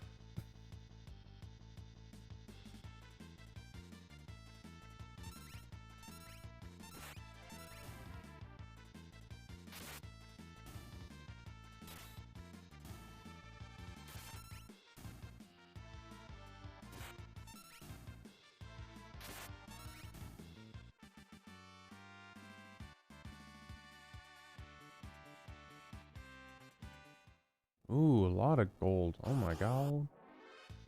So much gold. 12k gold for that. Man, after this I might be able to afford some Genji gear. Some Genji armor, I mean. That'd be pretty nuts.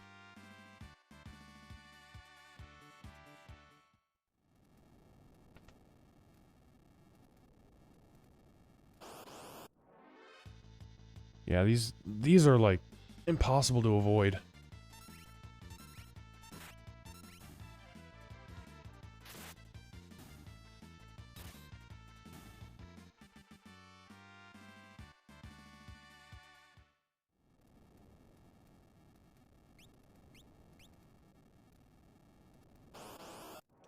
It just right as soon as I go by, it's just like, nope, I'm in the middle now.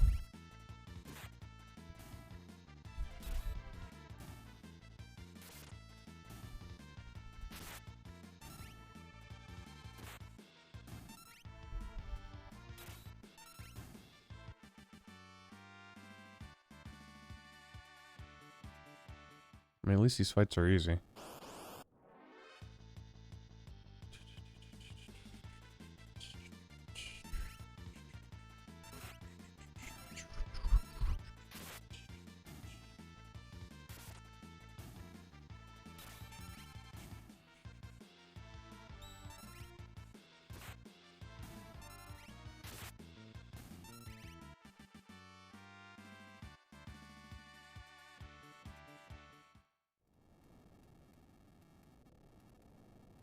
Actually, even with the Siren, she's not...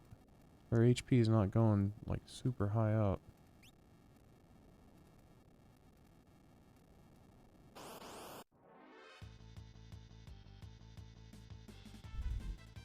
Oh, back attack.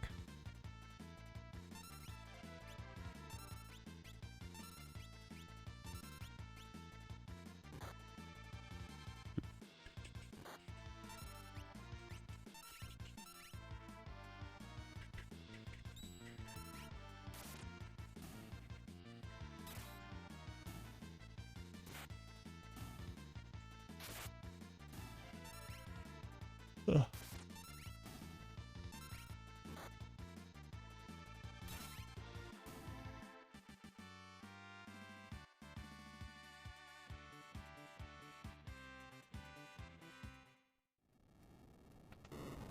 Oh, okay, that was incorrect.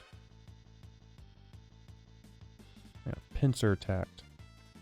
It's fine, I'm not in the back row, so it's fine. It is okay.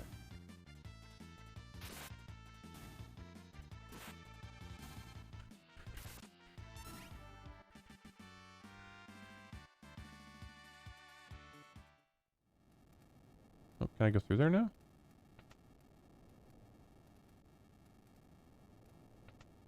I'm guessing I could not go through there.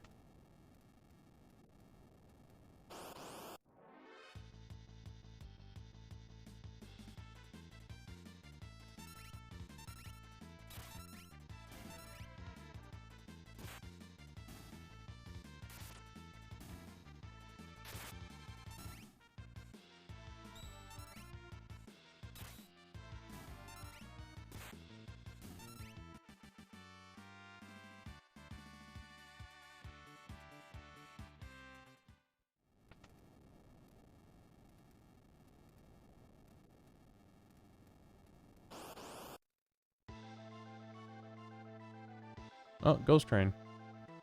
What do you know?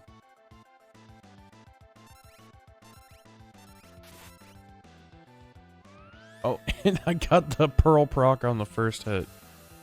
Oh, man. And there we go. There goes a dead Ghost Train.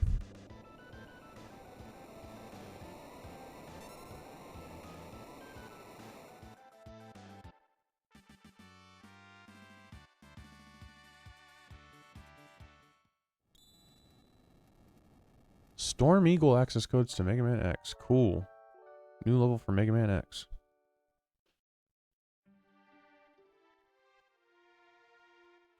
Well, I didn't manage to get the chests. So, you know, that's a thing. I'm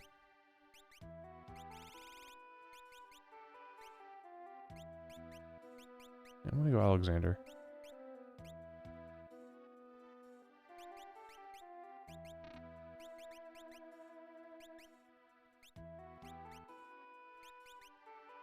I guess I could go Siren. Give him a little more HP.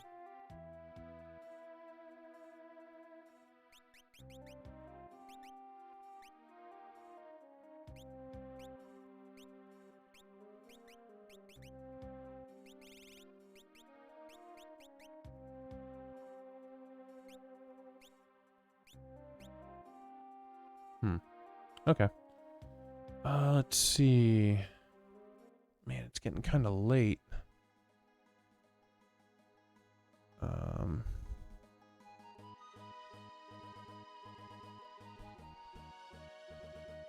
So I can go to Miranda. What is it called? Miranda? I can go to Miranda.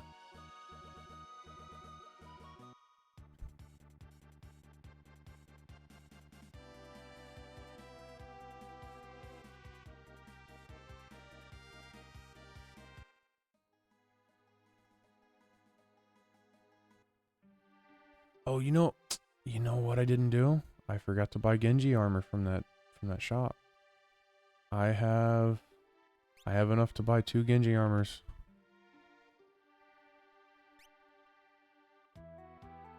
Crystal Home.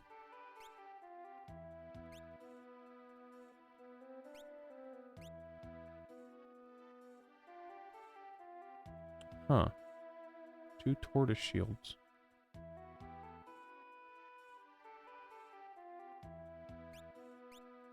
I'm not gonna pull the trigger on that purchase yet. What is this? Crate left, crate bottom right. Is it these crates they're talking about? Yeah, there's a hyper wrist.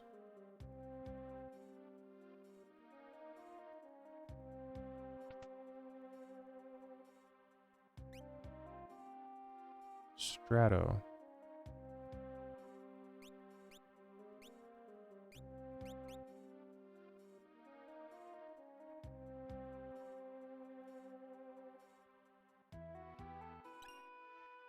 Trainer.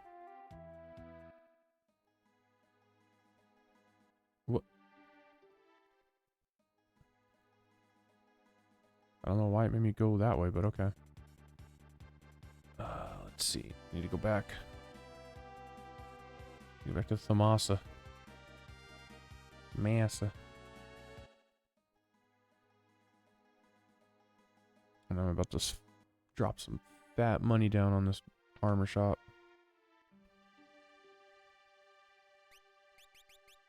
Yeah, give me those 2 Genjis. The 2 Genjis.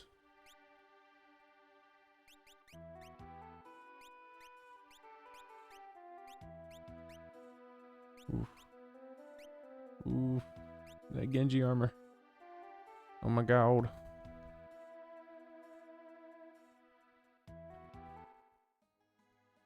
Now, how much money do I have? I've got 10k, so I can buy one of the shield or helmets, but I don't think I'm gonna do that. Don't think I'm gonna do that. What is this? Oh, the Magitech factory. That's a big involved thing. Zen, Thief in the Woods. Let's try that. I think that's a smaller check.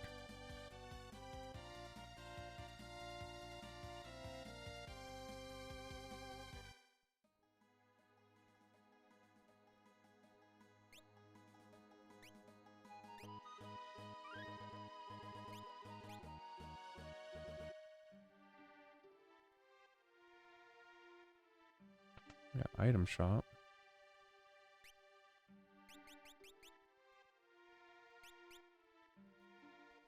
Still no tents in that item shop.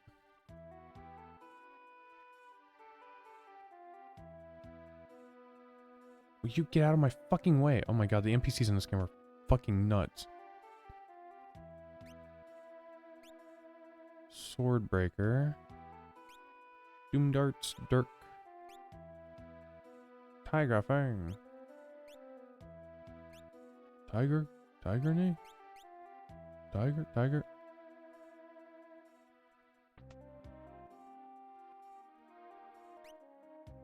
Regal Crown. Oh, this place has tortoise shields.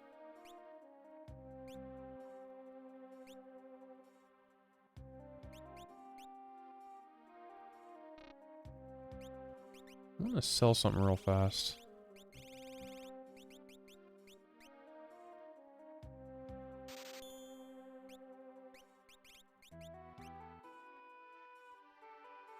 What does that mean?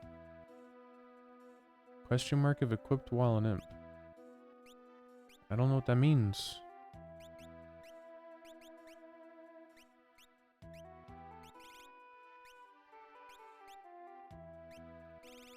Can I look at the item? Yeah, see, Age of Seals randomly evades magic, which isn't nice. I don't think I want to replace the shield.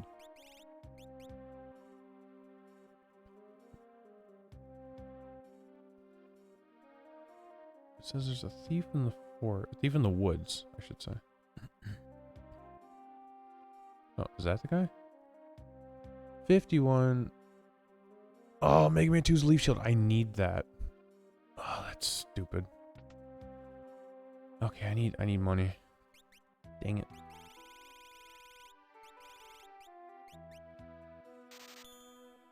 I need a lot of money, actually.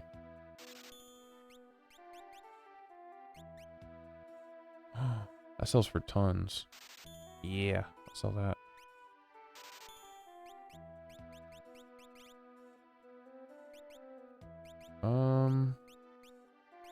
Maybe the curse shield? I think I need more than that. I didn't see I didn't really look at the exact number. 51.8.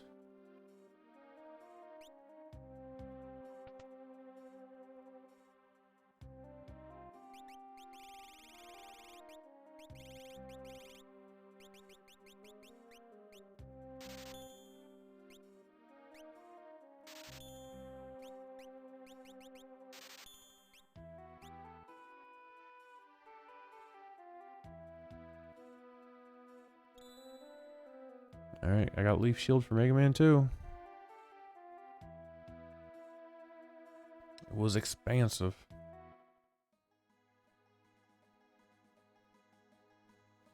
Okay, let's do the Magitech.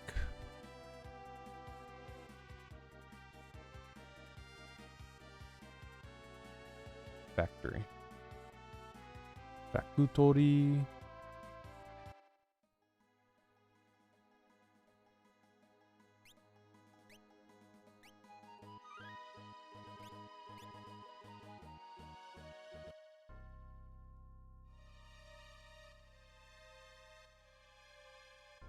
Like these places, I can't.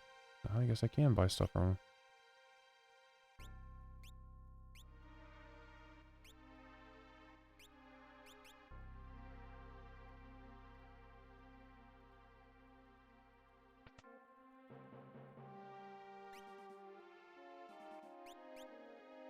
Dark Genji helmet.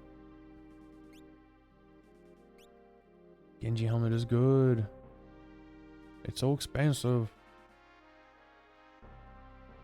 32K. Alright, let's... Can I just go in there? I don't have to do anything weird.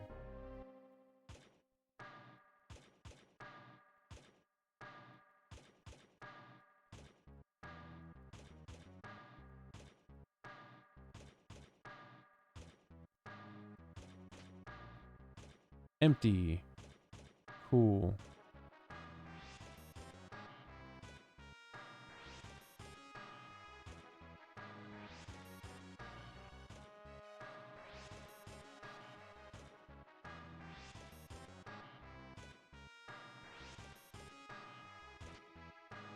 Power Sash.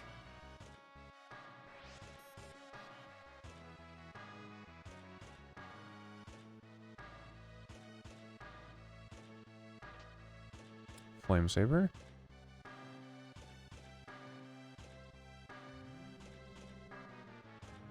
Oh, oh, that's... Dang it.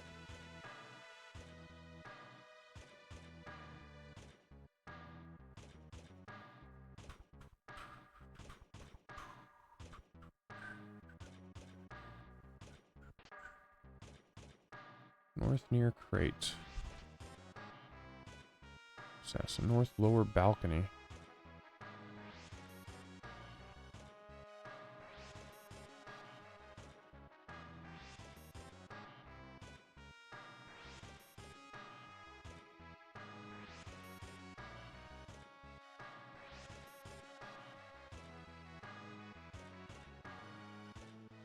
Oh shit. Did not mean to do that.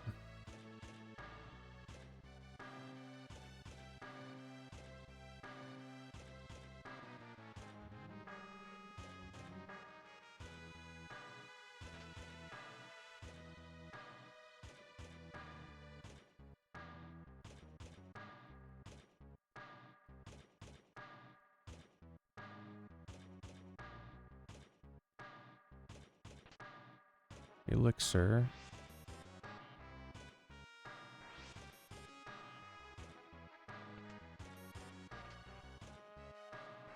Air Lancet.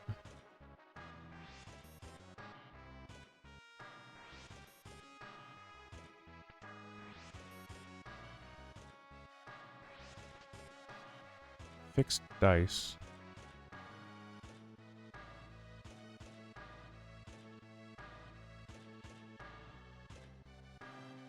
South secret room right. I know there's a secret room. I just don't remember how to get to it. Oh, wait a minute.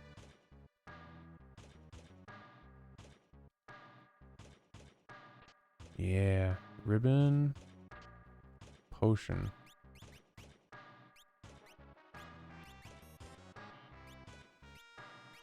Yeah. Oh, only those two can equip it.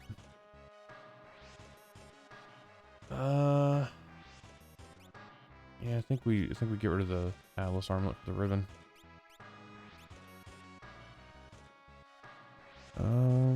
North lower balcony.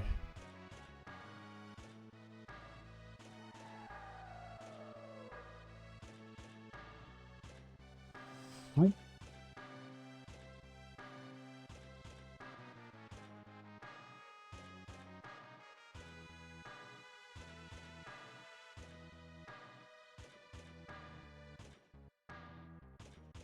So the north lower balcony.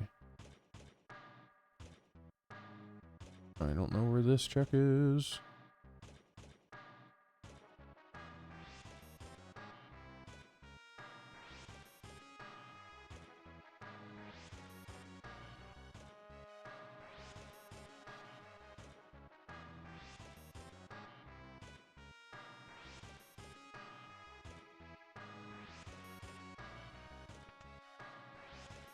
Oh. Guardian, there it is. Now I just need to go to the specimen room.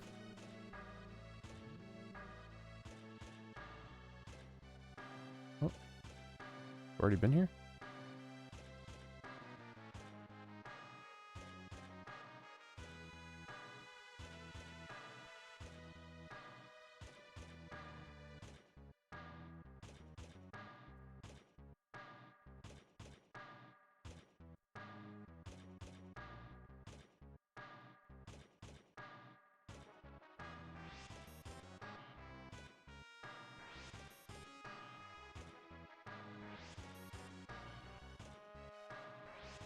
How did I get over there last time?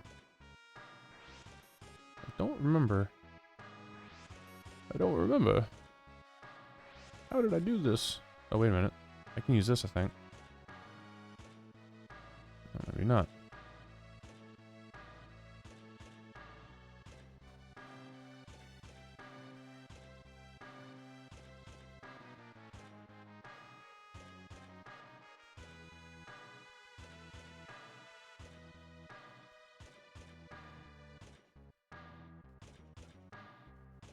There we go.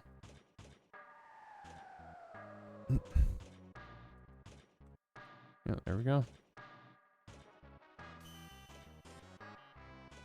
Alright. Who we got?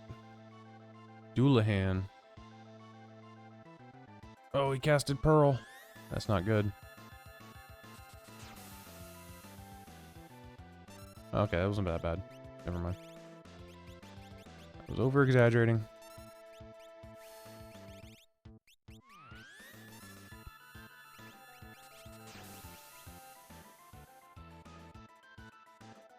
How's fire do?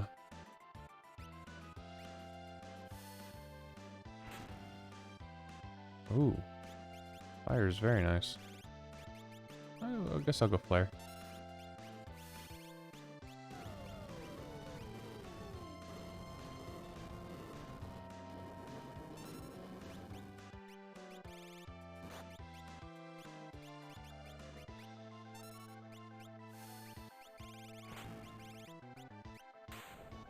Oh man, fire 3. The 3-level spells are crazy. They do crazy damage.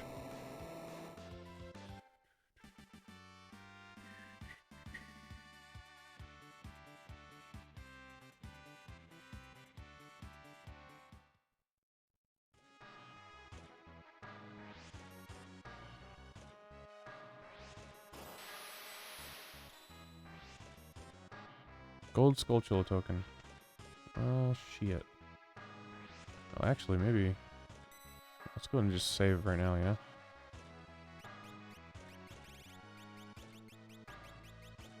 How about sleeping bags? Might as well use them.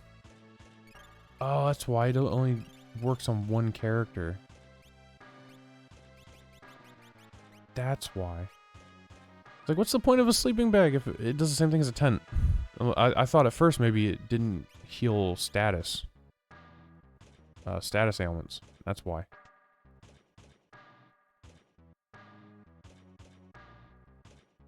Is there an item down here? Is this the specimen room?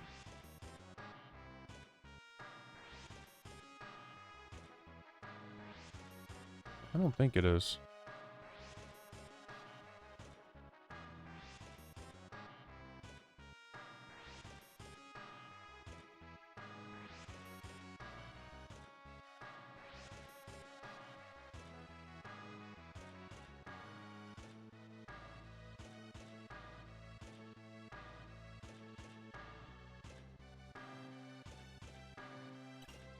There we go.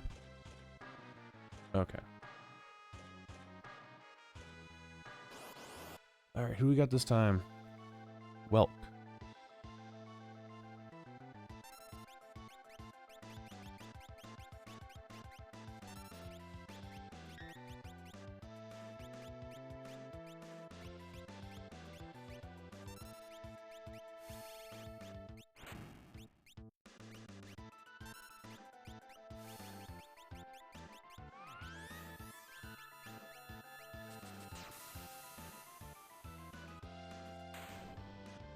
Easy peasy.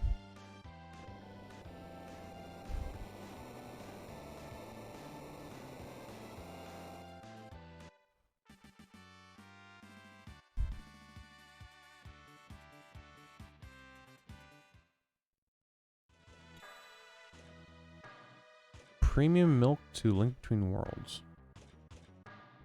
I am getting no gold for this.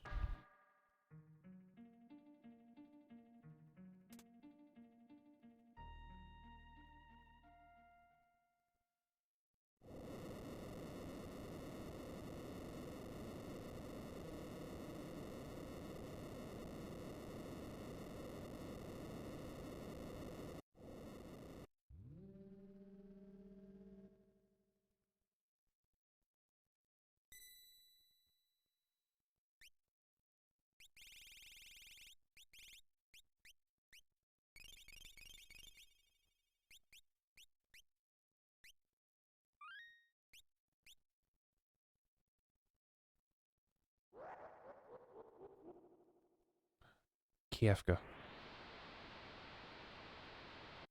I think I got one more boss fight, right? Oh my god, look at these graphics.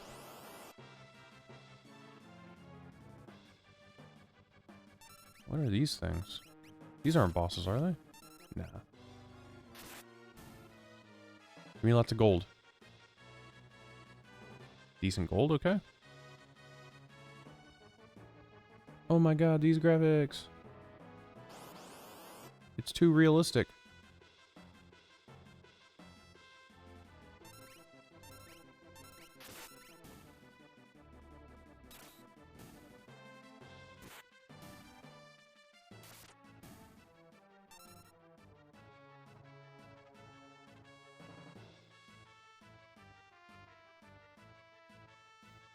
I need cash. So I can buy some Genji helmets.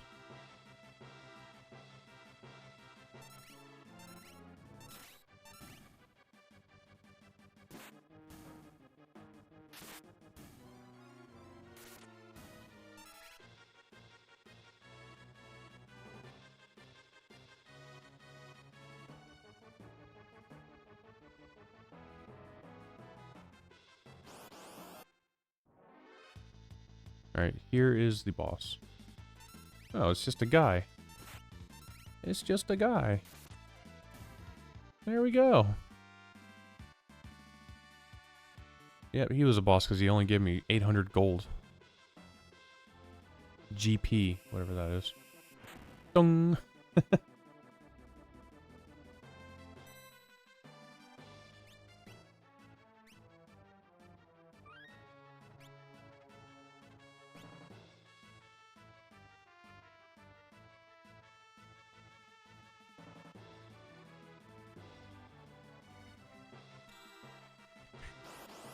Small key. Zelda 1. Chatternook. That's not good. This boss is not good. Oh, I got my pearl proc. Let's do it.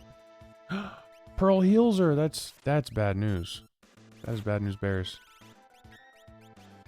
Okay, let's do Fire 3 then.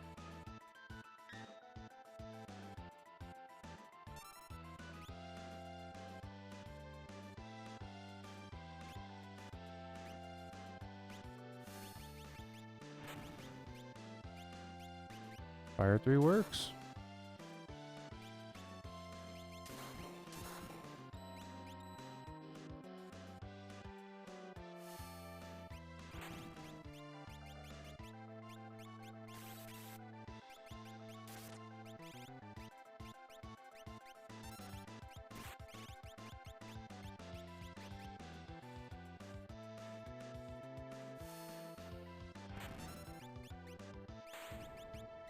Nice. Yeah, Chatternook is not a pushover. There are a couple bosses in this game that are kind of scary. And Chatternook is one of them. Will that say up something about the upgrade? My ship's upgrade is complete or something? I don't know. Anyway, I cleared Albrook. Let's hit up Albrook real fast, yeah?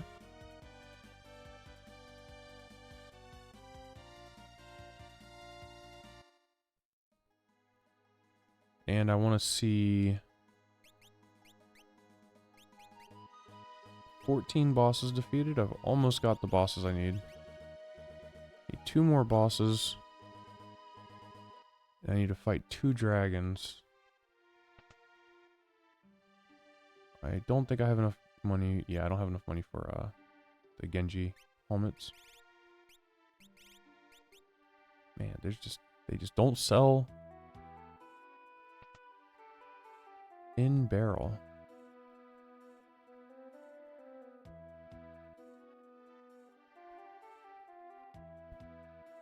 Oh, that's the item shop. No, my bad.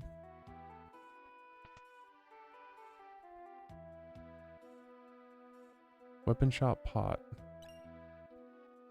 Got a phoenix down. Ooh, the Murasame. Okay, all that's garbage.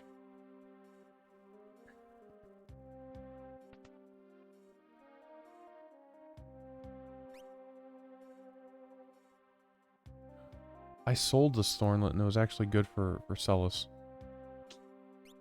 Ain't that a kick in the pants?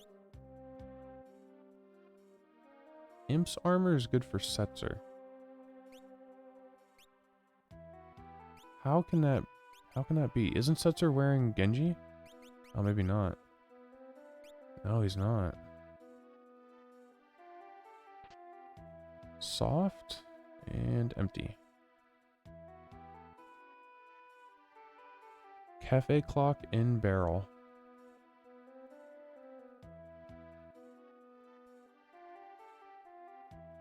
It's the relic shop. There's the arrow. There's the inn. Got another experience egg. I can sell that. Definitely sell that. The cafe clock.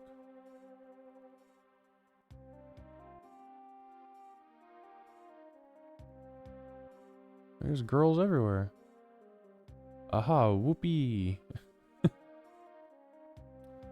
Bitch. I might be sort of broke now. But I got an experience egg and I'm gonna sell that shit. Ninja gear.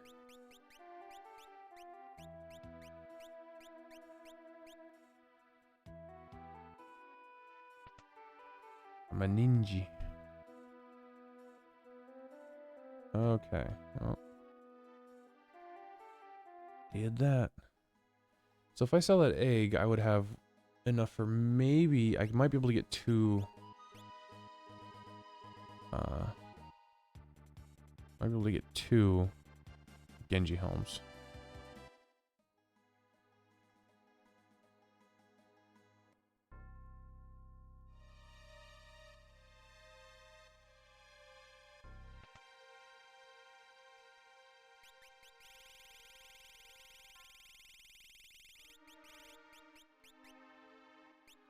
That's useless.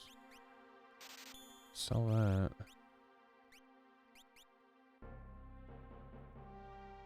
Genji helmet. So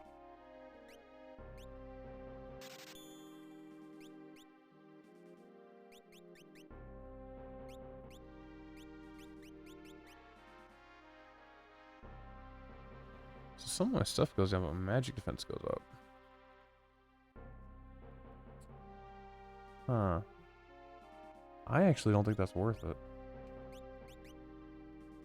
For Setzer, it's definitely worth it.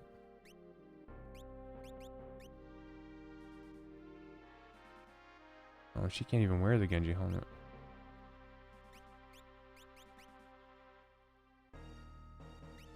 Yeah, okay. So I was lucky I didn't have enough to buy 2.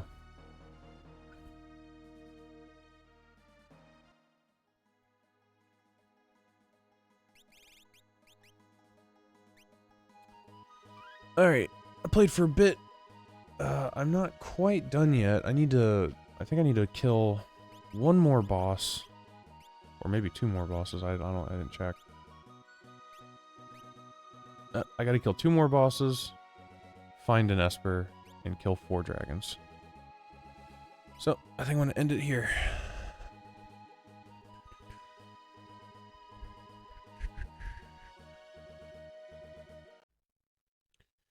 Alright. I like Power Wash. It's probably the easiest game to set up.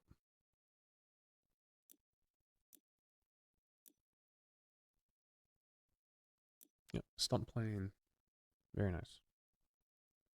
Should be an easy 5 checks. Something good has to be in Power Wash, right?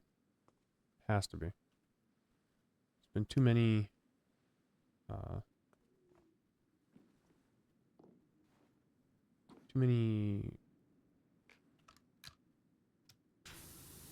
awful checks in this game recently. Gotta give me something good.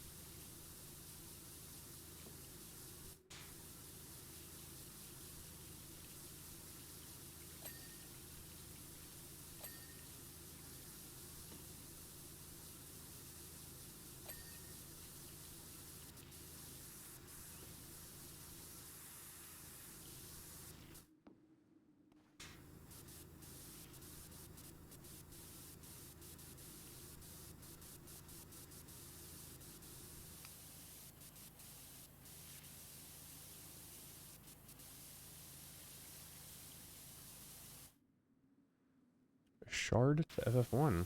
Okay. It's not a bad thing. Shards are always good.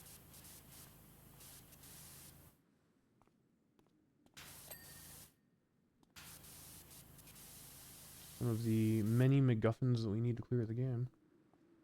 To clear a game, I should say.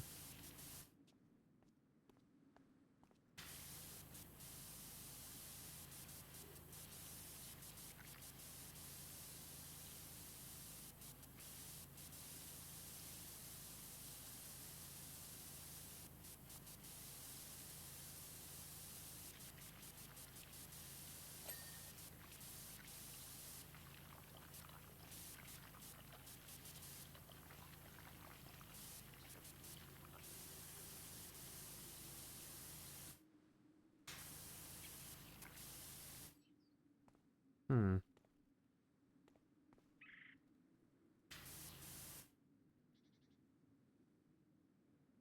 That's the upper wing strut. So what am I missing that's part of this upper wing? Ah, that's it right there.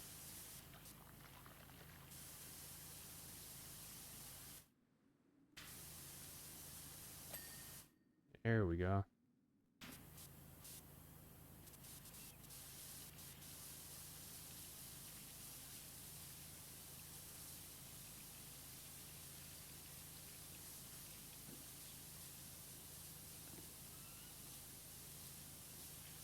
Alright. Yeah, I'm feeling pretty good. It is the end of my weekend, which is, you know, never a good thing. But, because of the weird wonky schedule that we had this week, or last week I should say, I don't have to do my regular workload tomorrow. Normally, today's Friday. I normally have Thursday, Friday off. And then Saturday, Sunday are super, super busy. My busiest days. But, because of the weird holiday stuff, tomorrow I'm working at my Monday school. So my workload is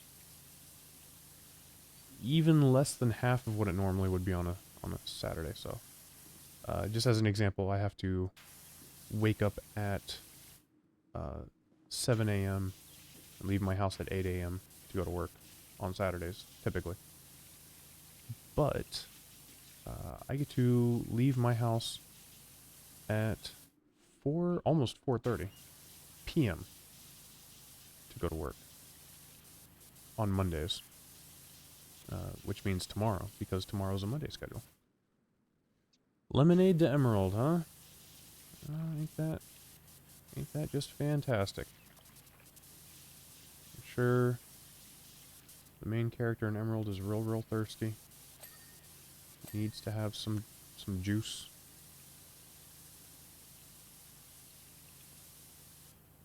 Man, this dirt is not coming off easy. It's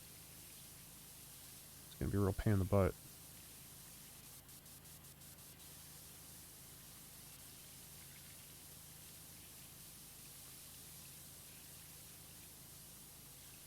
Yeah, because of that, I can stay up a little bit later than normal today. I still can't stay up super late. I mean, I could, technically, but I do have, you know, adulting to do on the daily, so I can't just be like, oh, I don't have to work until 4 p.m. tomorrow? Or, technically I work at 5 p.m., but I leave my house at 4 p.m. It's like, I could just stay up all night and sleep until 2 in the afternoon. No, I can't do that shit. I got responsibilities. And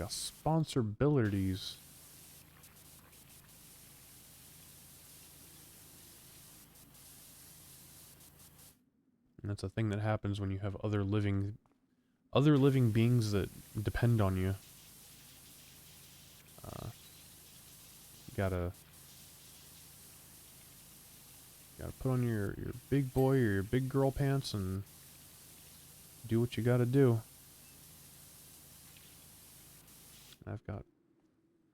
I've got 3 living things depending on me right now, so.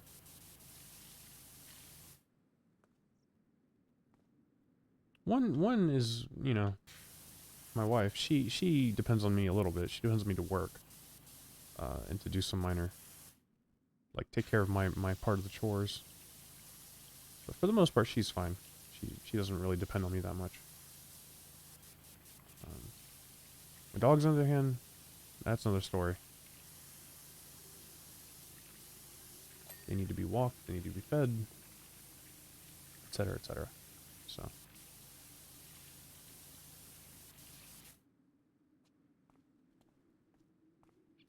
Man, this plane is a little bit harder to clean than I originally thought it was going to be. It looks easy. But some of this dirt, man, it does not want to come off.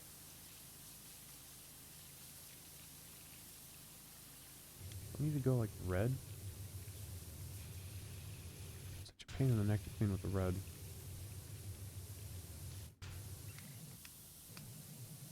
There's the spinny.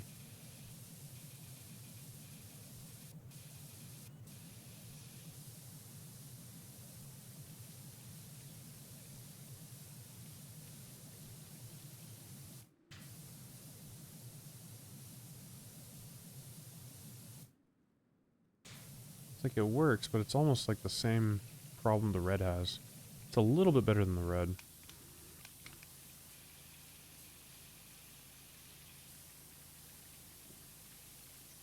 Why not? Why not stand? Oh, what did I get? Power Star to Mario 64? Okay. Not too bad. Oh, shit. Got launched.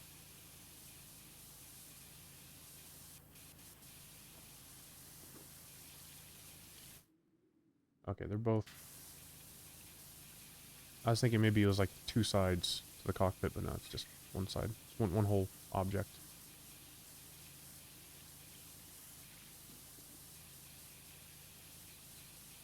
Come on, get clean. You know you want to ding. Really just not.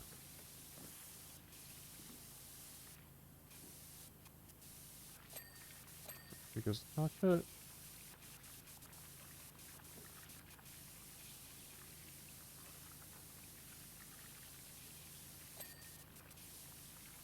Couple of struts. Why?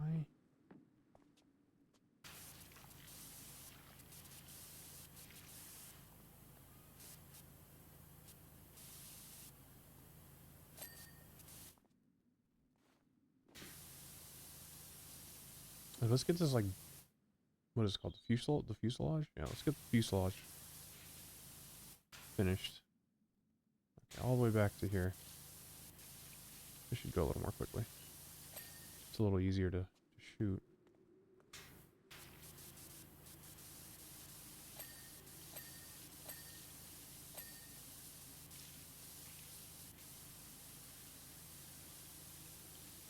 Oh, wow.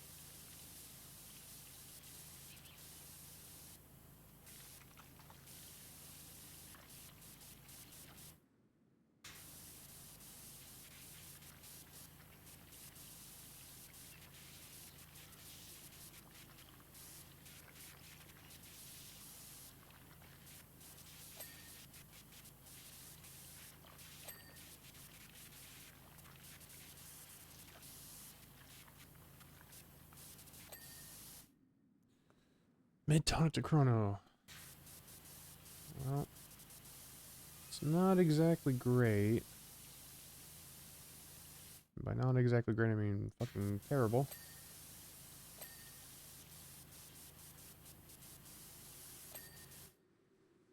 Good.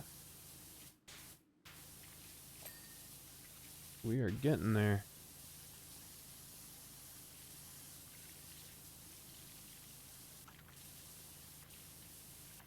Inching closer.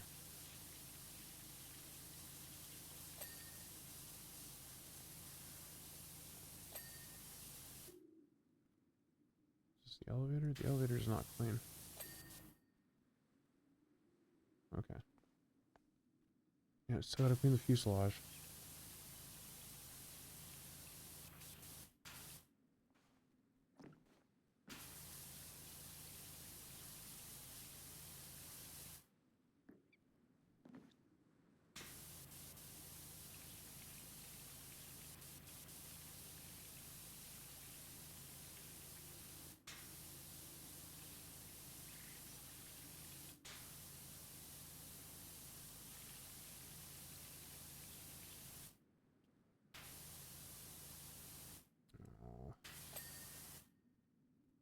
Okay.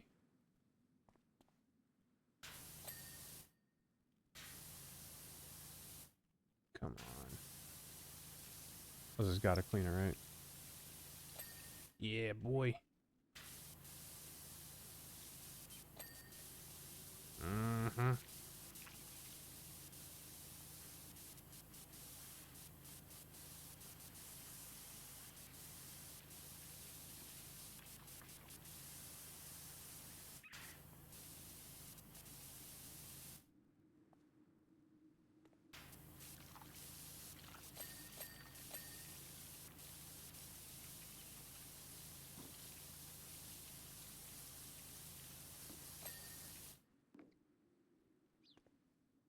Okay, that's done. Okay.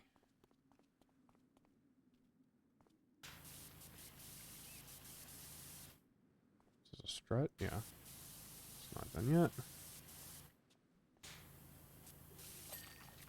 So, I mean, at least I haven't had any, like, useless checks on this level. I did get a power star and a shard, which is good.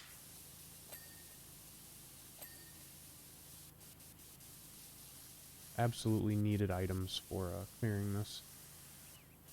Clearing some games.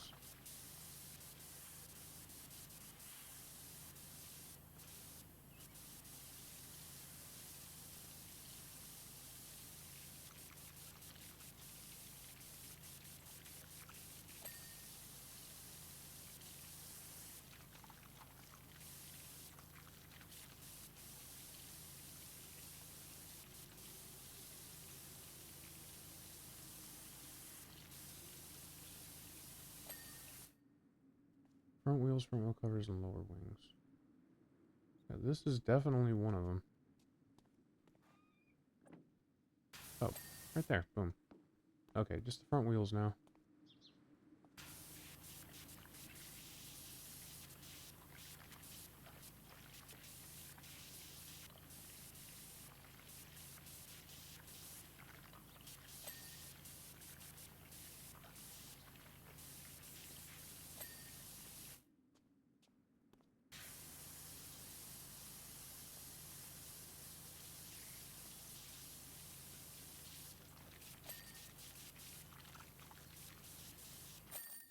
Okay. And some weapon energy. Woohoo. Okay.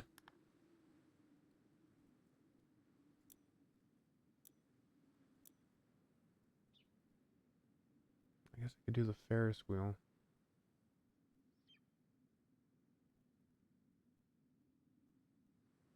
Man, the Ferris wheel is like so big though. It's so difficult to clean.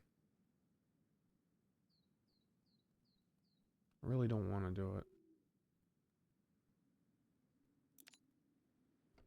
Let's do a little bit of it. We don't have to do the whole thing right now. We can just do part of it. The thing I don't like about the Ferris wheel is like how tall it is. It's just pain in the nutsack to clean.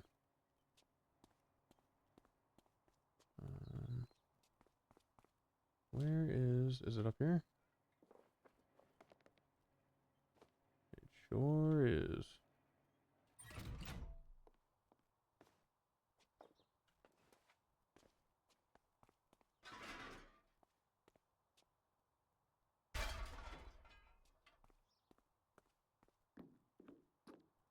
Actually, you know what?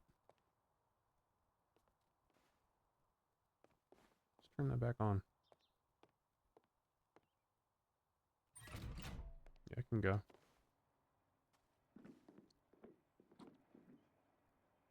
Because right now I'm cleaning a stationary part of it.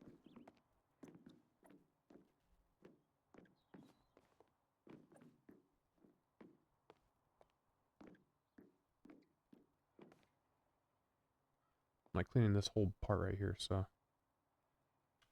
Let's do that. Put on this.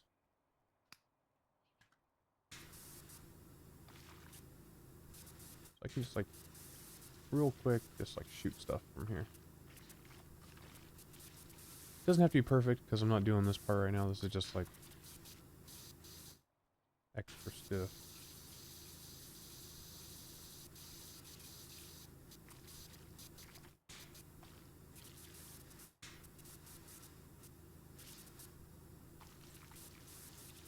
As I proceed to shoot all the shit that I wasn't going to be shooting in the first place.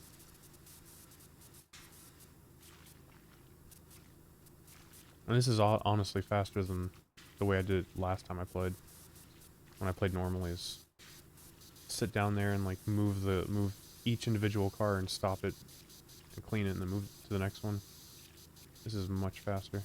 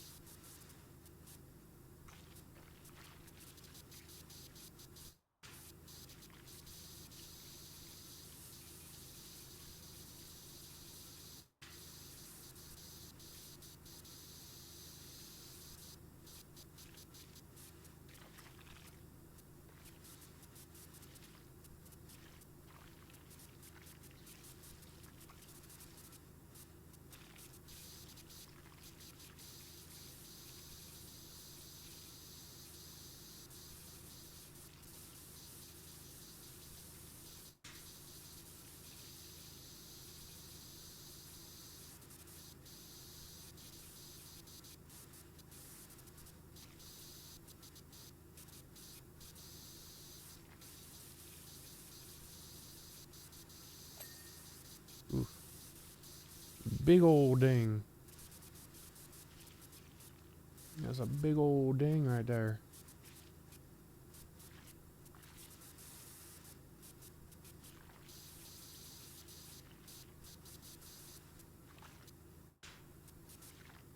Okay, doing this has suddenly become less effective. So I'm going to focus on the stationary part right here. And maybe this rotating bit.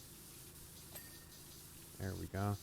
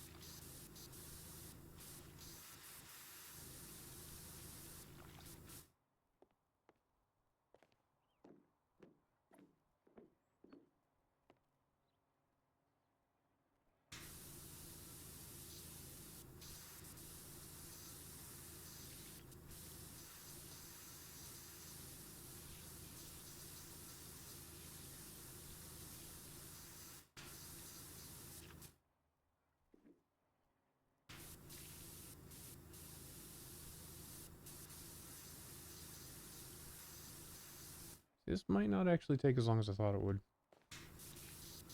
I know I haven't really done anything. But it seems to be going faster than I originally thought. Yeah, I turned on the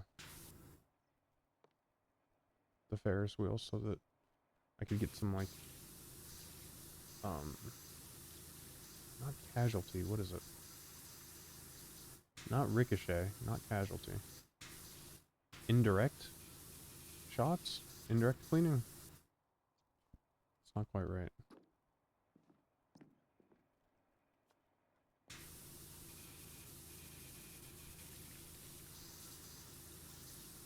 What? I can't remember the word. It's like on the tip of my tongue. I know this is a little dark, but it's the word you use when someone gets shot and they weren't involved in the shooting. So, like, for example, two people are shooting at each other and a different person gets shot, some innocent person. It's not casualty, not ricochet, not... What is it called? Can't remember for the life of me what it's called. It's gonna bug me until I figure it out.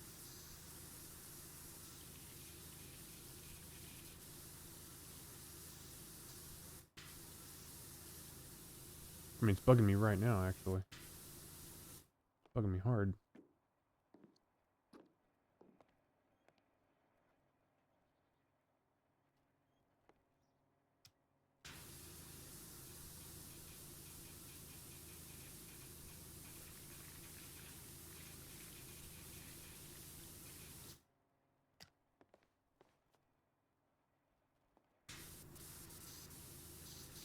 Ceasefire. Crossfire.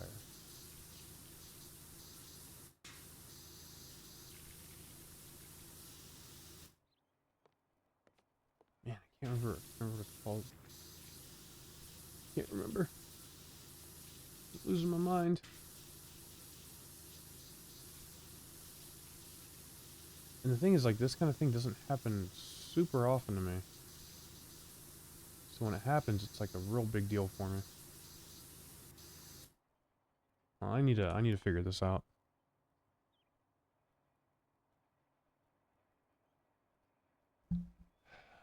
What's it called when innocent person is shot.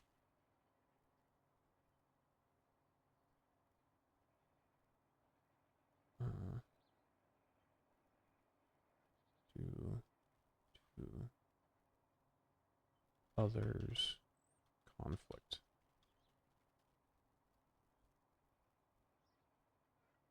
Collateral. That's what it was, collateral. Thank you, Google. Thank you. Collateral damage. Yeah, so I turned on the Ferris wheel so that while I was cleaning this thing, I could get some collateral cleaning done. Hit some of the spinny parts with my water. Okay, now, the other thing is like this whole back space is like all dirty.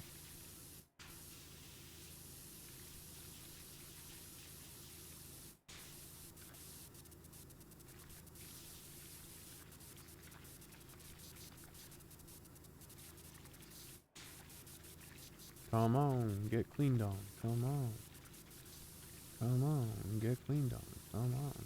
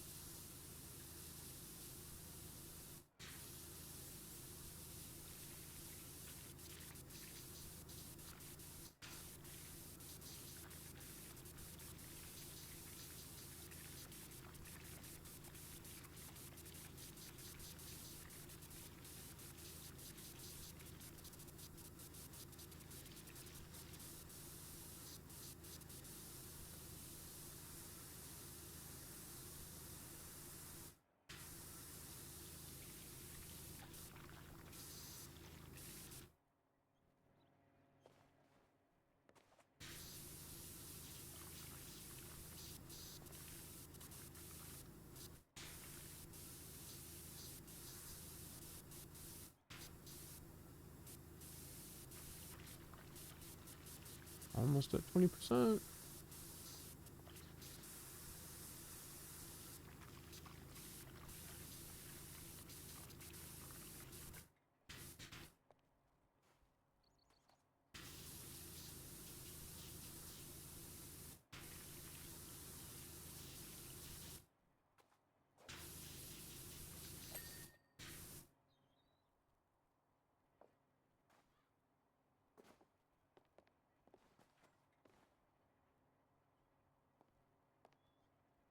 Oh, there we go.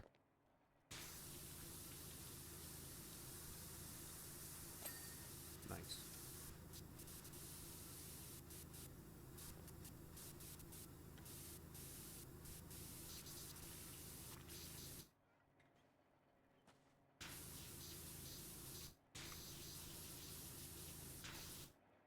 Nugget to Firered. Well, not a great first item.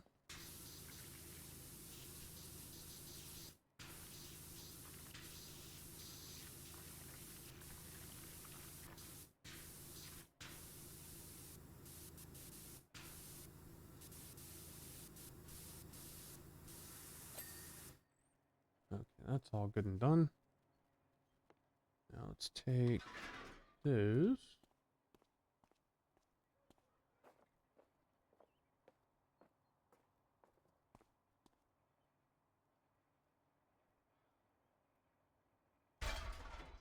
Put that right there.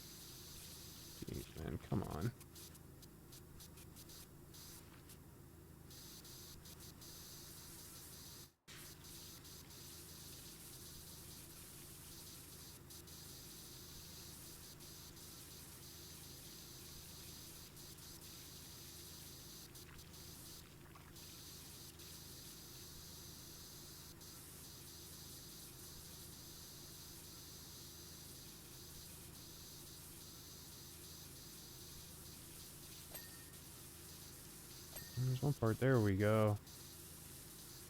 There we go. That's what I wanted to see.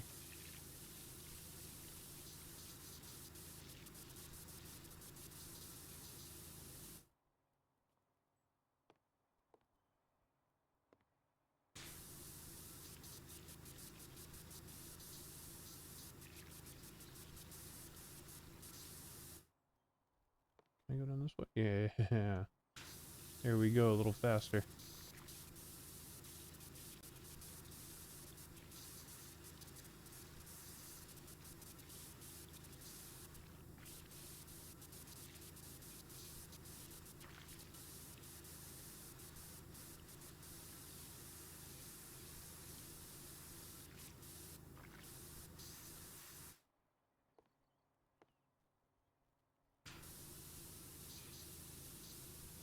Okay, well, I might be a little bit too far to the right. Might need to...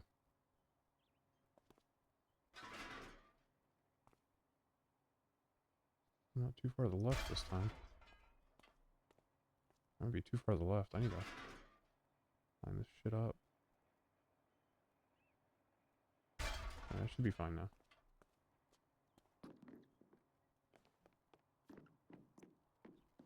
Dang it.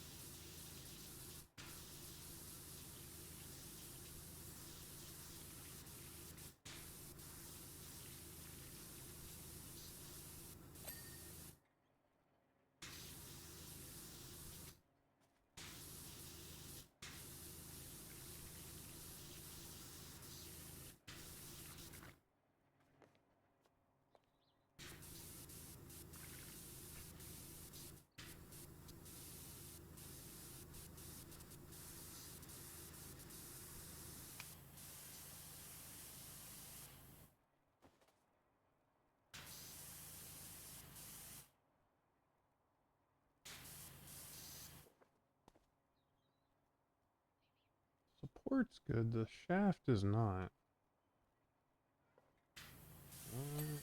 Okay, good. Got that.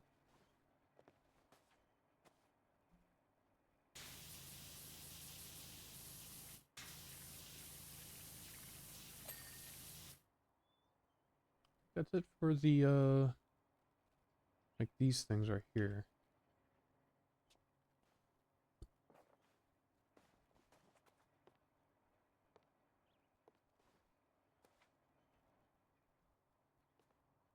Can I be here? I'm not gonna get crushed by these things, am I? Gonna push me off? No, they get in the way a little bit, but don't push me off. Oh, we just got TM33.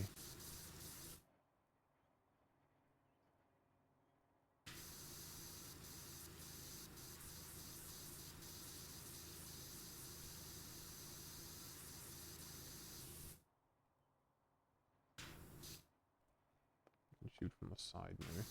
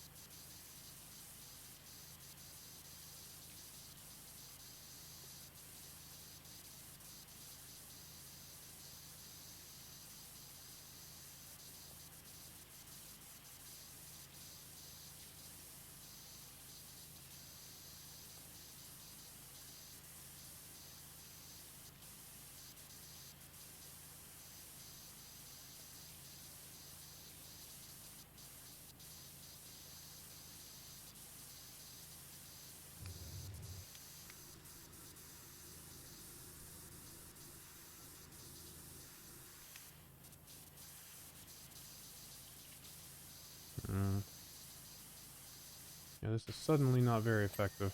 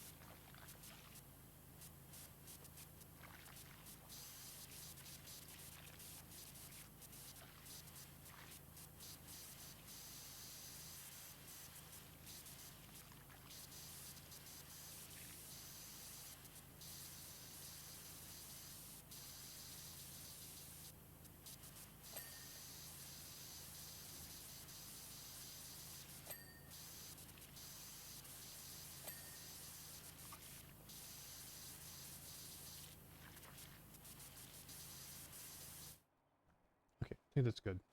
So now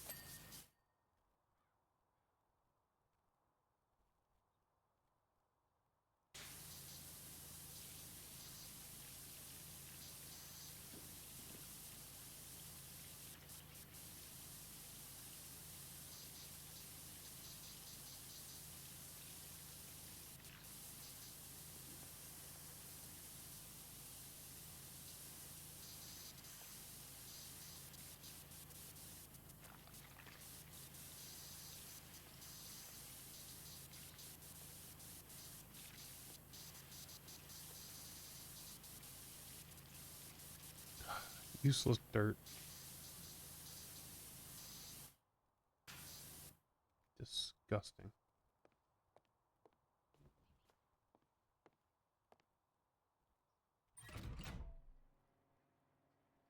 I might just clean this whole thing right now. Man.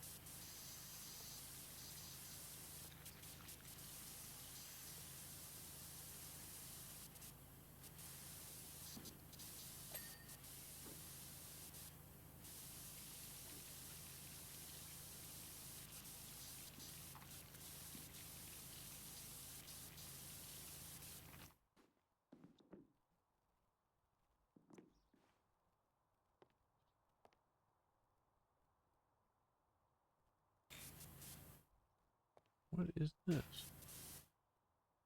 Why is that not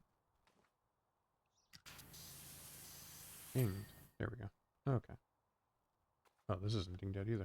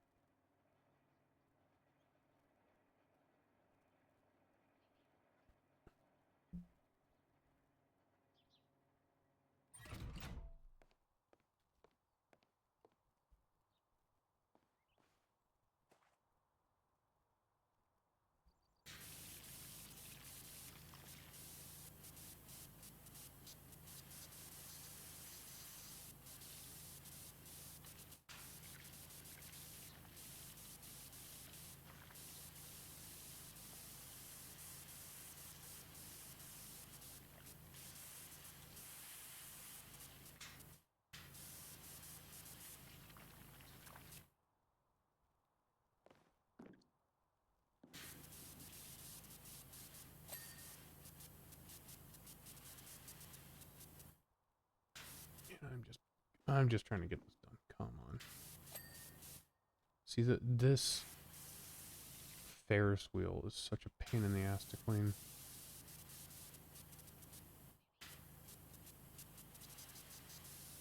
It really is.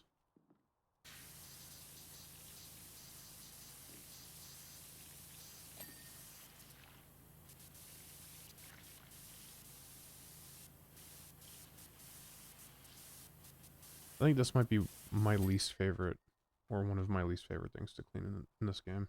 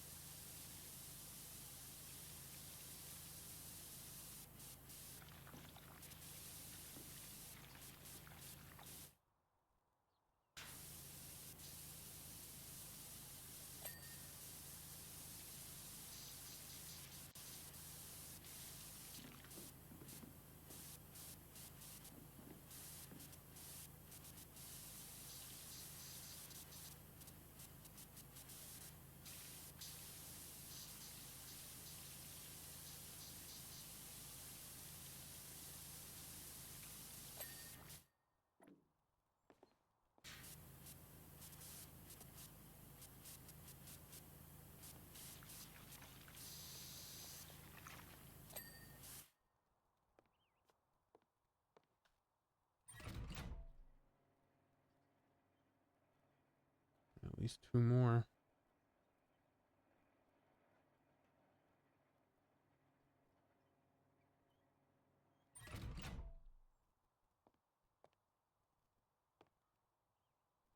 That one is clean. Okay, then just 2 more. And we're getting there. We're almost at the end.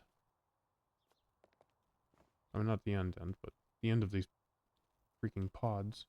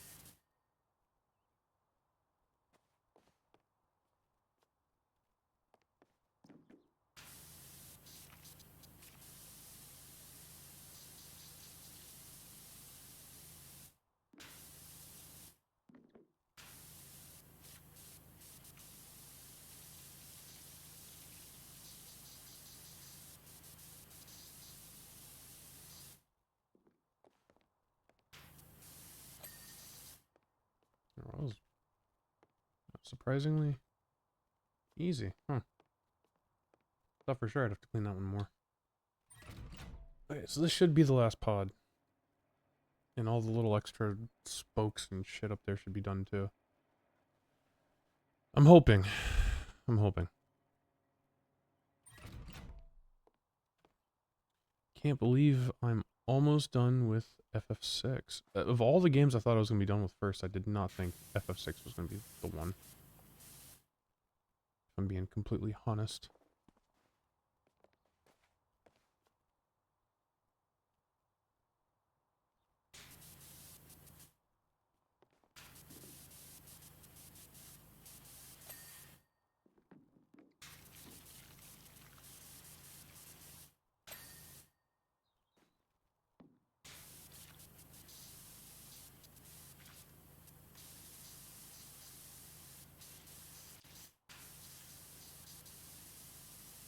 Honestly, I don't know how close I am to being finished with Streets of Rage.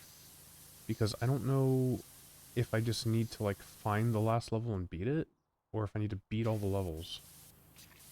And then level 9. Not really sure. So I could be just finding level 9 and beating it, and that's it for Streets of Rage. Or I could be about halfway done with the game. No way to know. I mean, there is a way to know, but Streets of Rage is not a popular archipelago game, so it's not exactly easy to find people playing it on archipelago.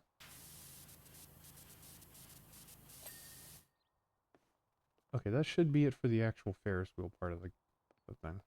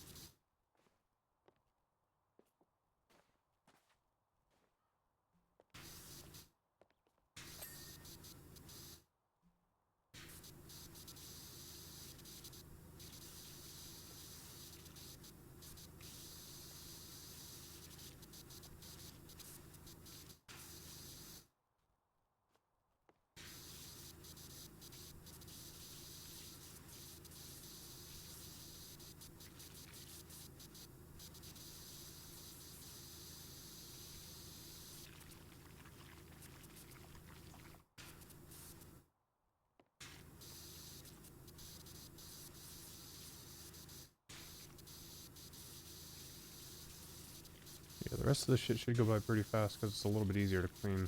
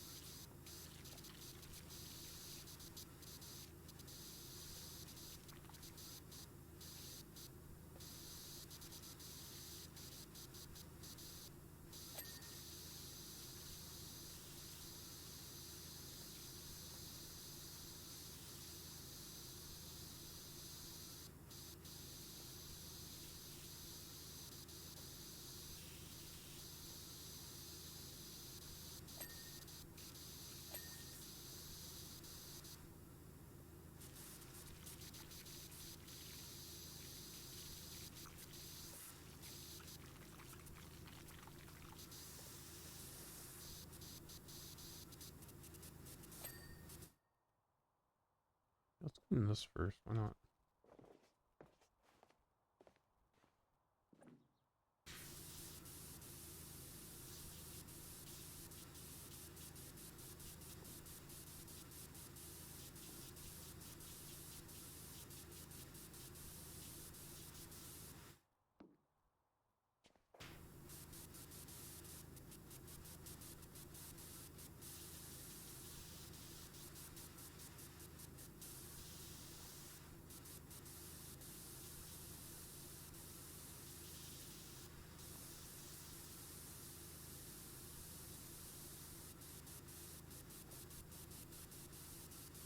What did I get?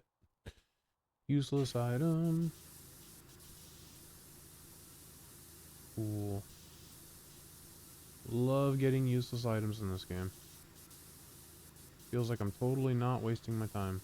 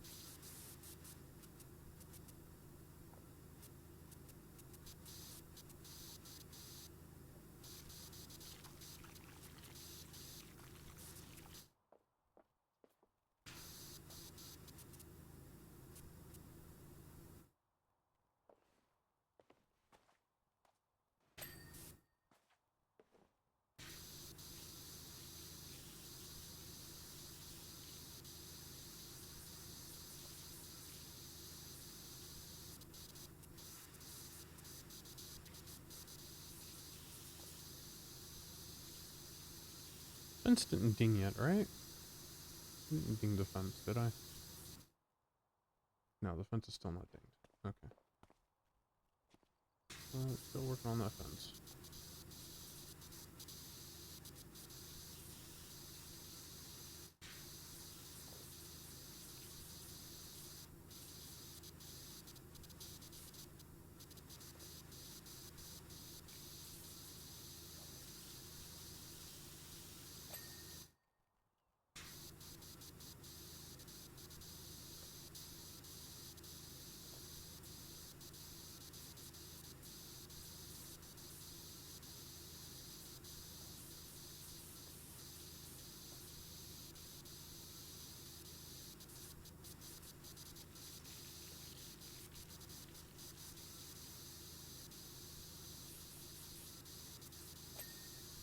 Here goes the fence.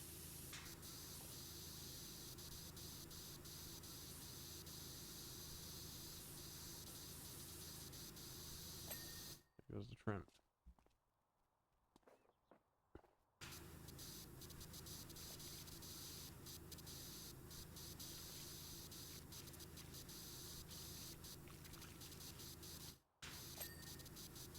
Ooh, nice. A fast fence. Love it.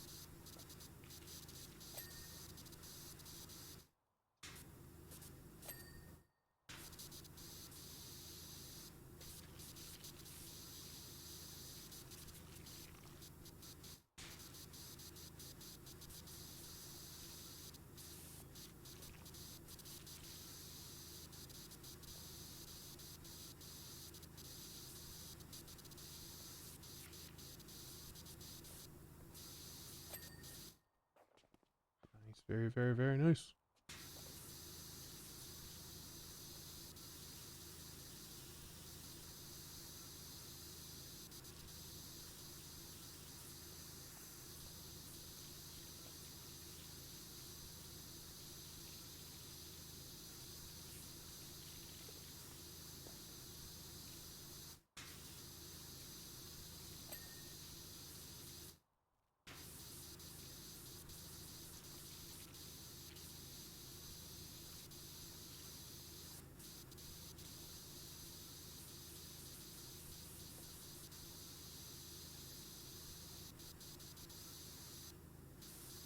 What? For real? No dingling? No dingling dong? Where the fuck's the rest of the dirt? It's gotta be like up on top or something like that.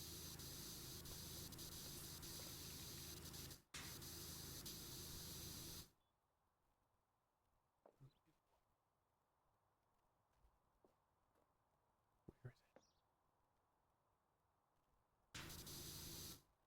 So little right there. Maybe is this the trim? Ah, I see. There we go.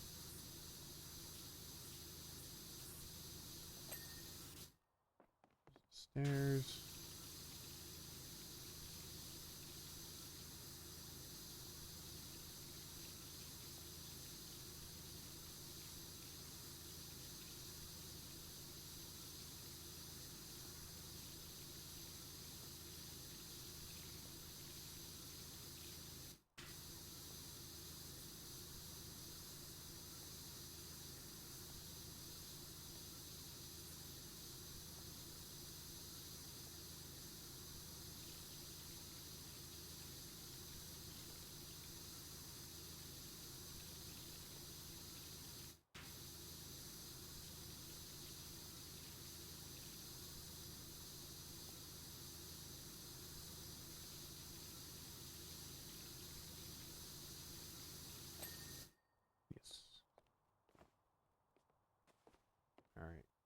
think we're good with mostly everything. We just gotta do this like little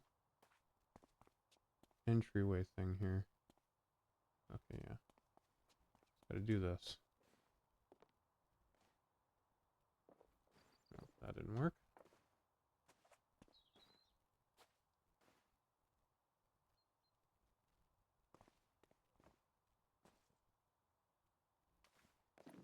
There we go.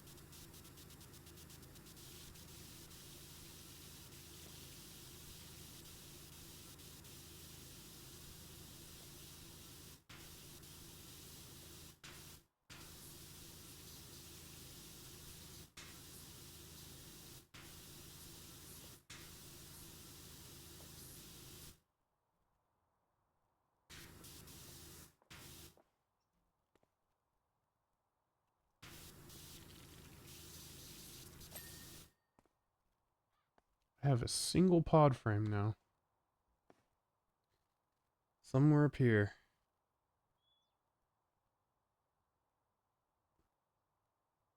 These silver things. Jesus Christ. Okay. Yep. 15 of 16 finished, so there's one pod frame that's not good. Oh, there it is. It's up there. It's that yellow one.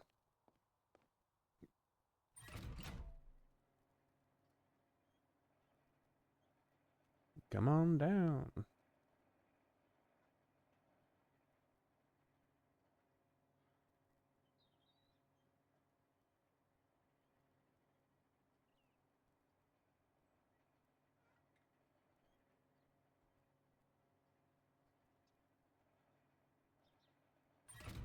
Kind of proud, man. I was pretty thorough on my first pass through, so just this is really good. The first time I played this level, man, by the time I was done, like, thought I was done, there was so much that I hadn't done, that I didn't actually clean correctly. There we go. No! No! This level was completely useless. I got a nugget, a TM, and then 3 garbage items for this game. Dirt, positive reviews, and Dust Bunny. Oh my god. I love Power Wash. Like, I could just Power Wash. I could just play Power Wash all the time. It just makes me feel good. But man, does it feel bad to spend an hour doing this. Or more. I don't even know how long I spent. To get nothing. With just nothing in return. I wonder why the statue's still there. I finished the statue. Anyway. What game do I play next? I'll decide. I need to figure this out.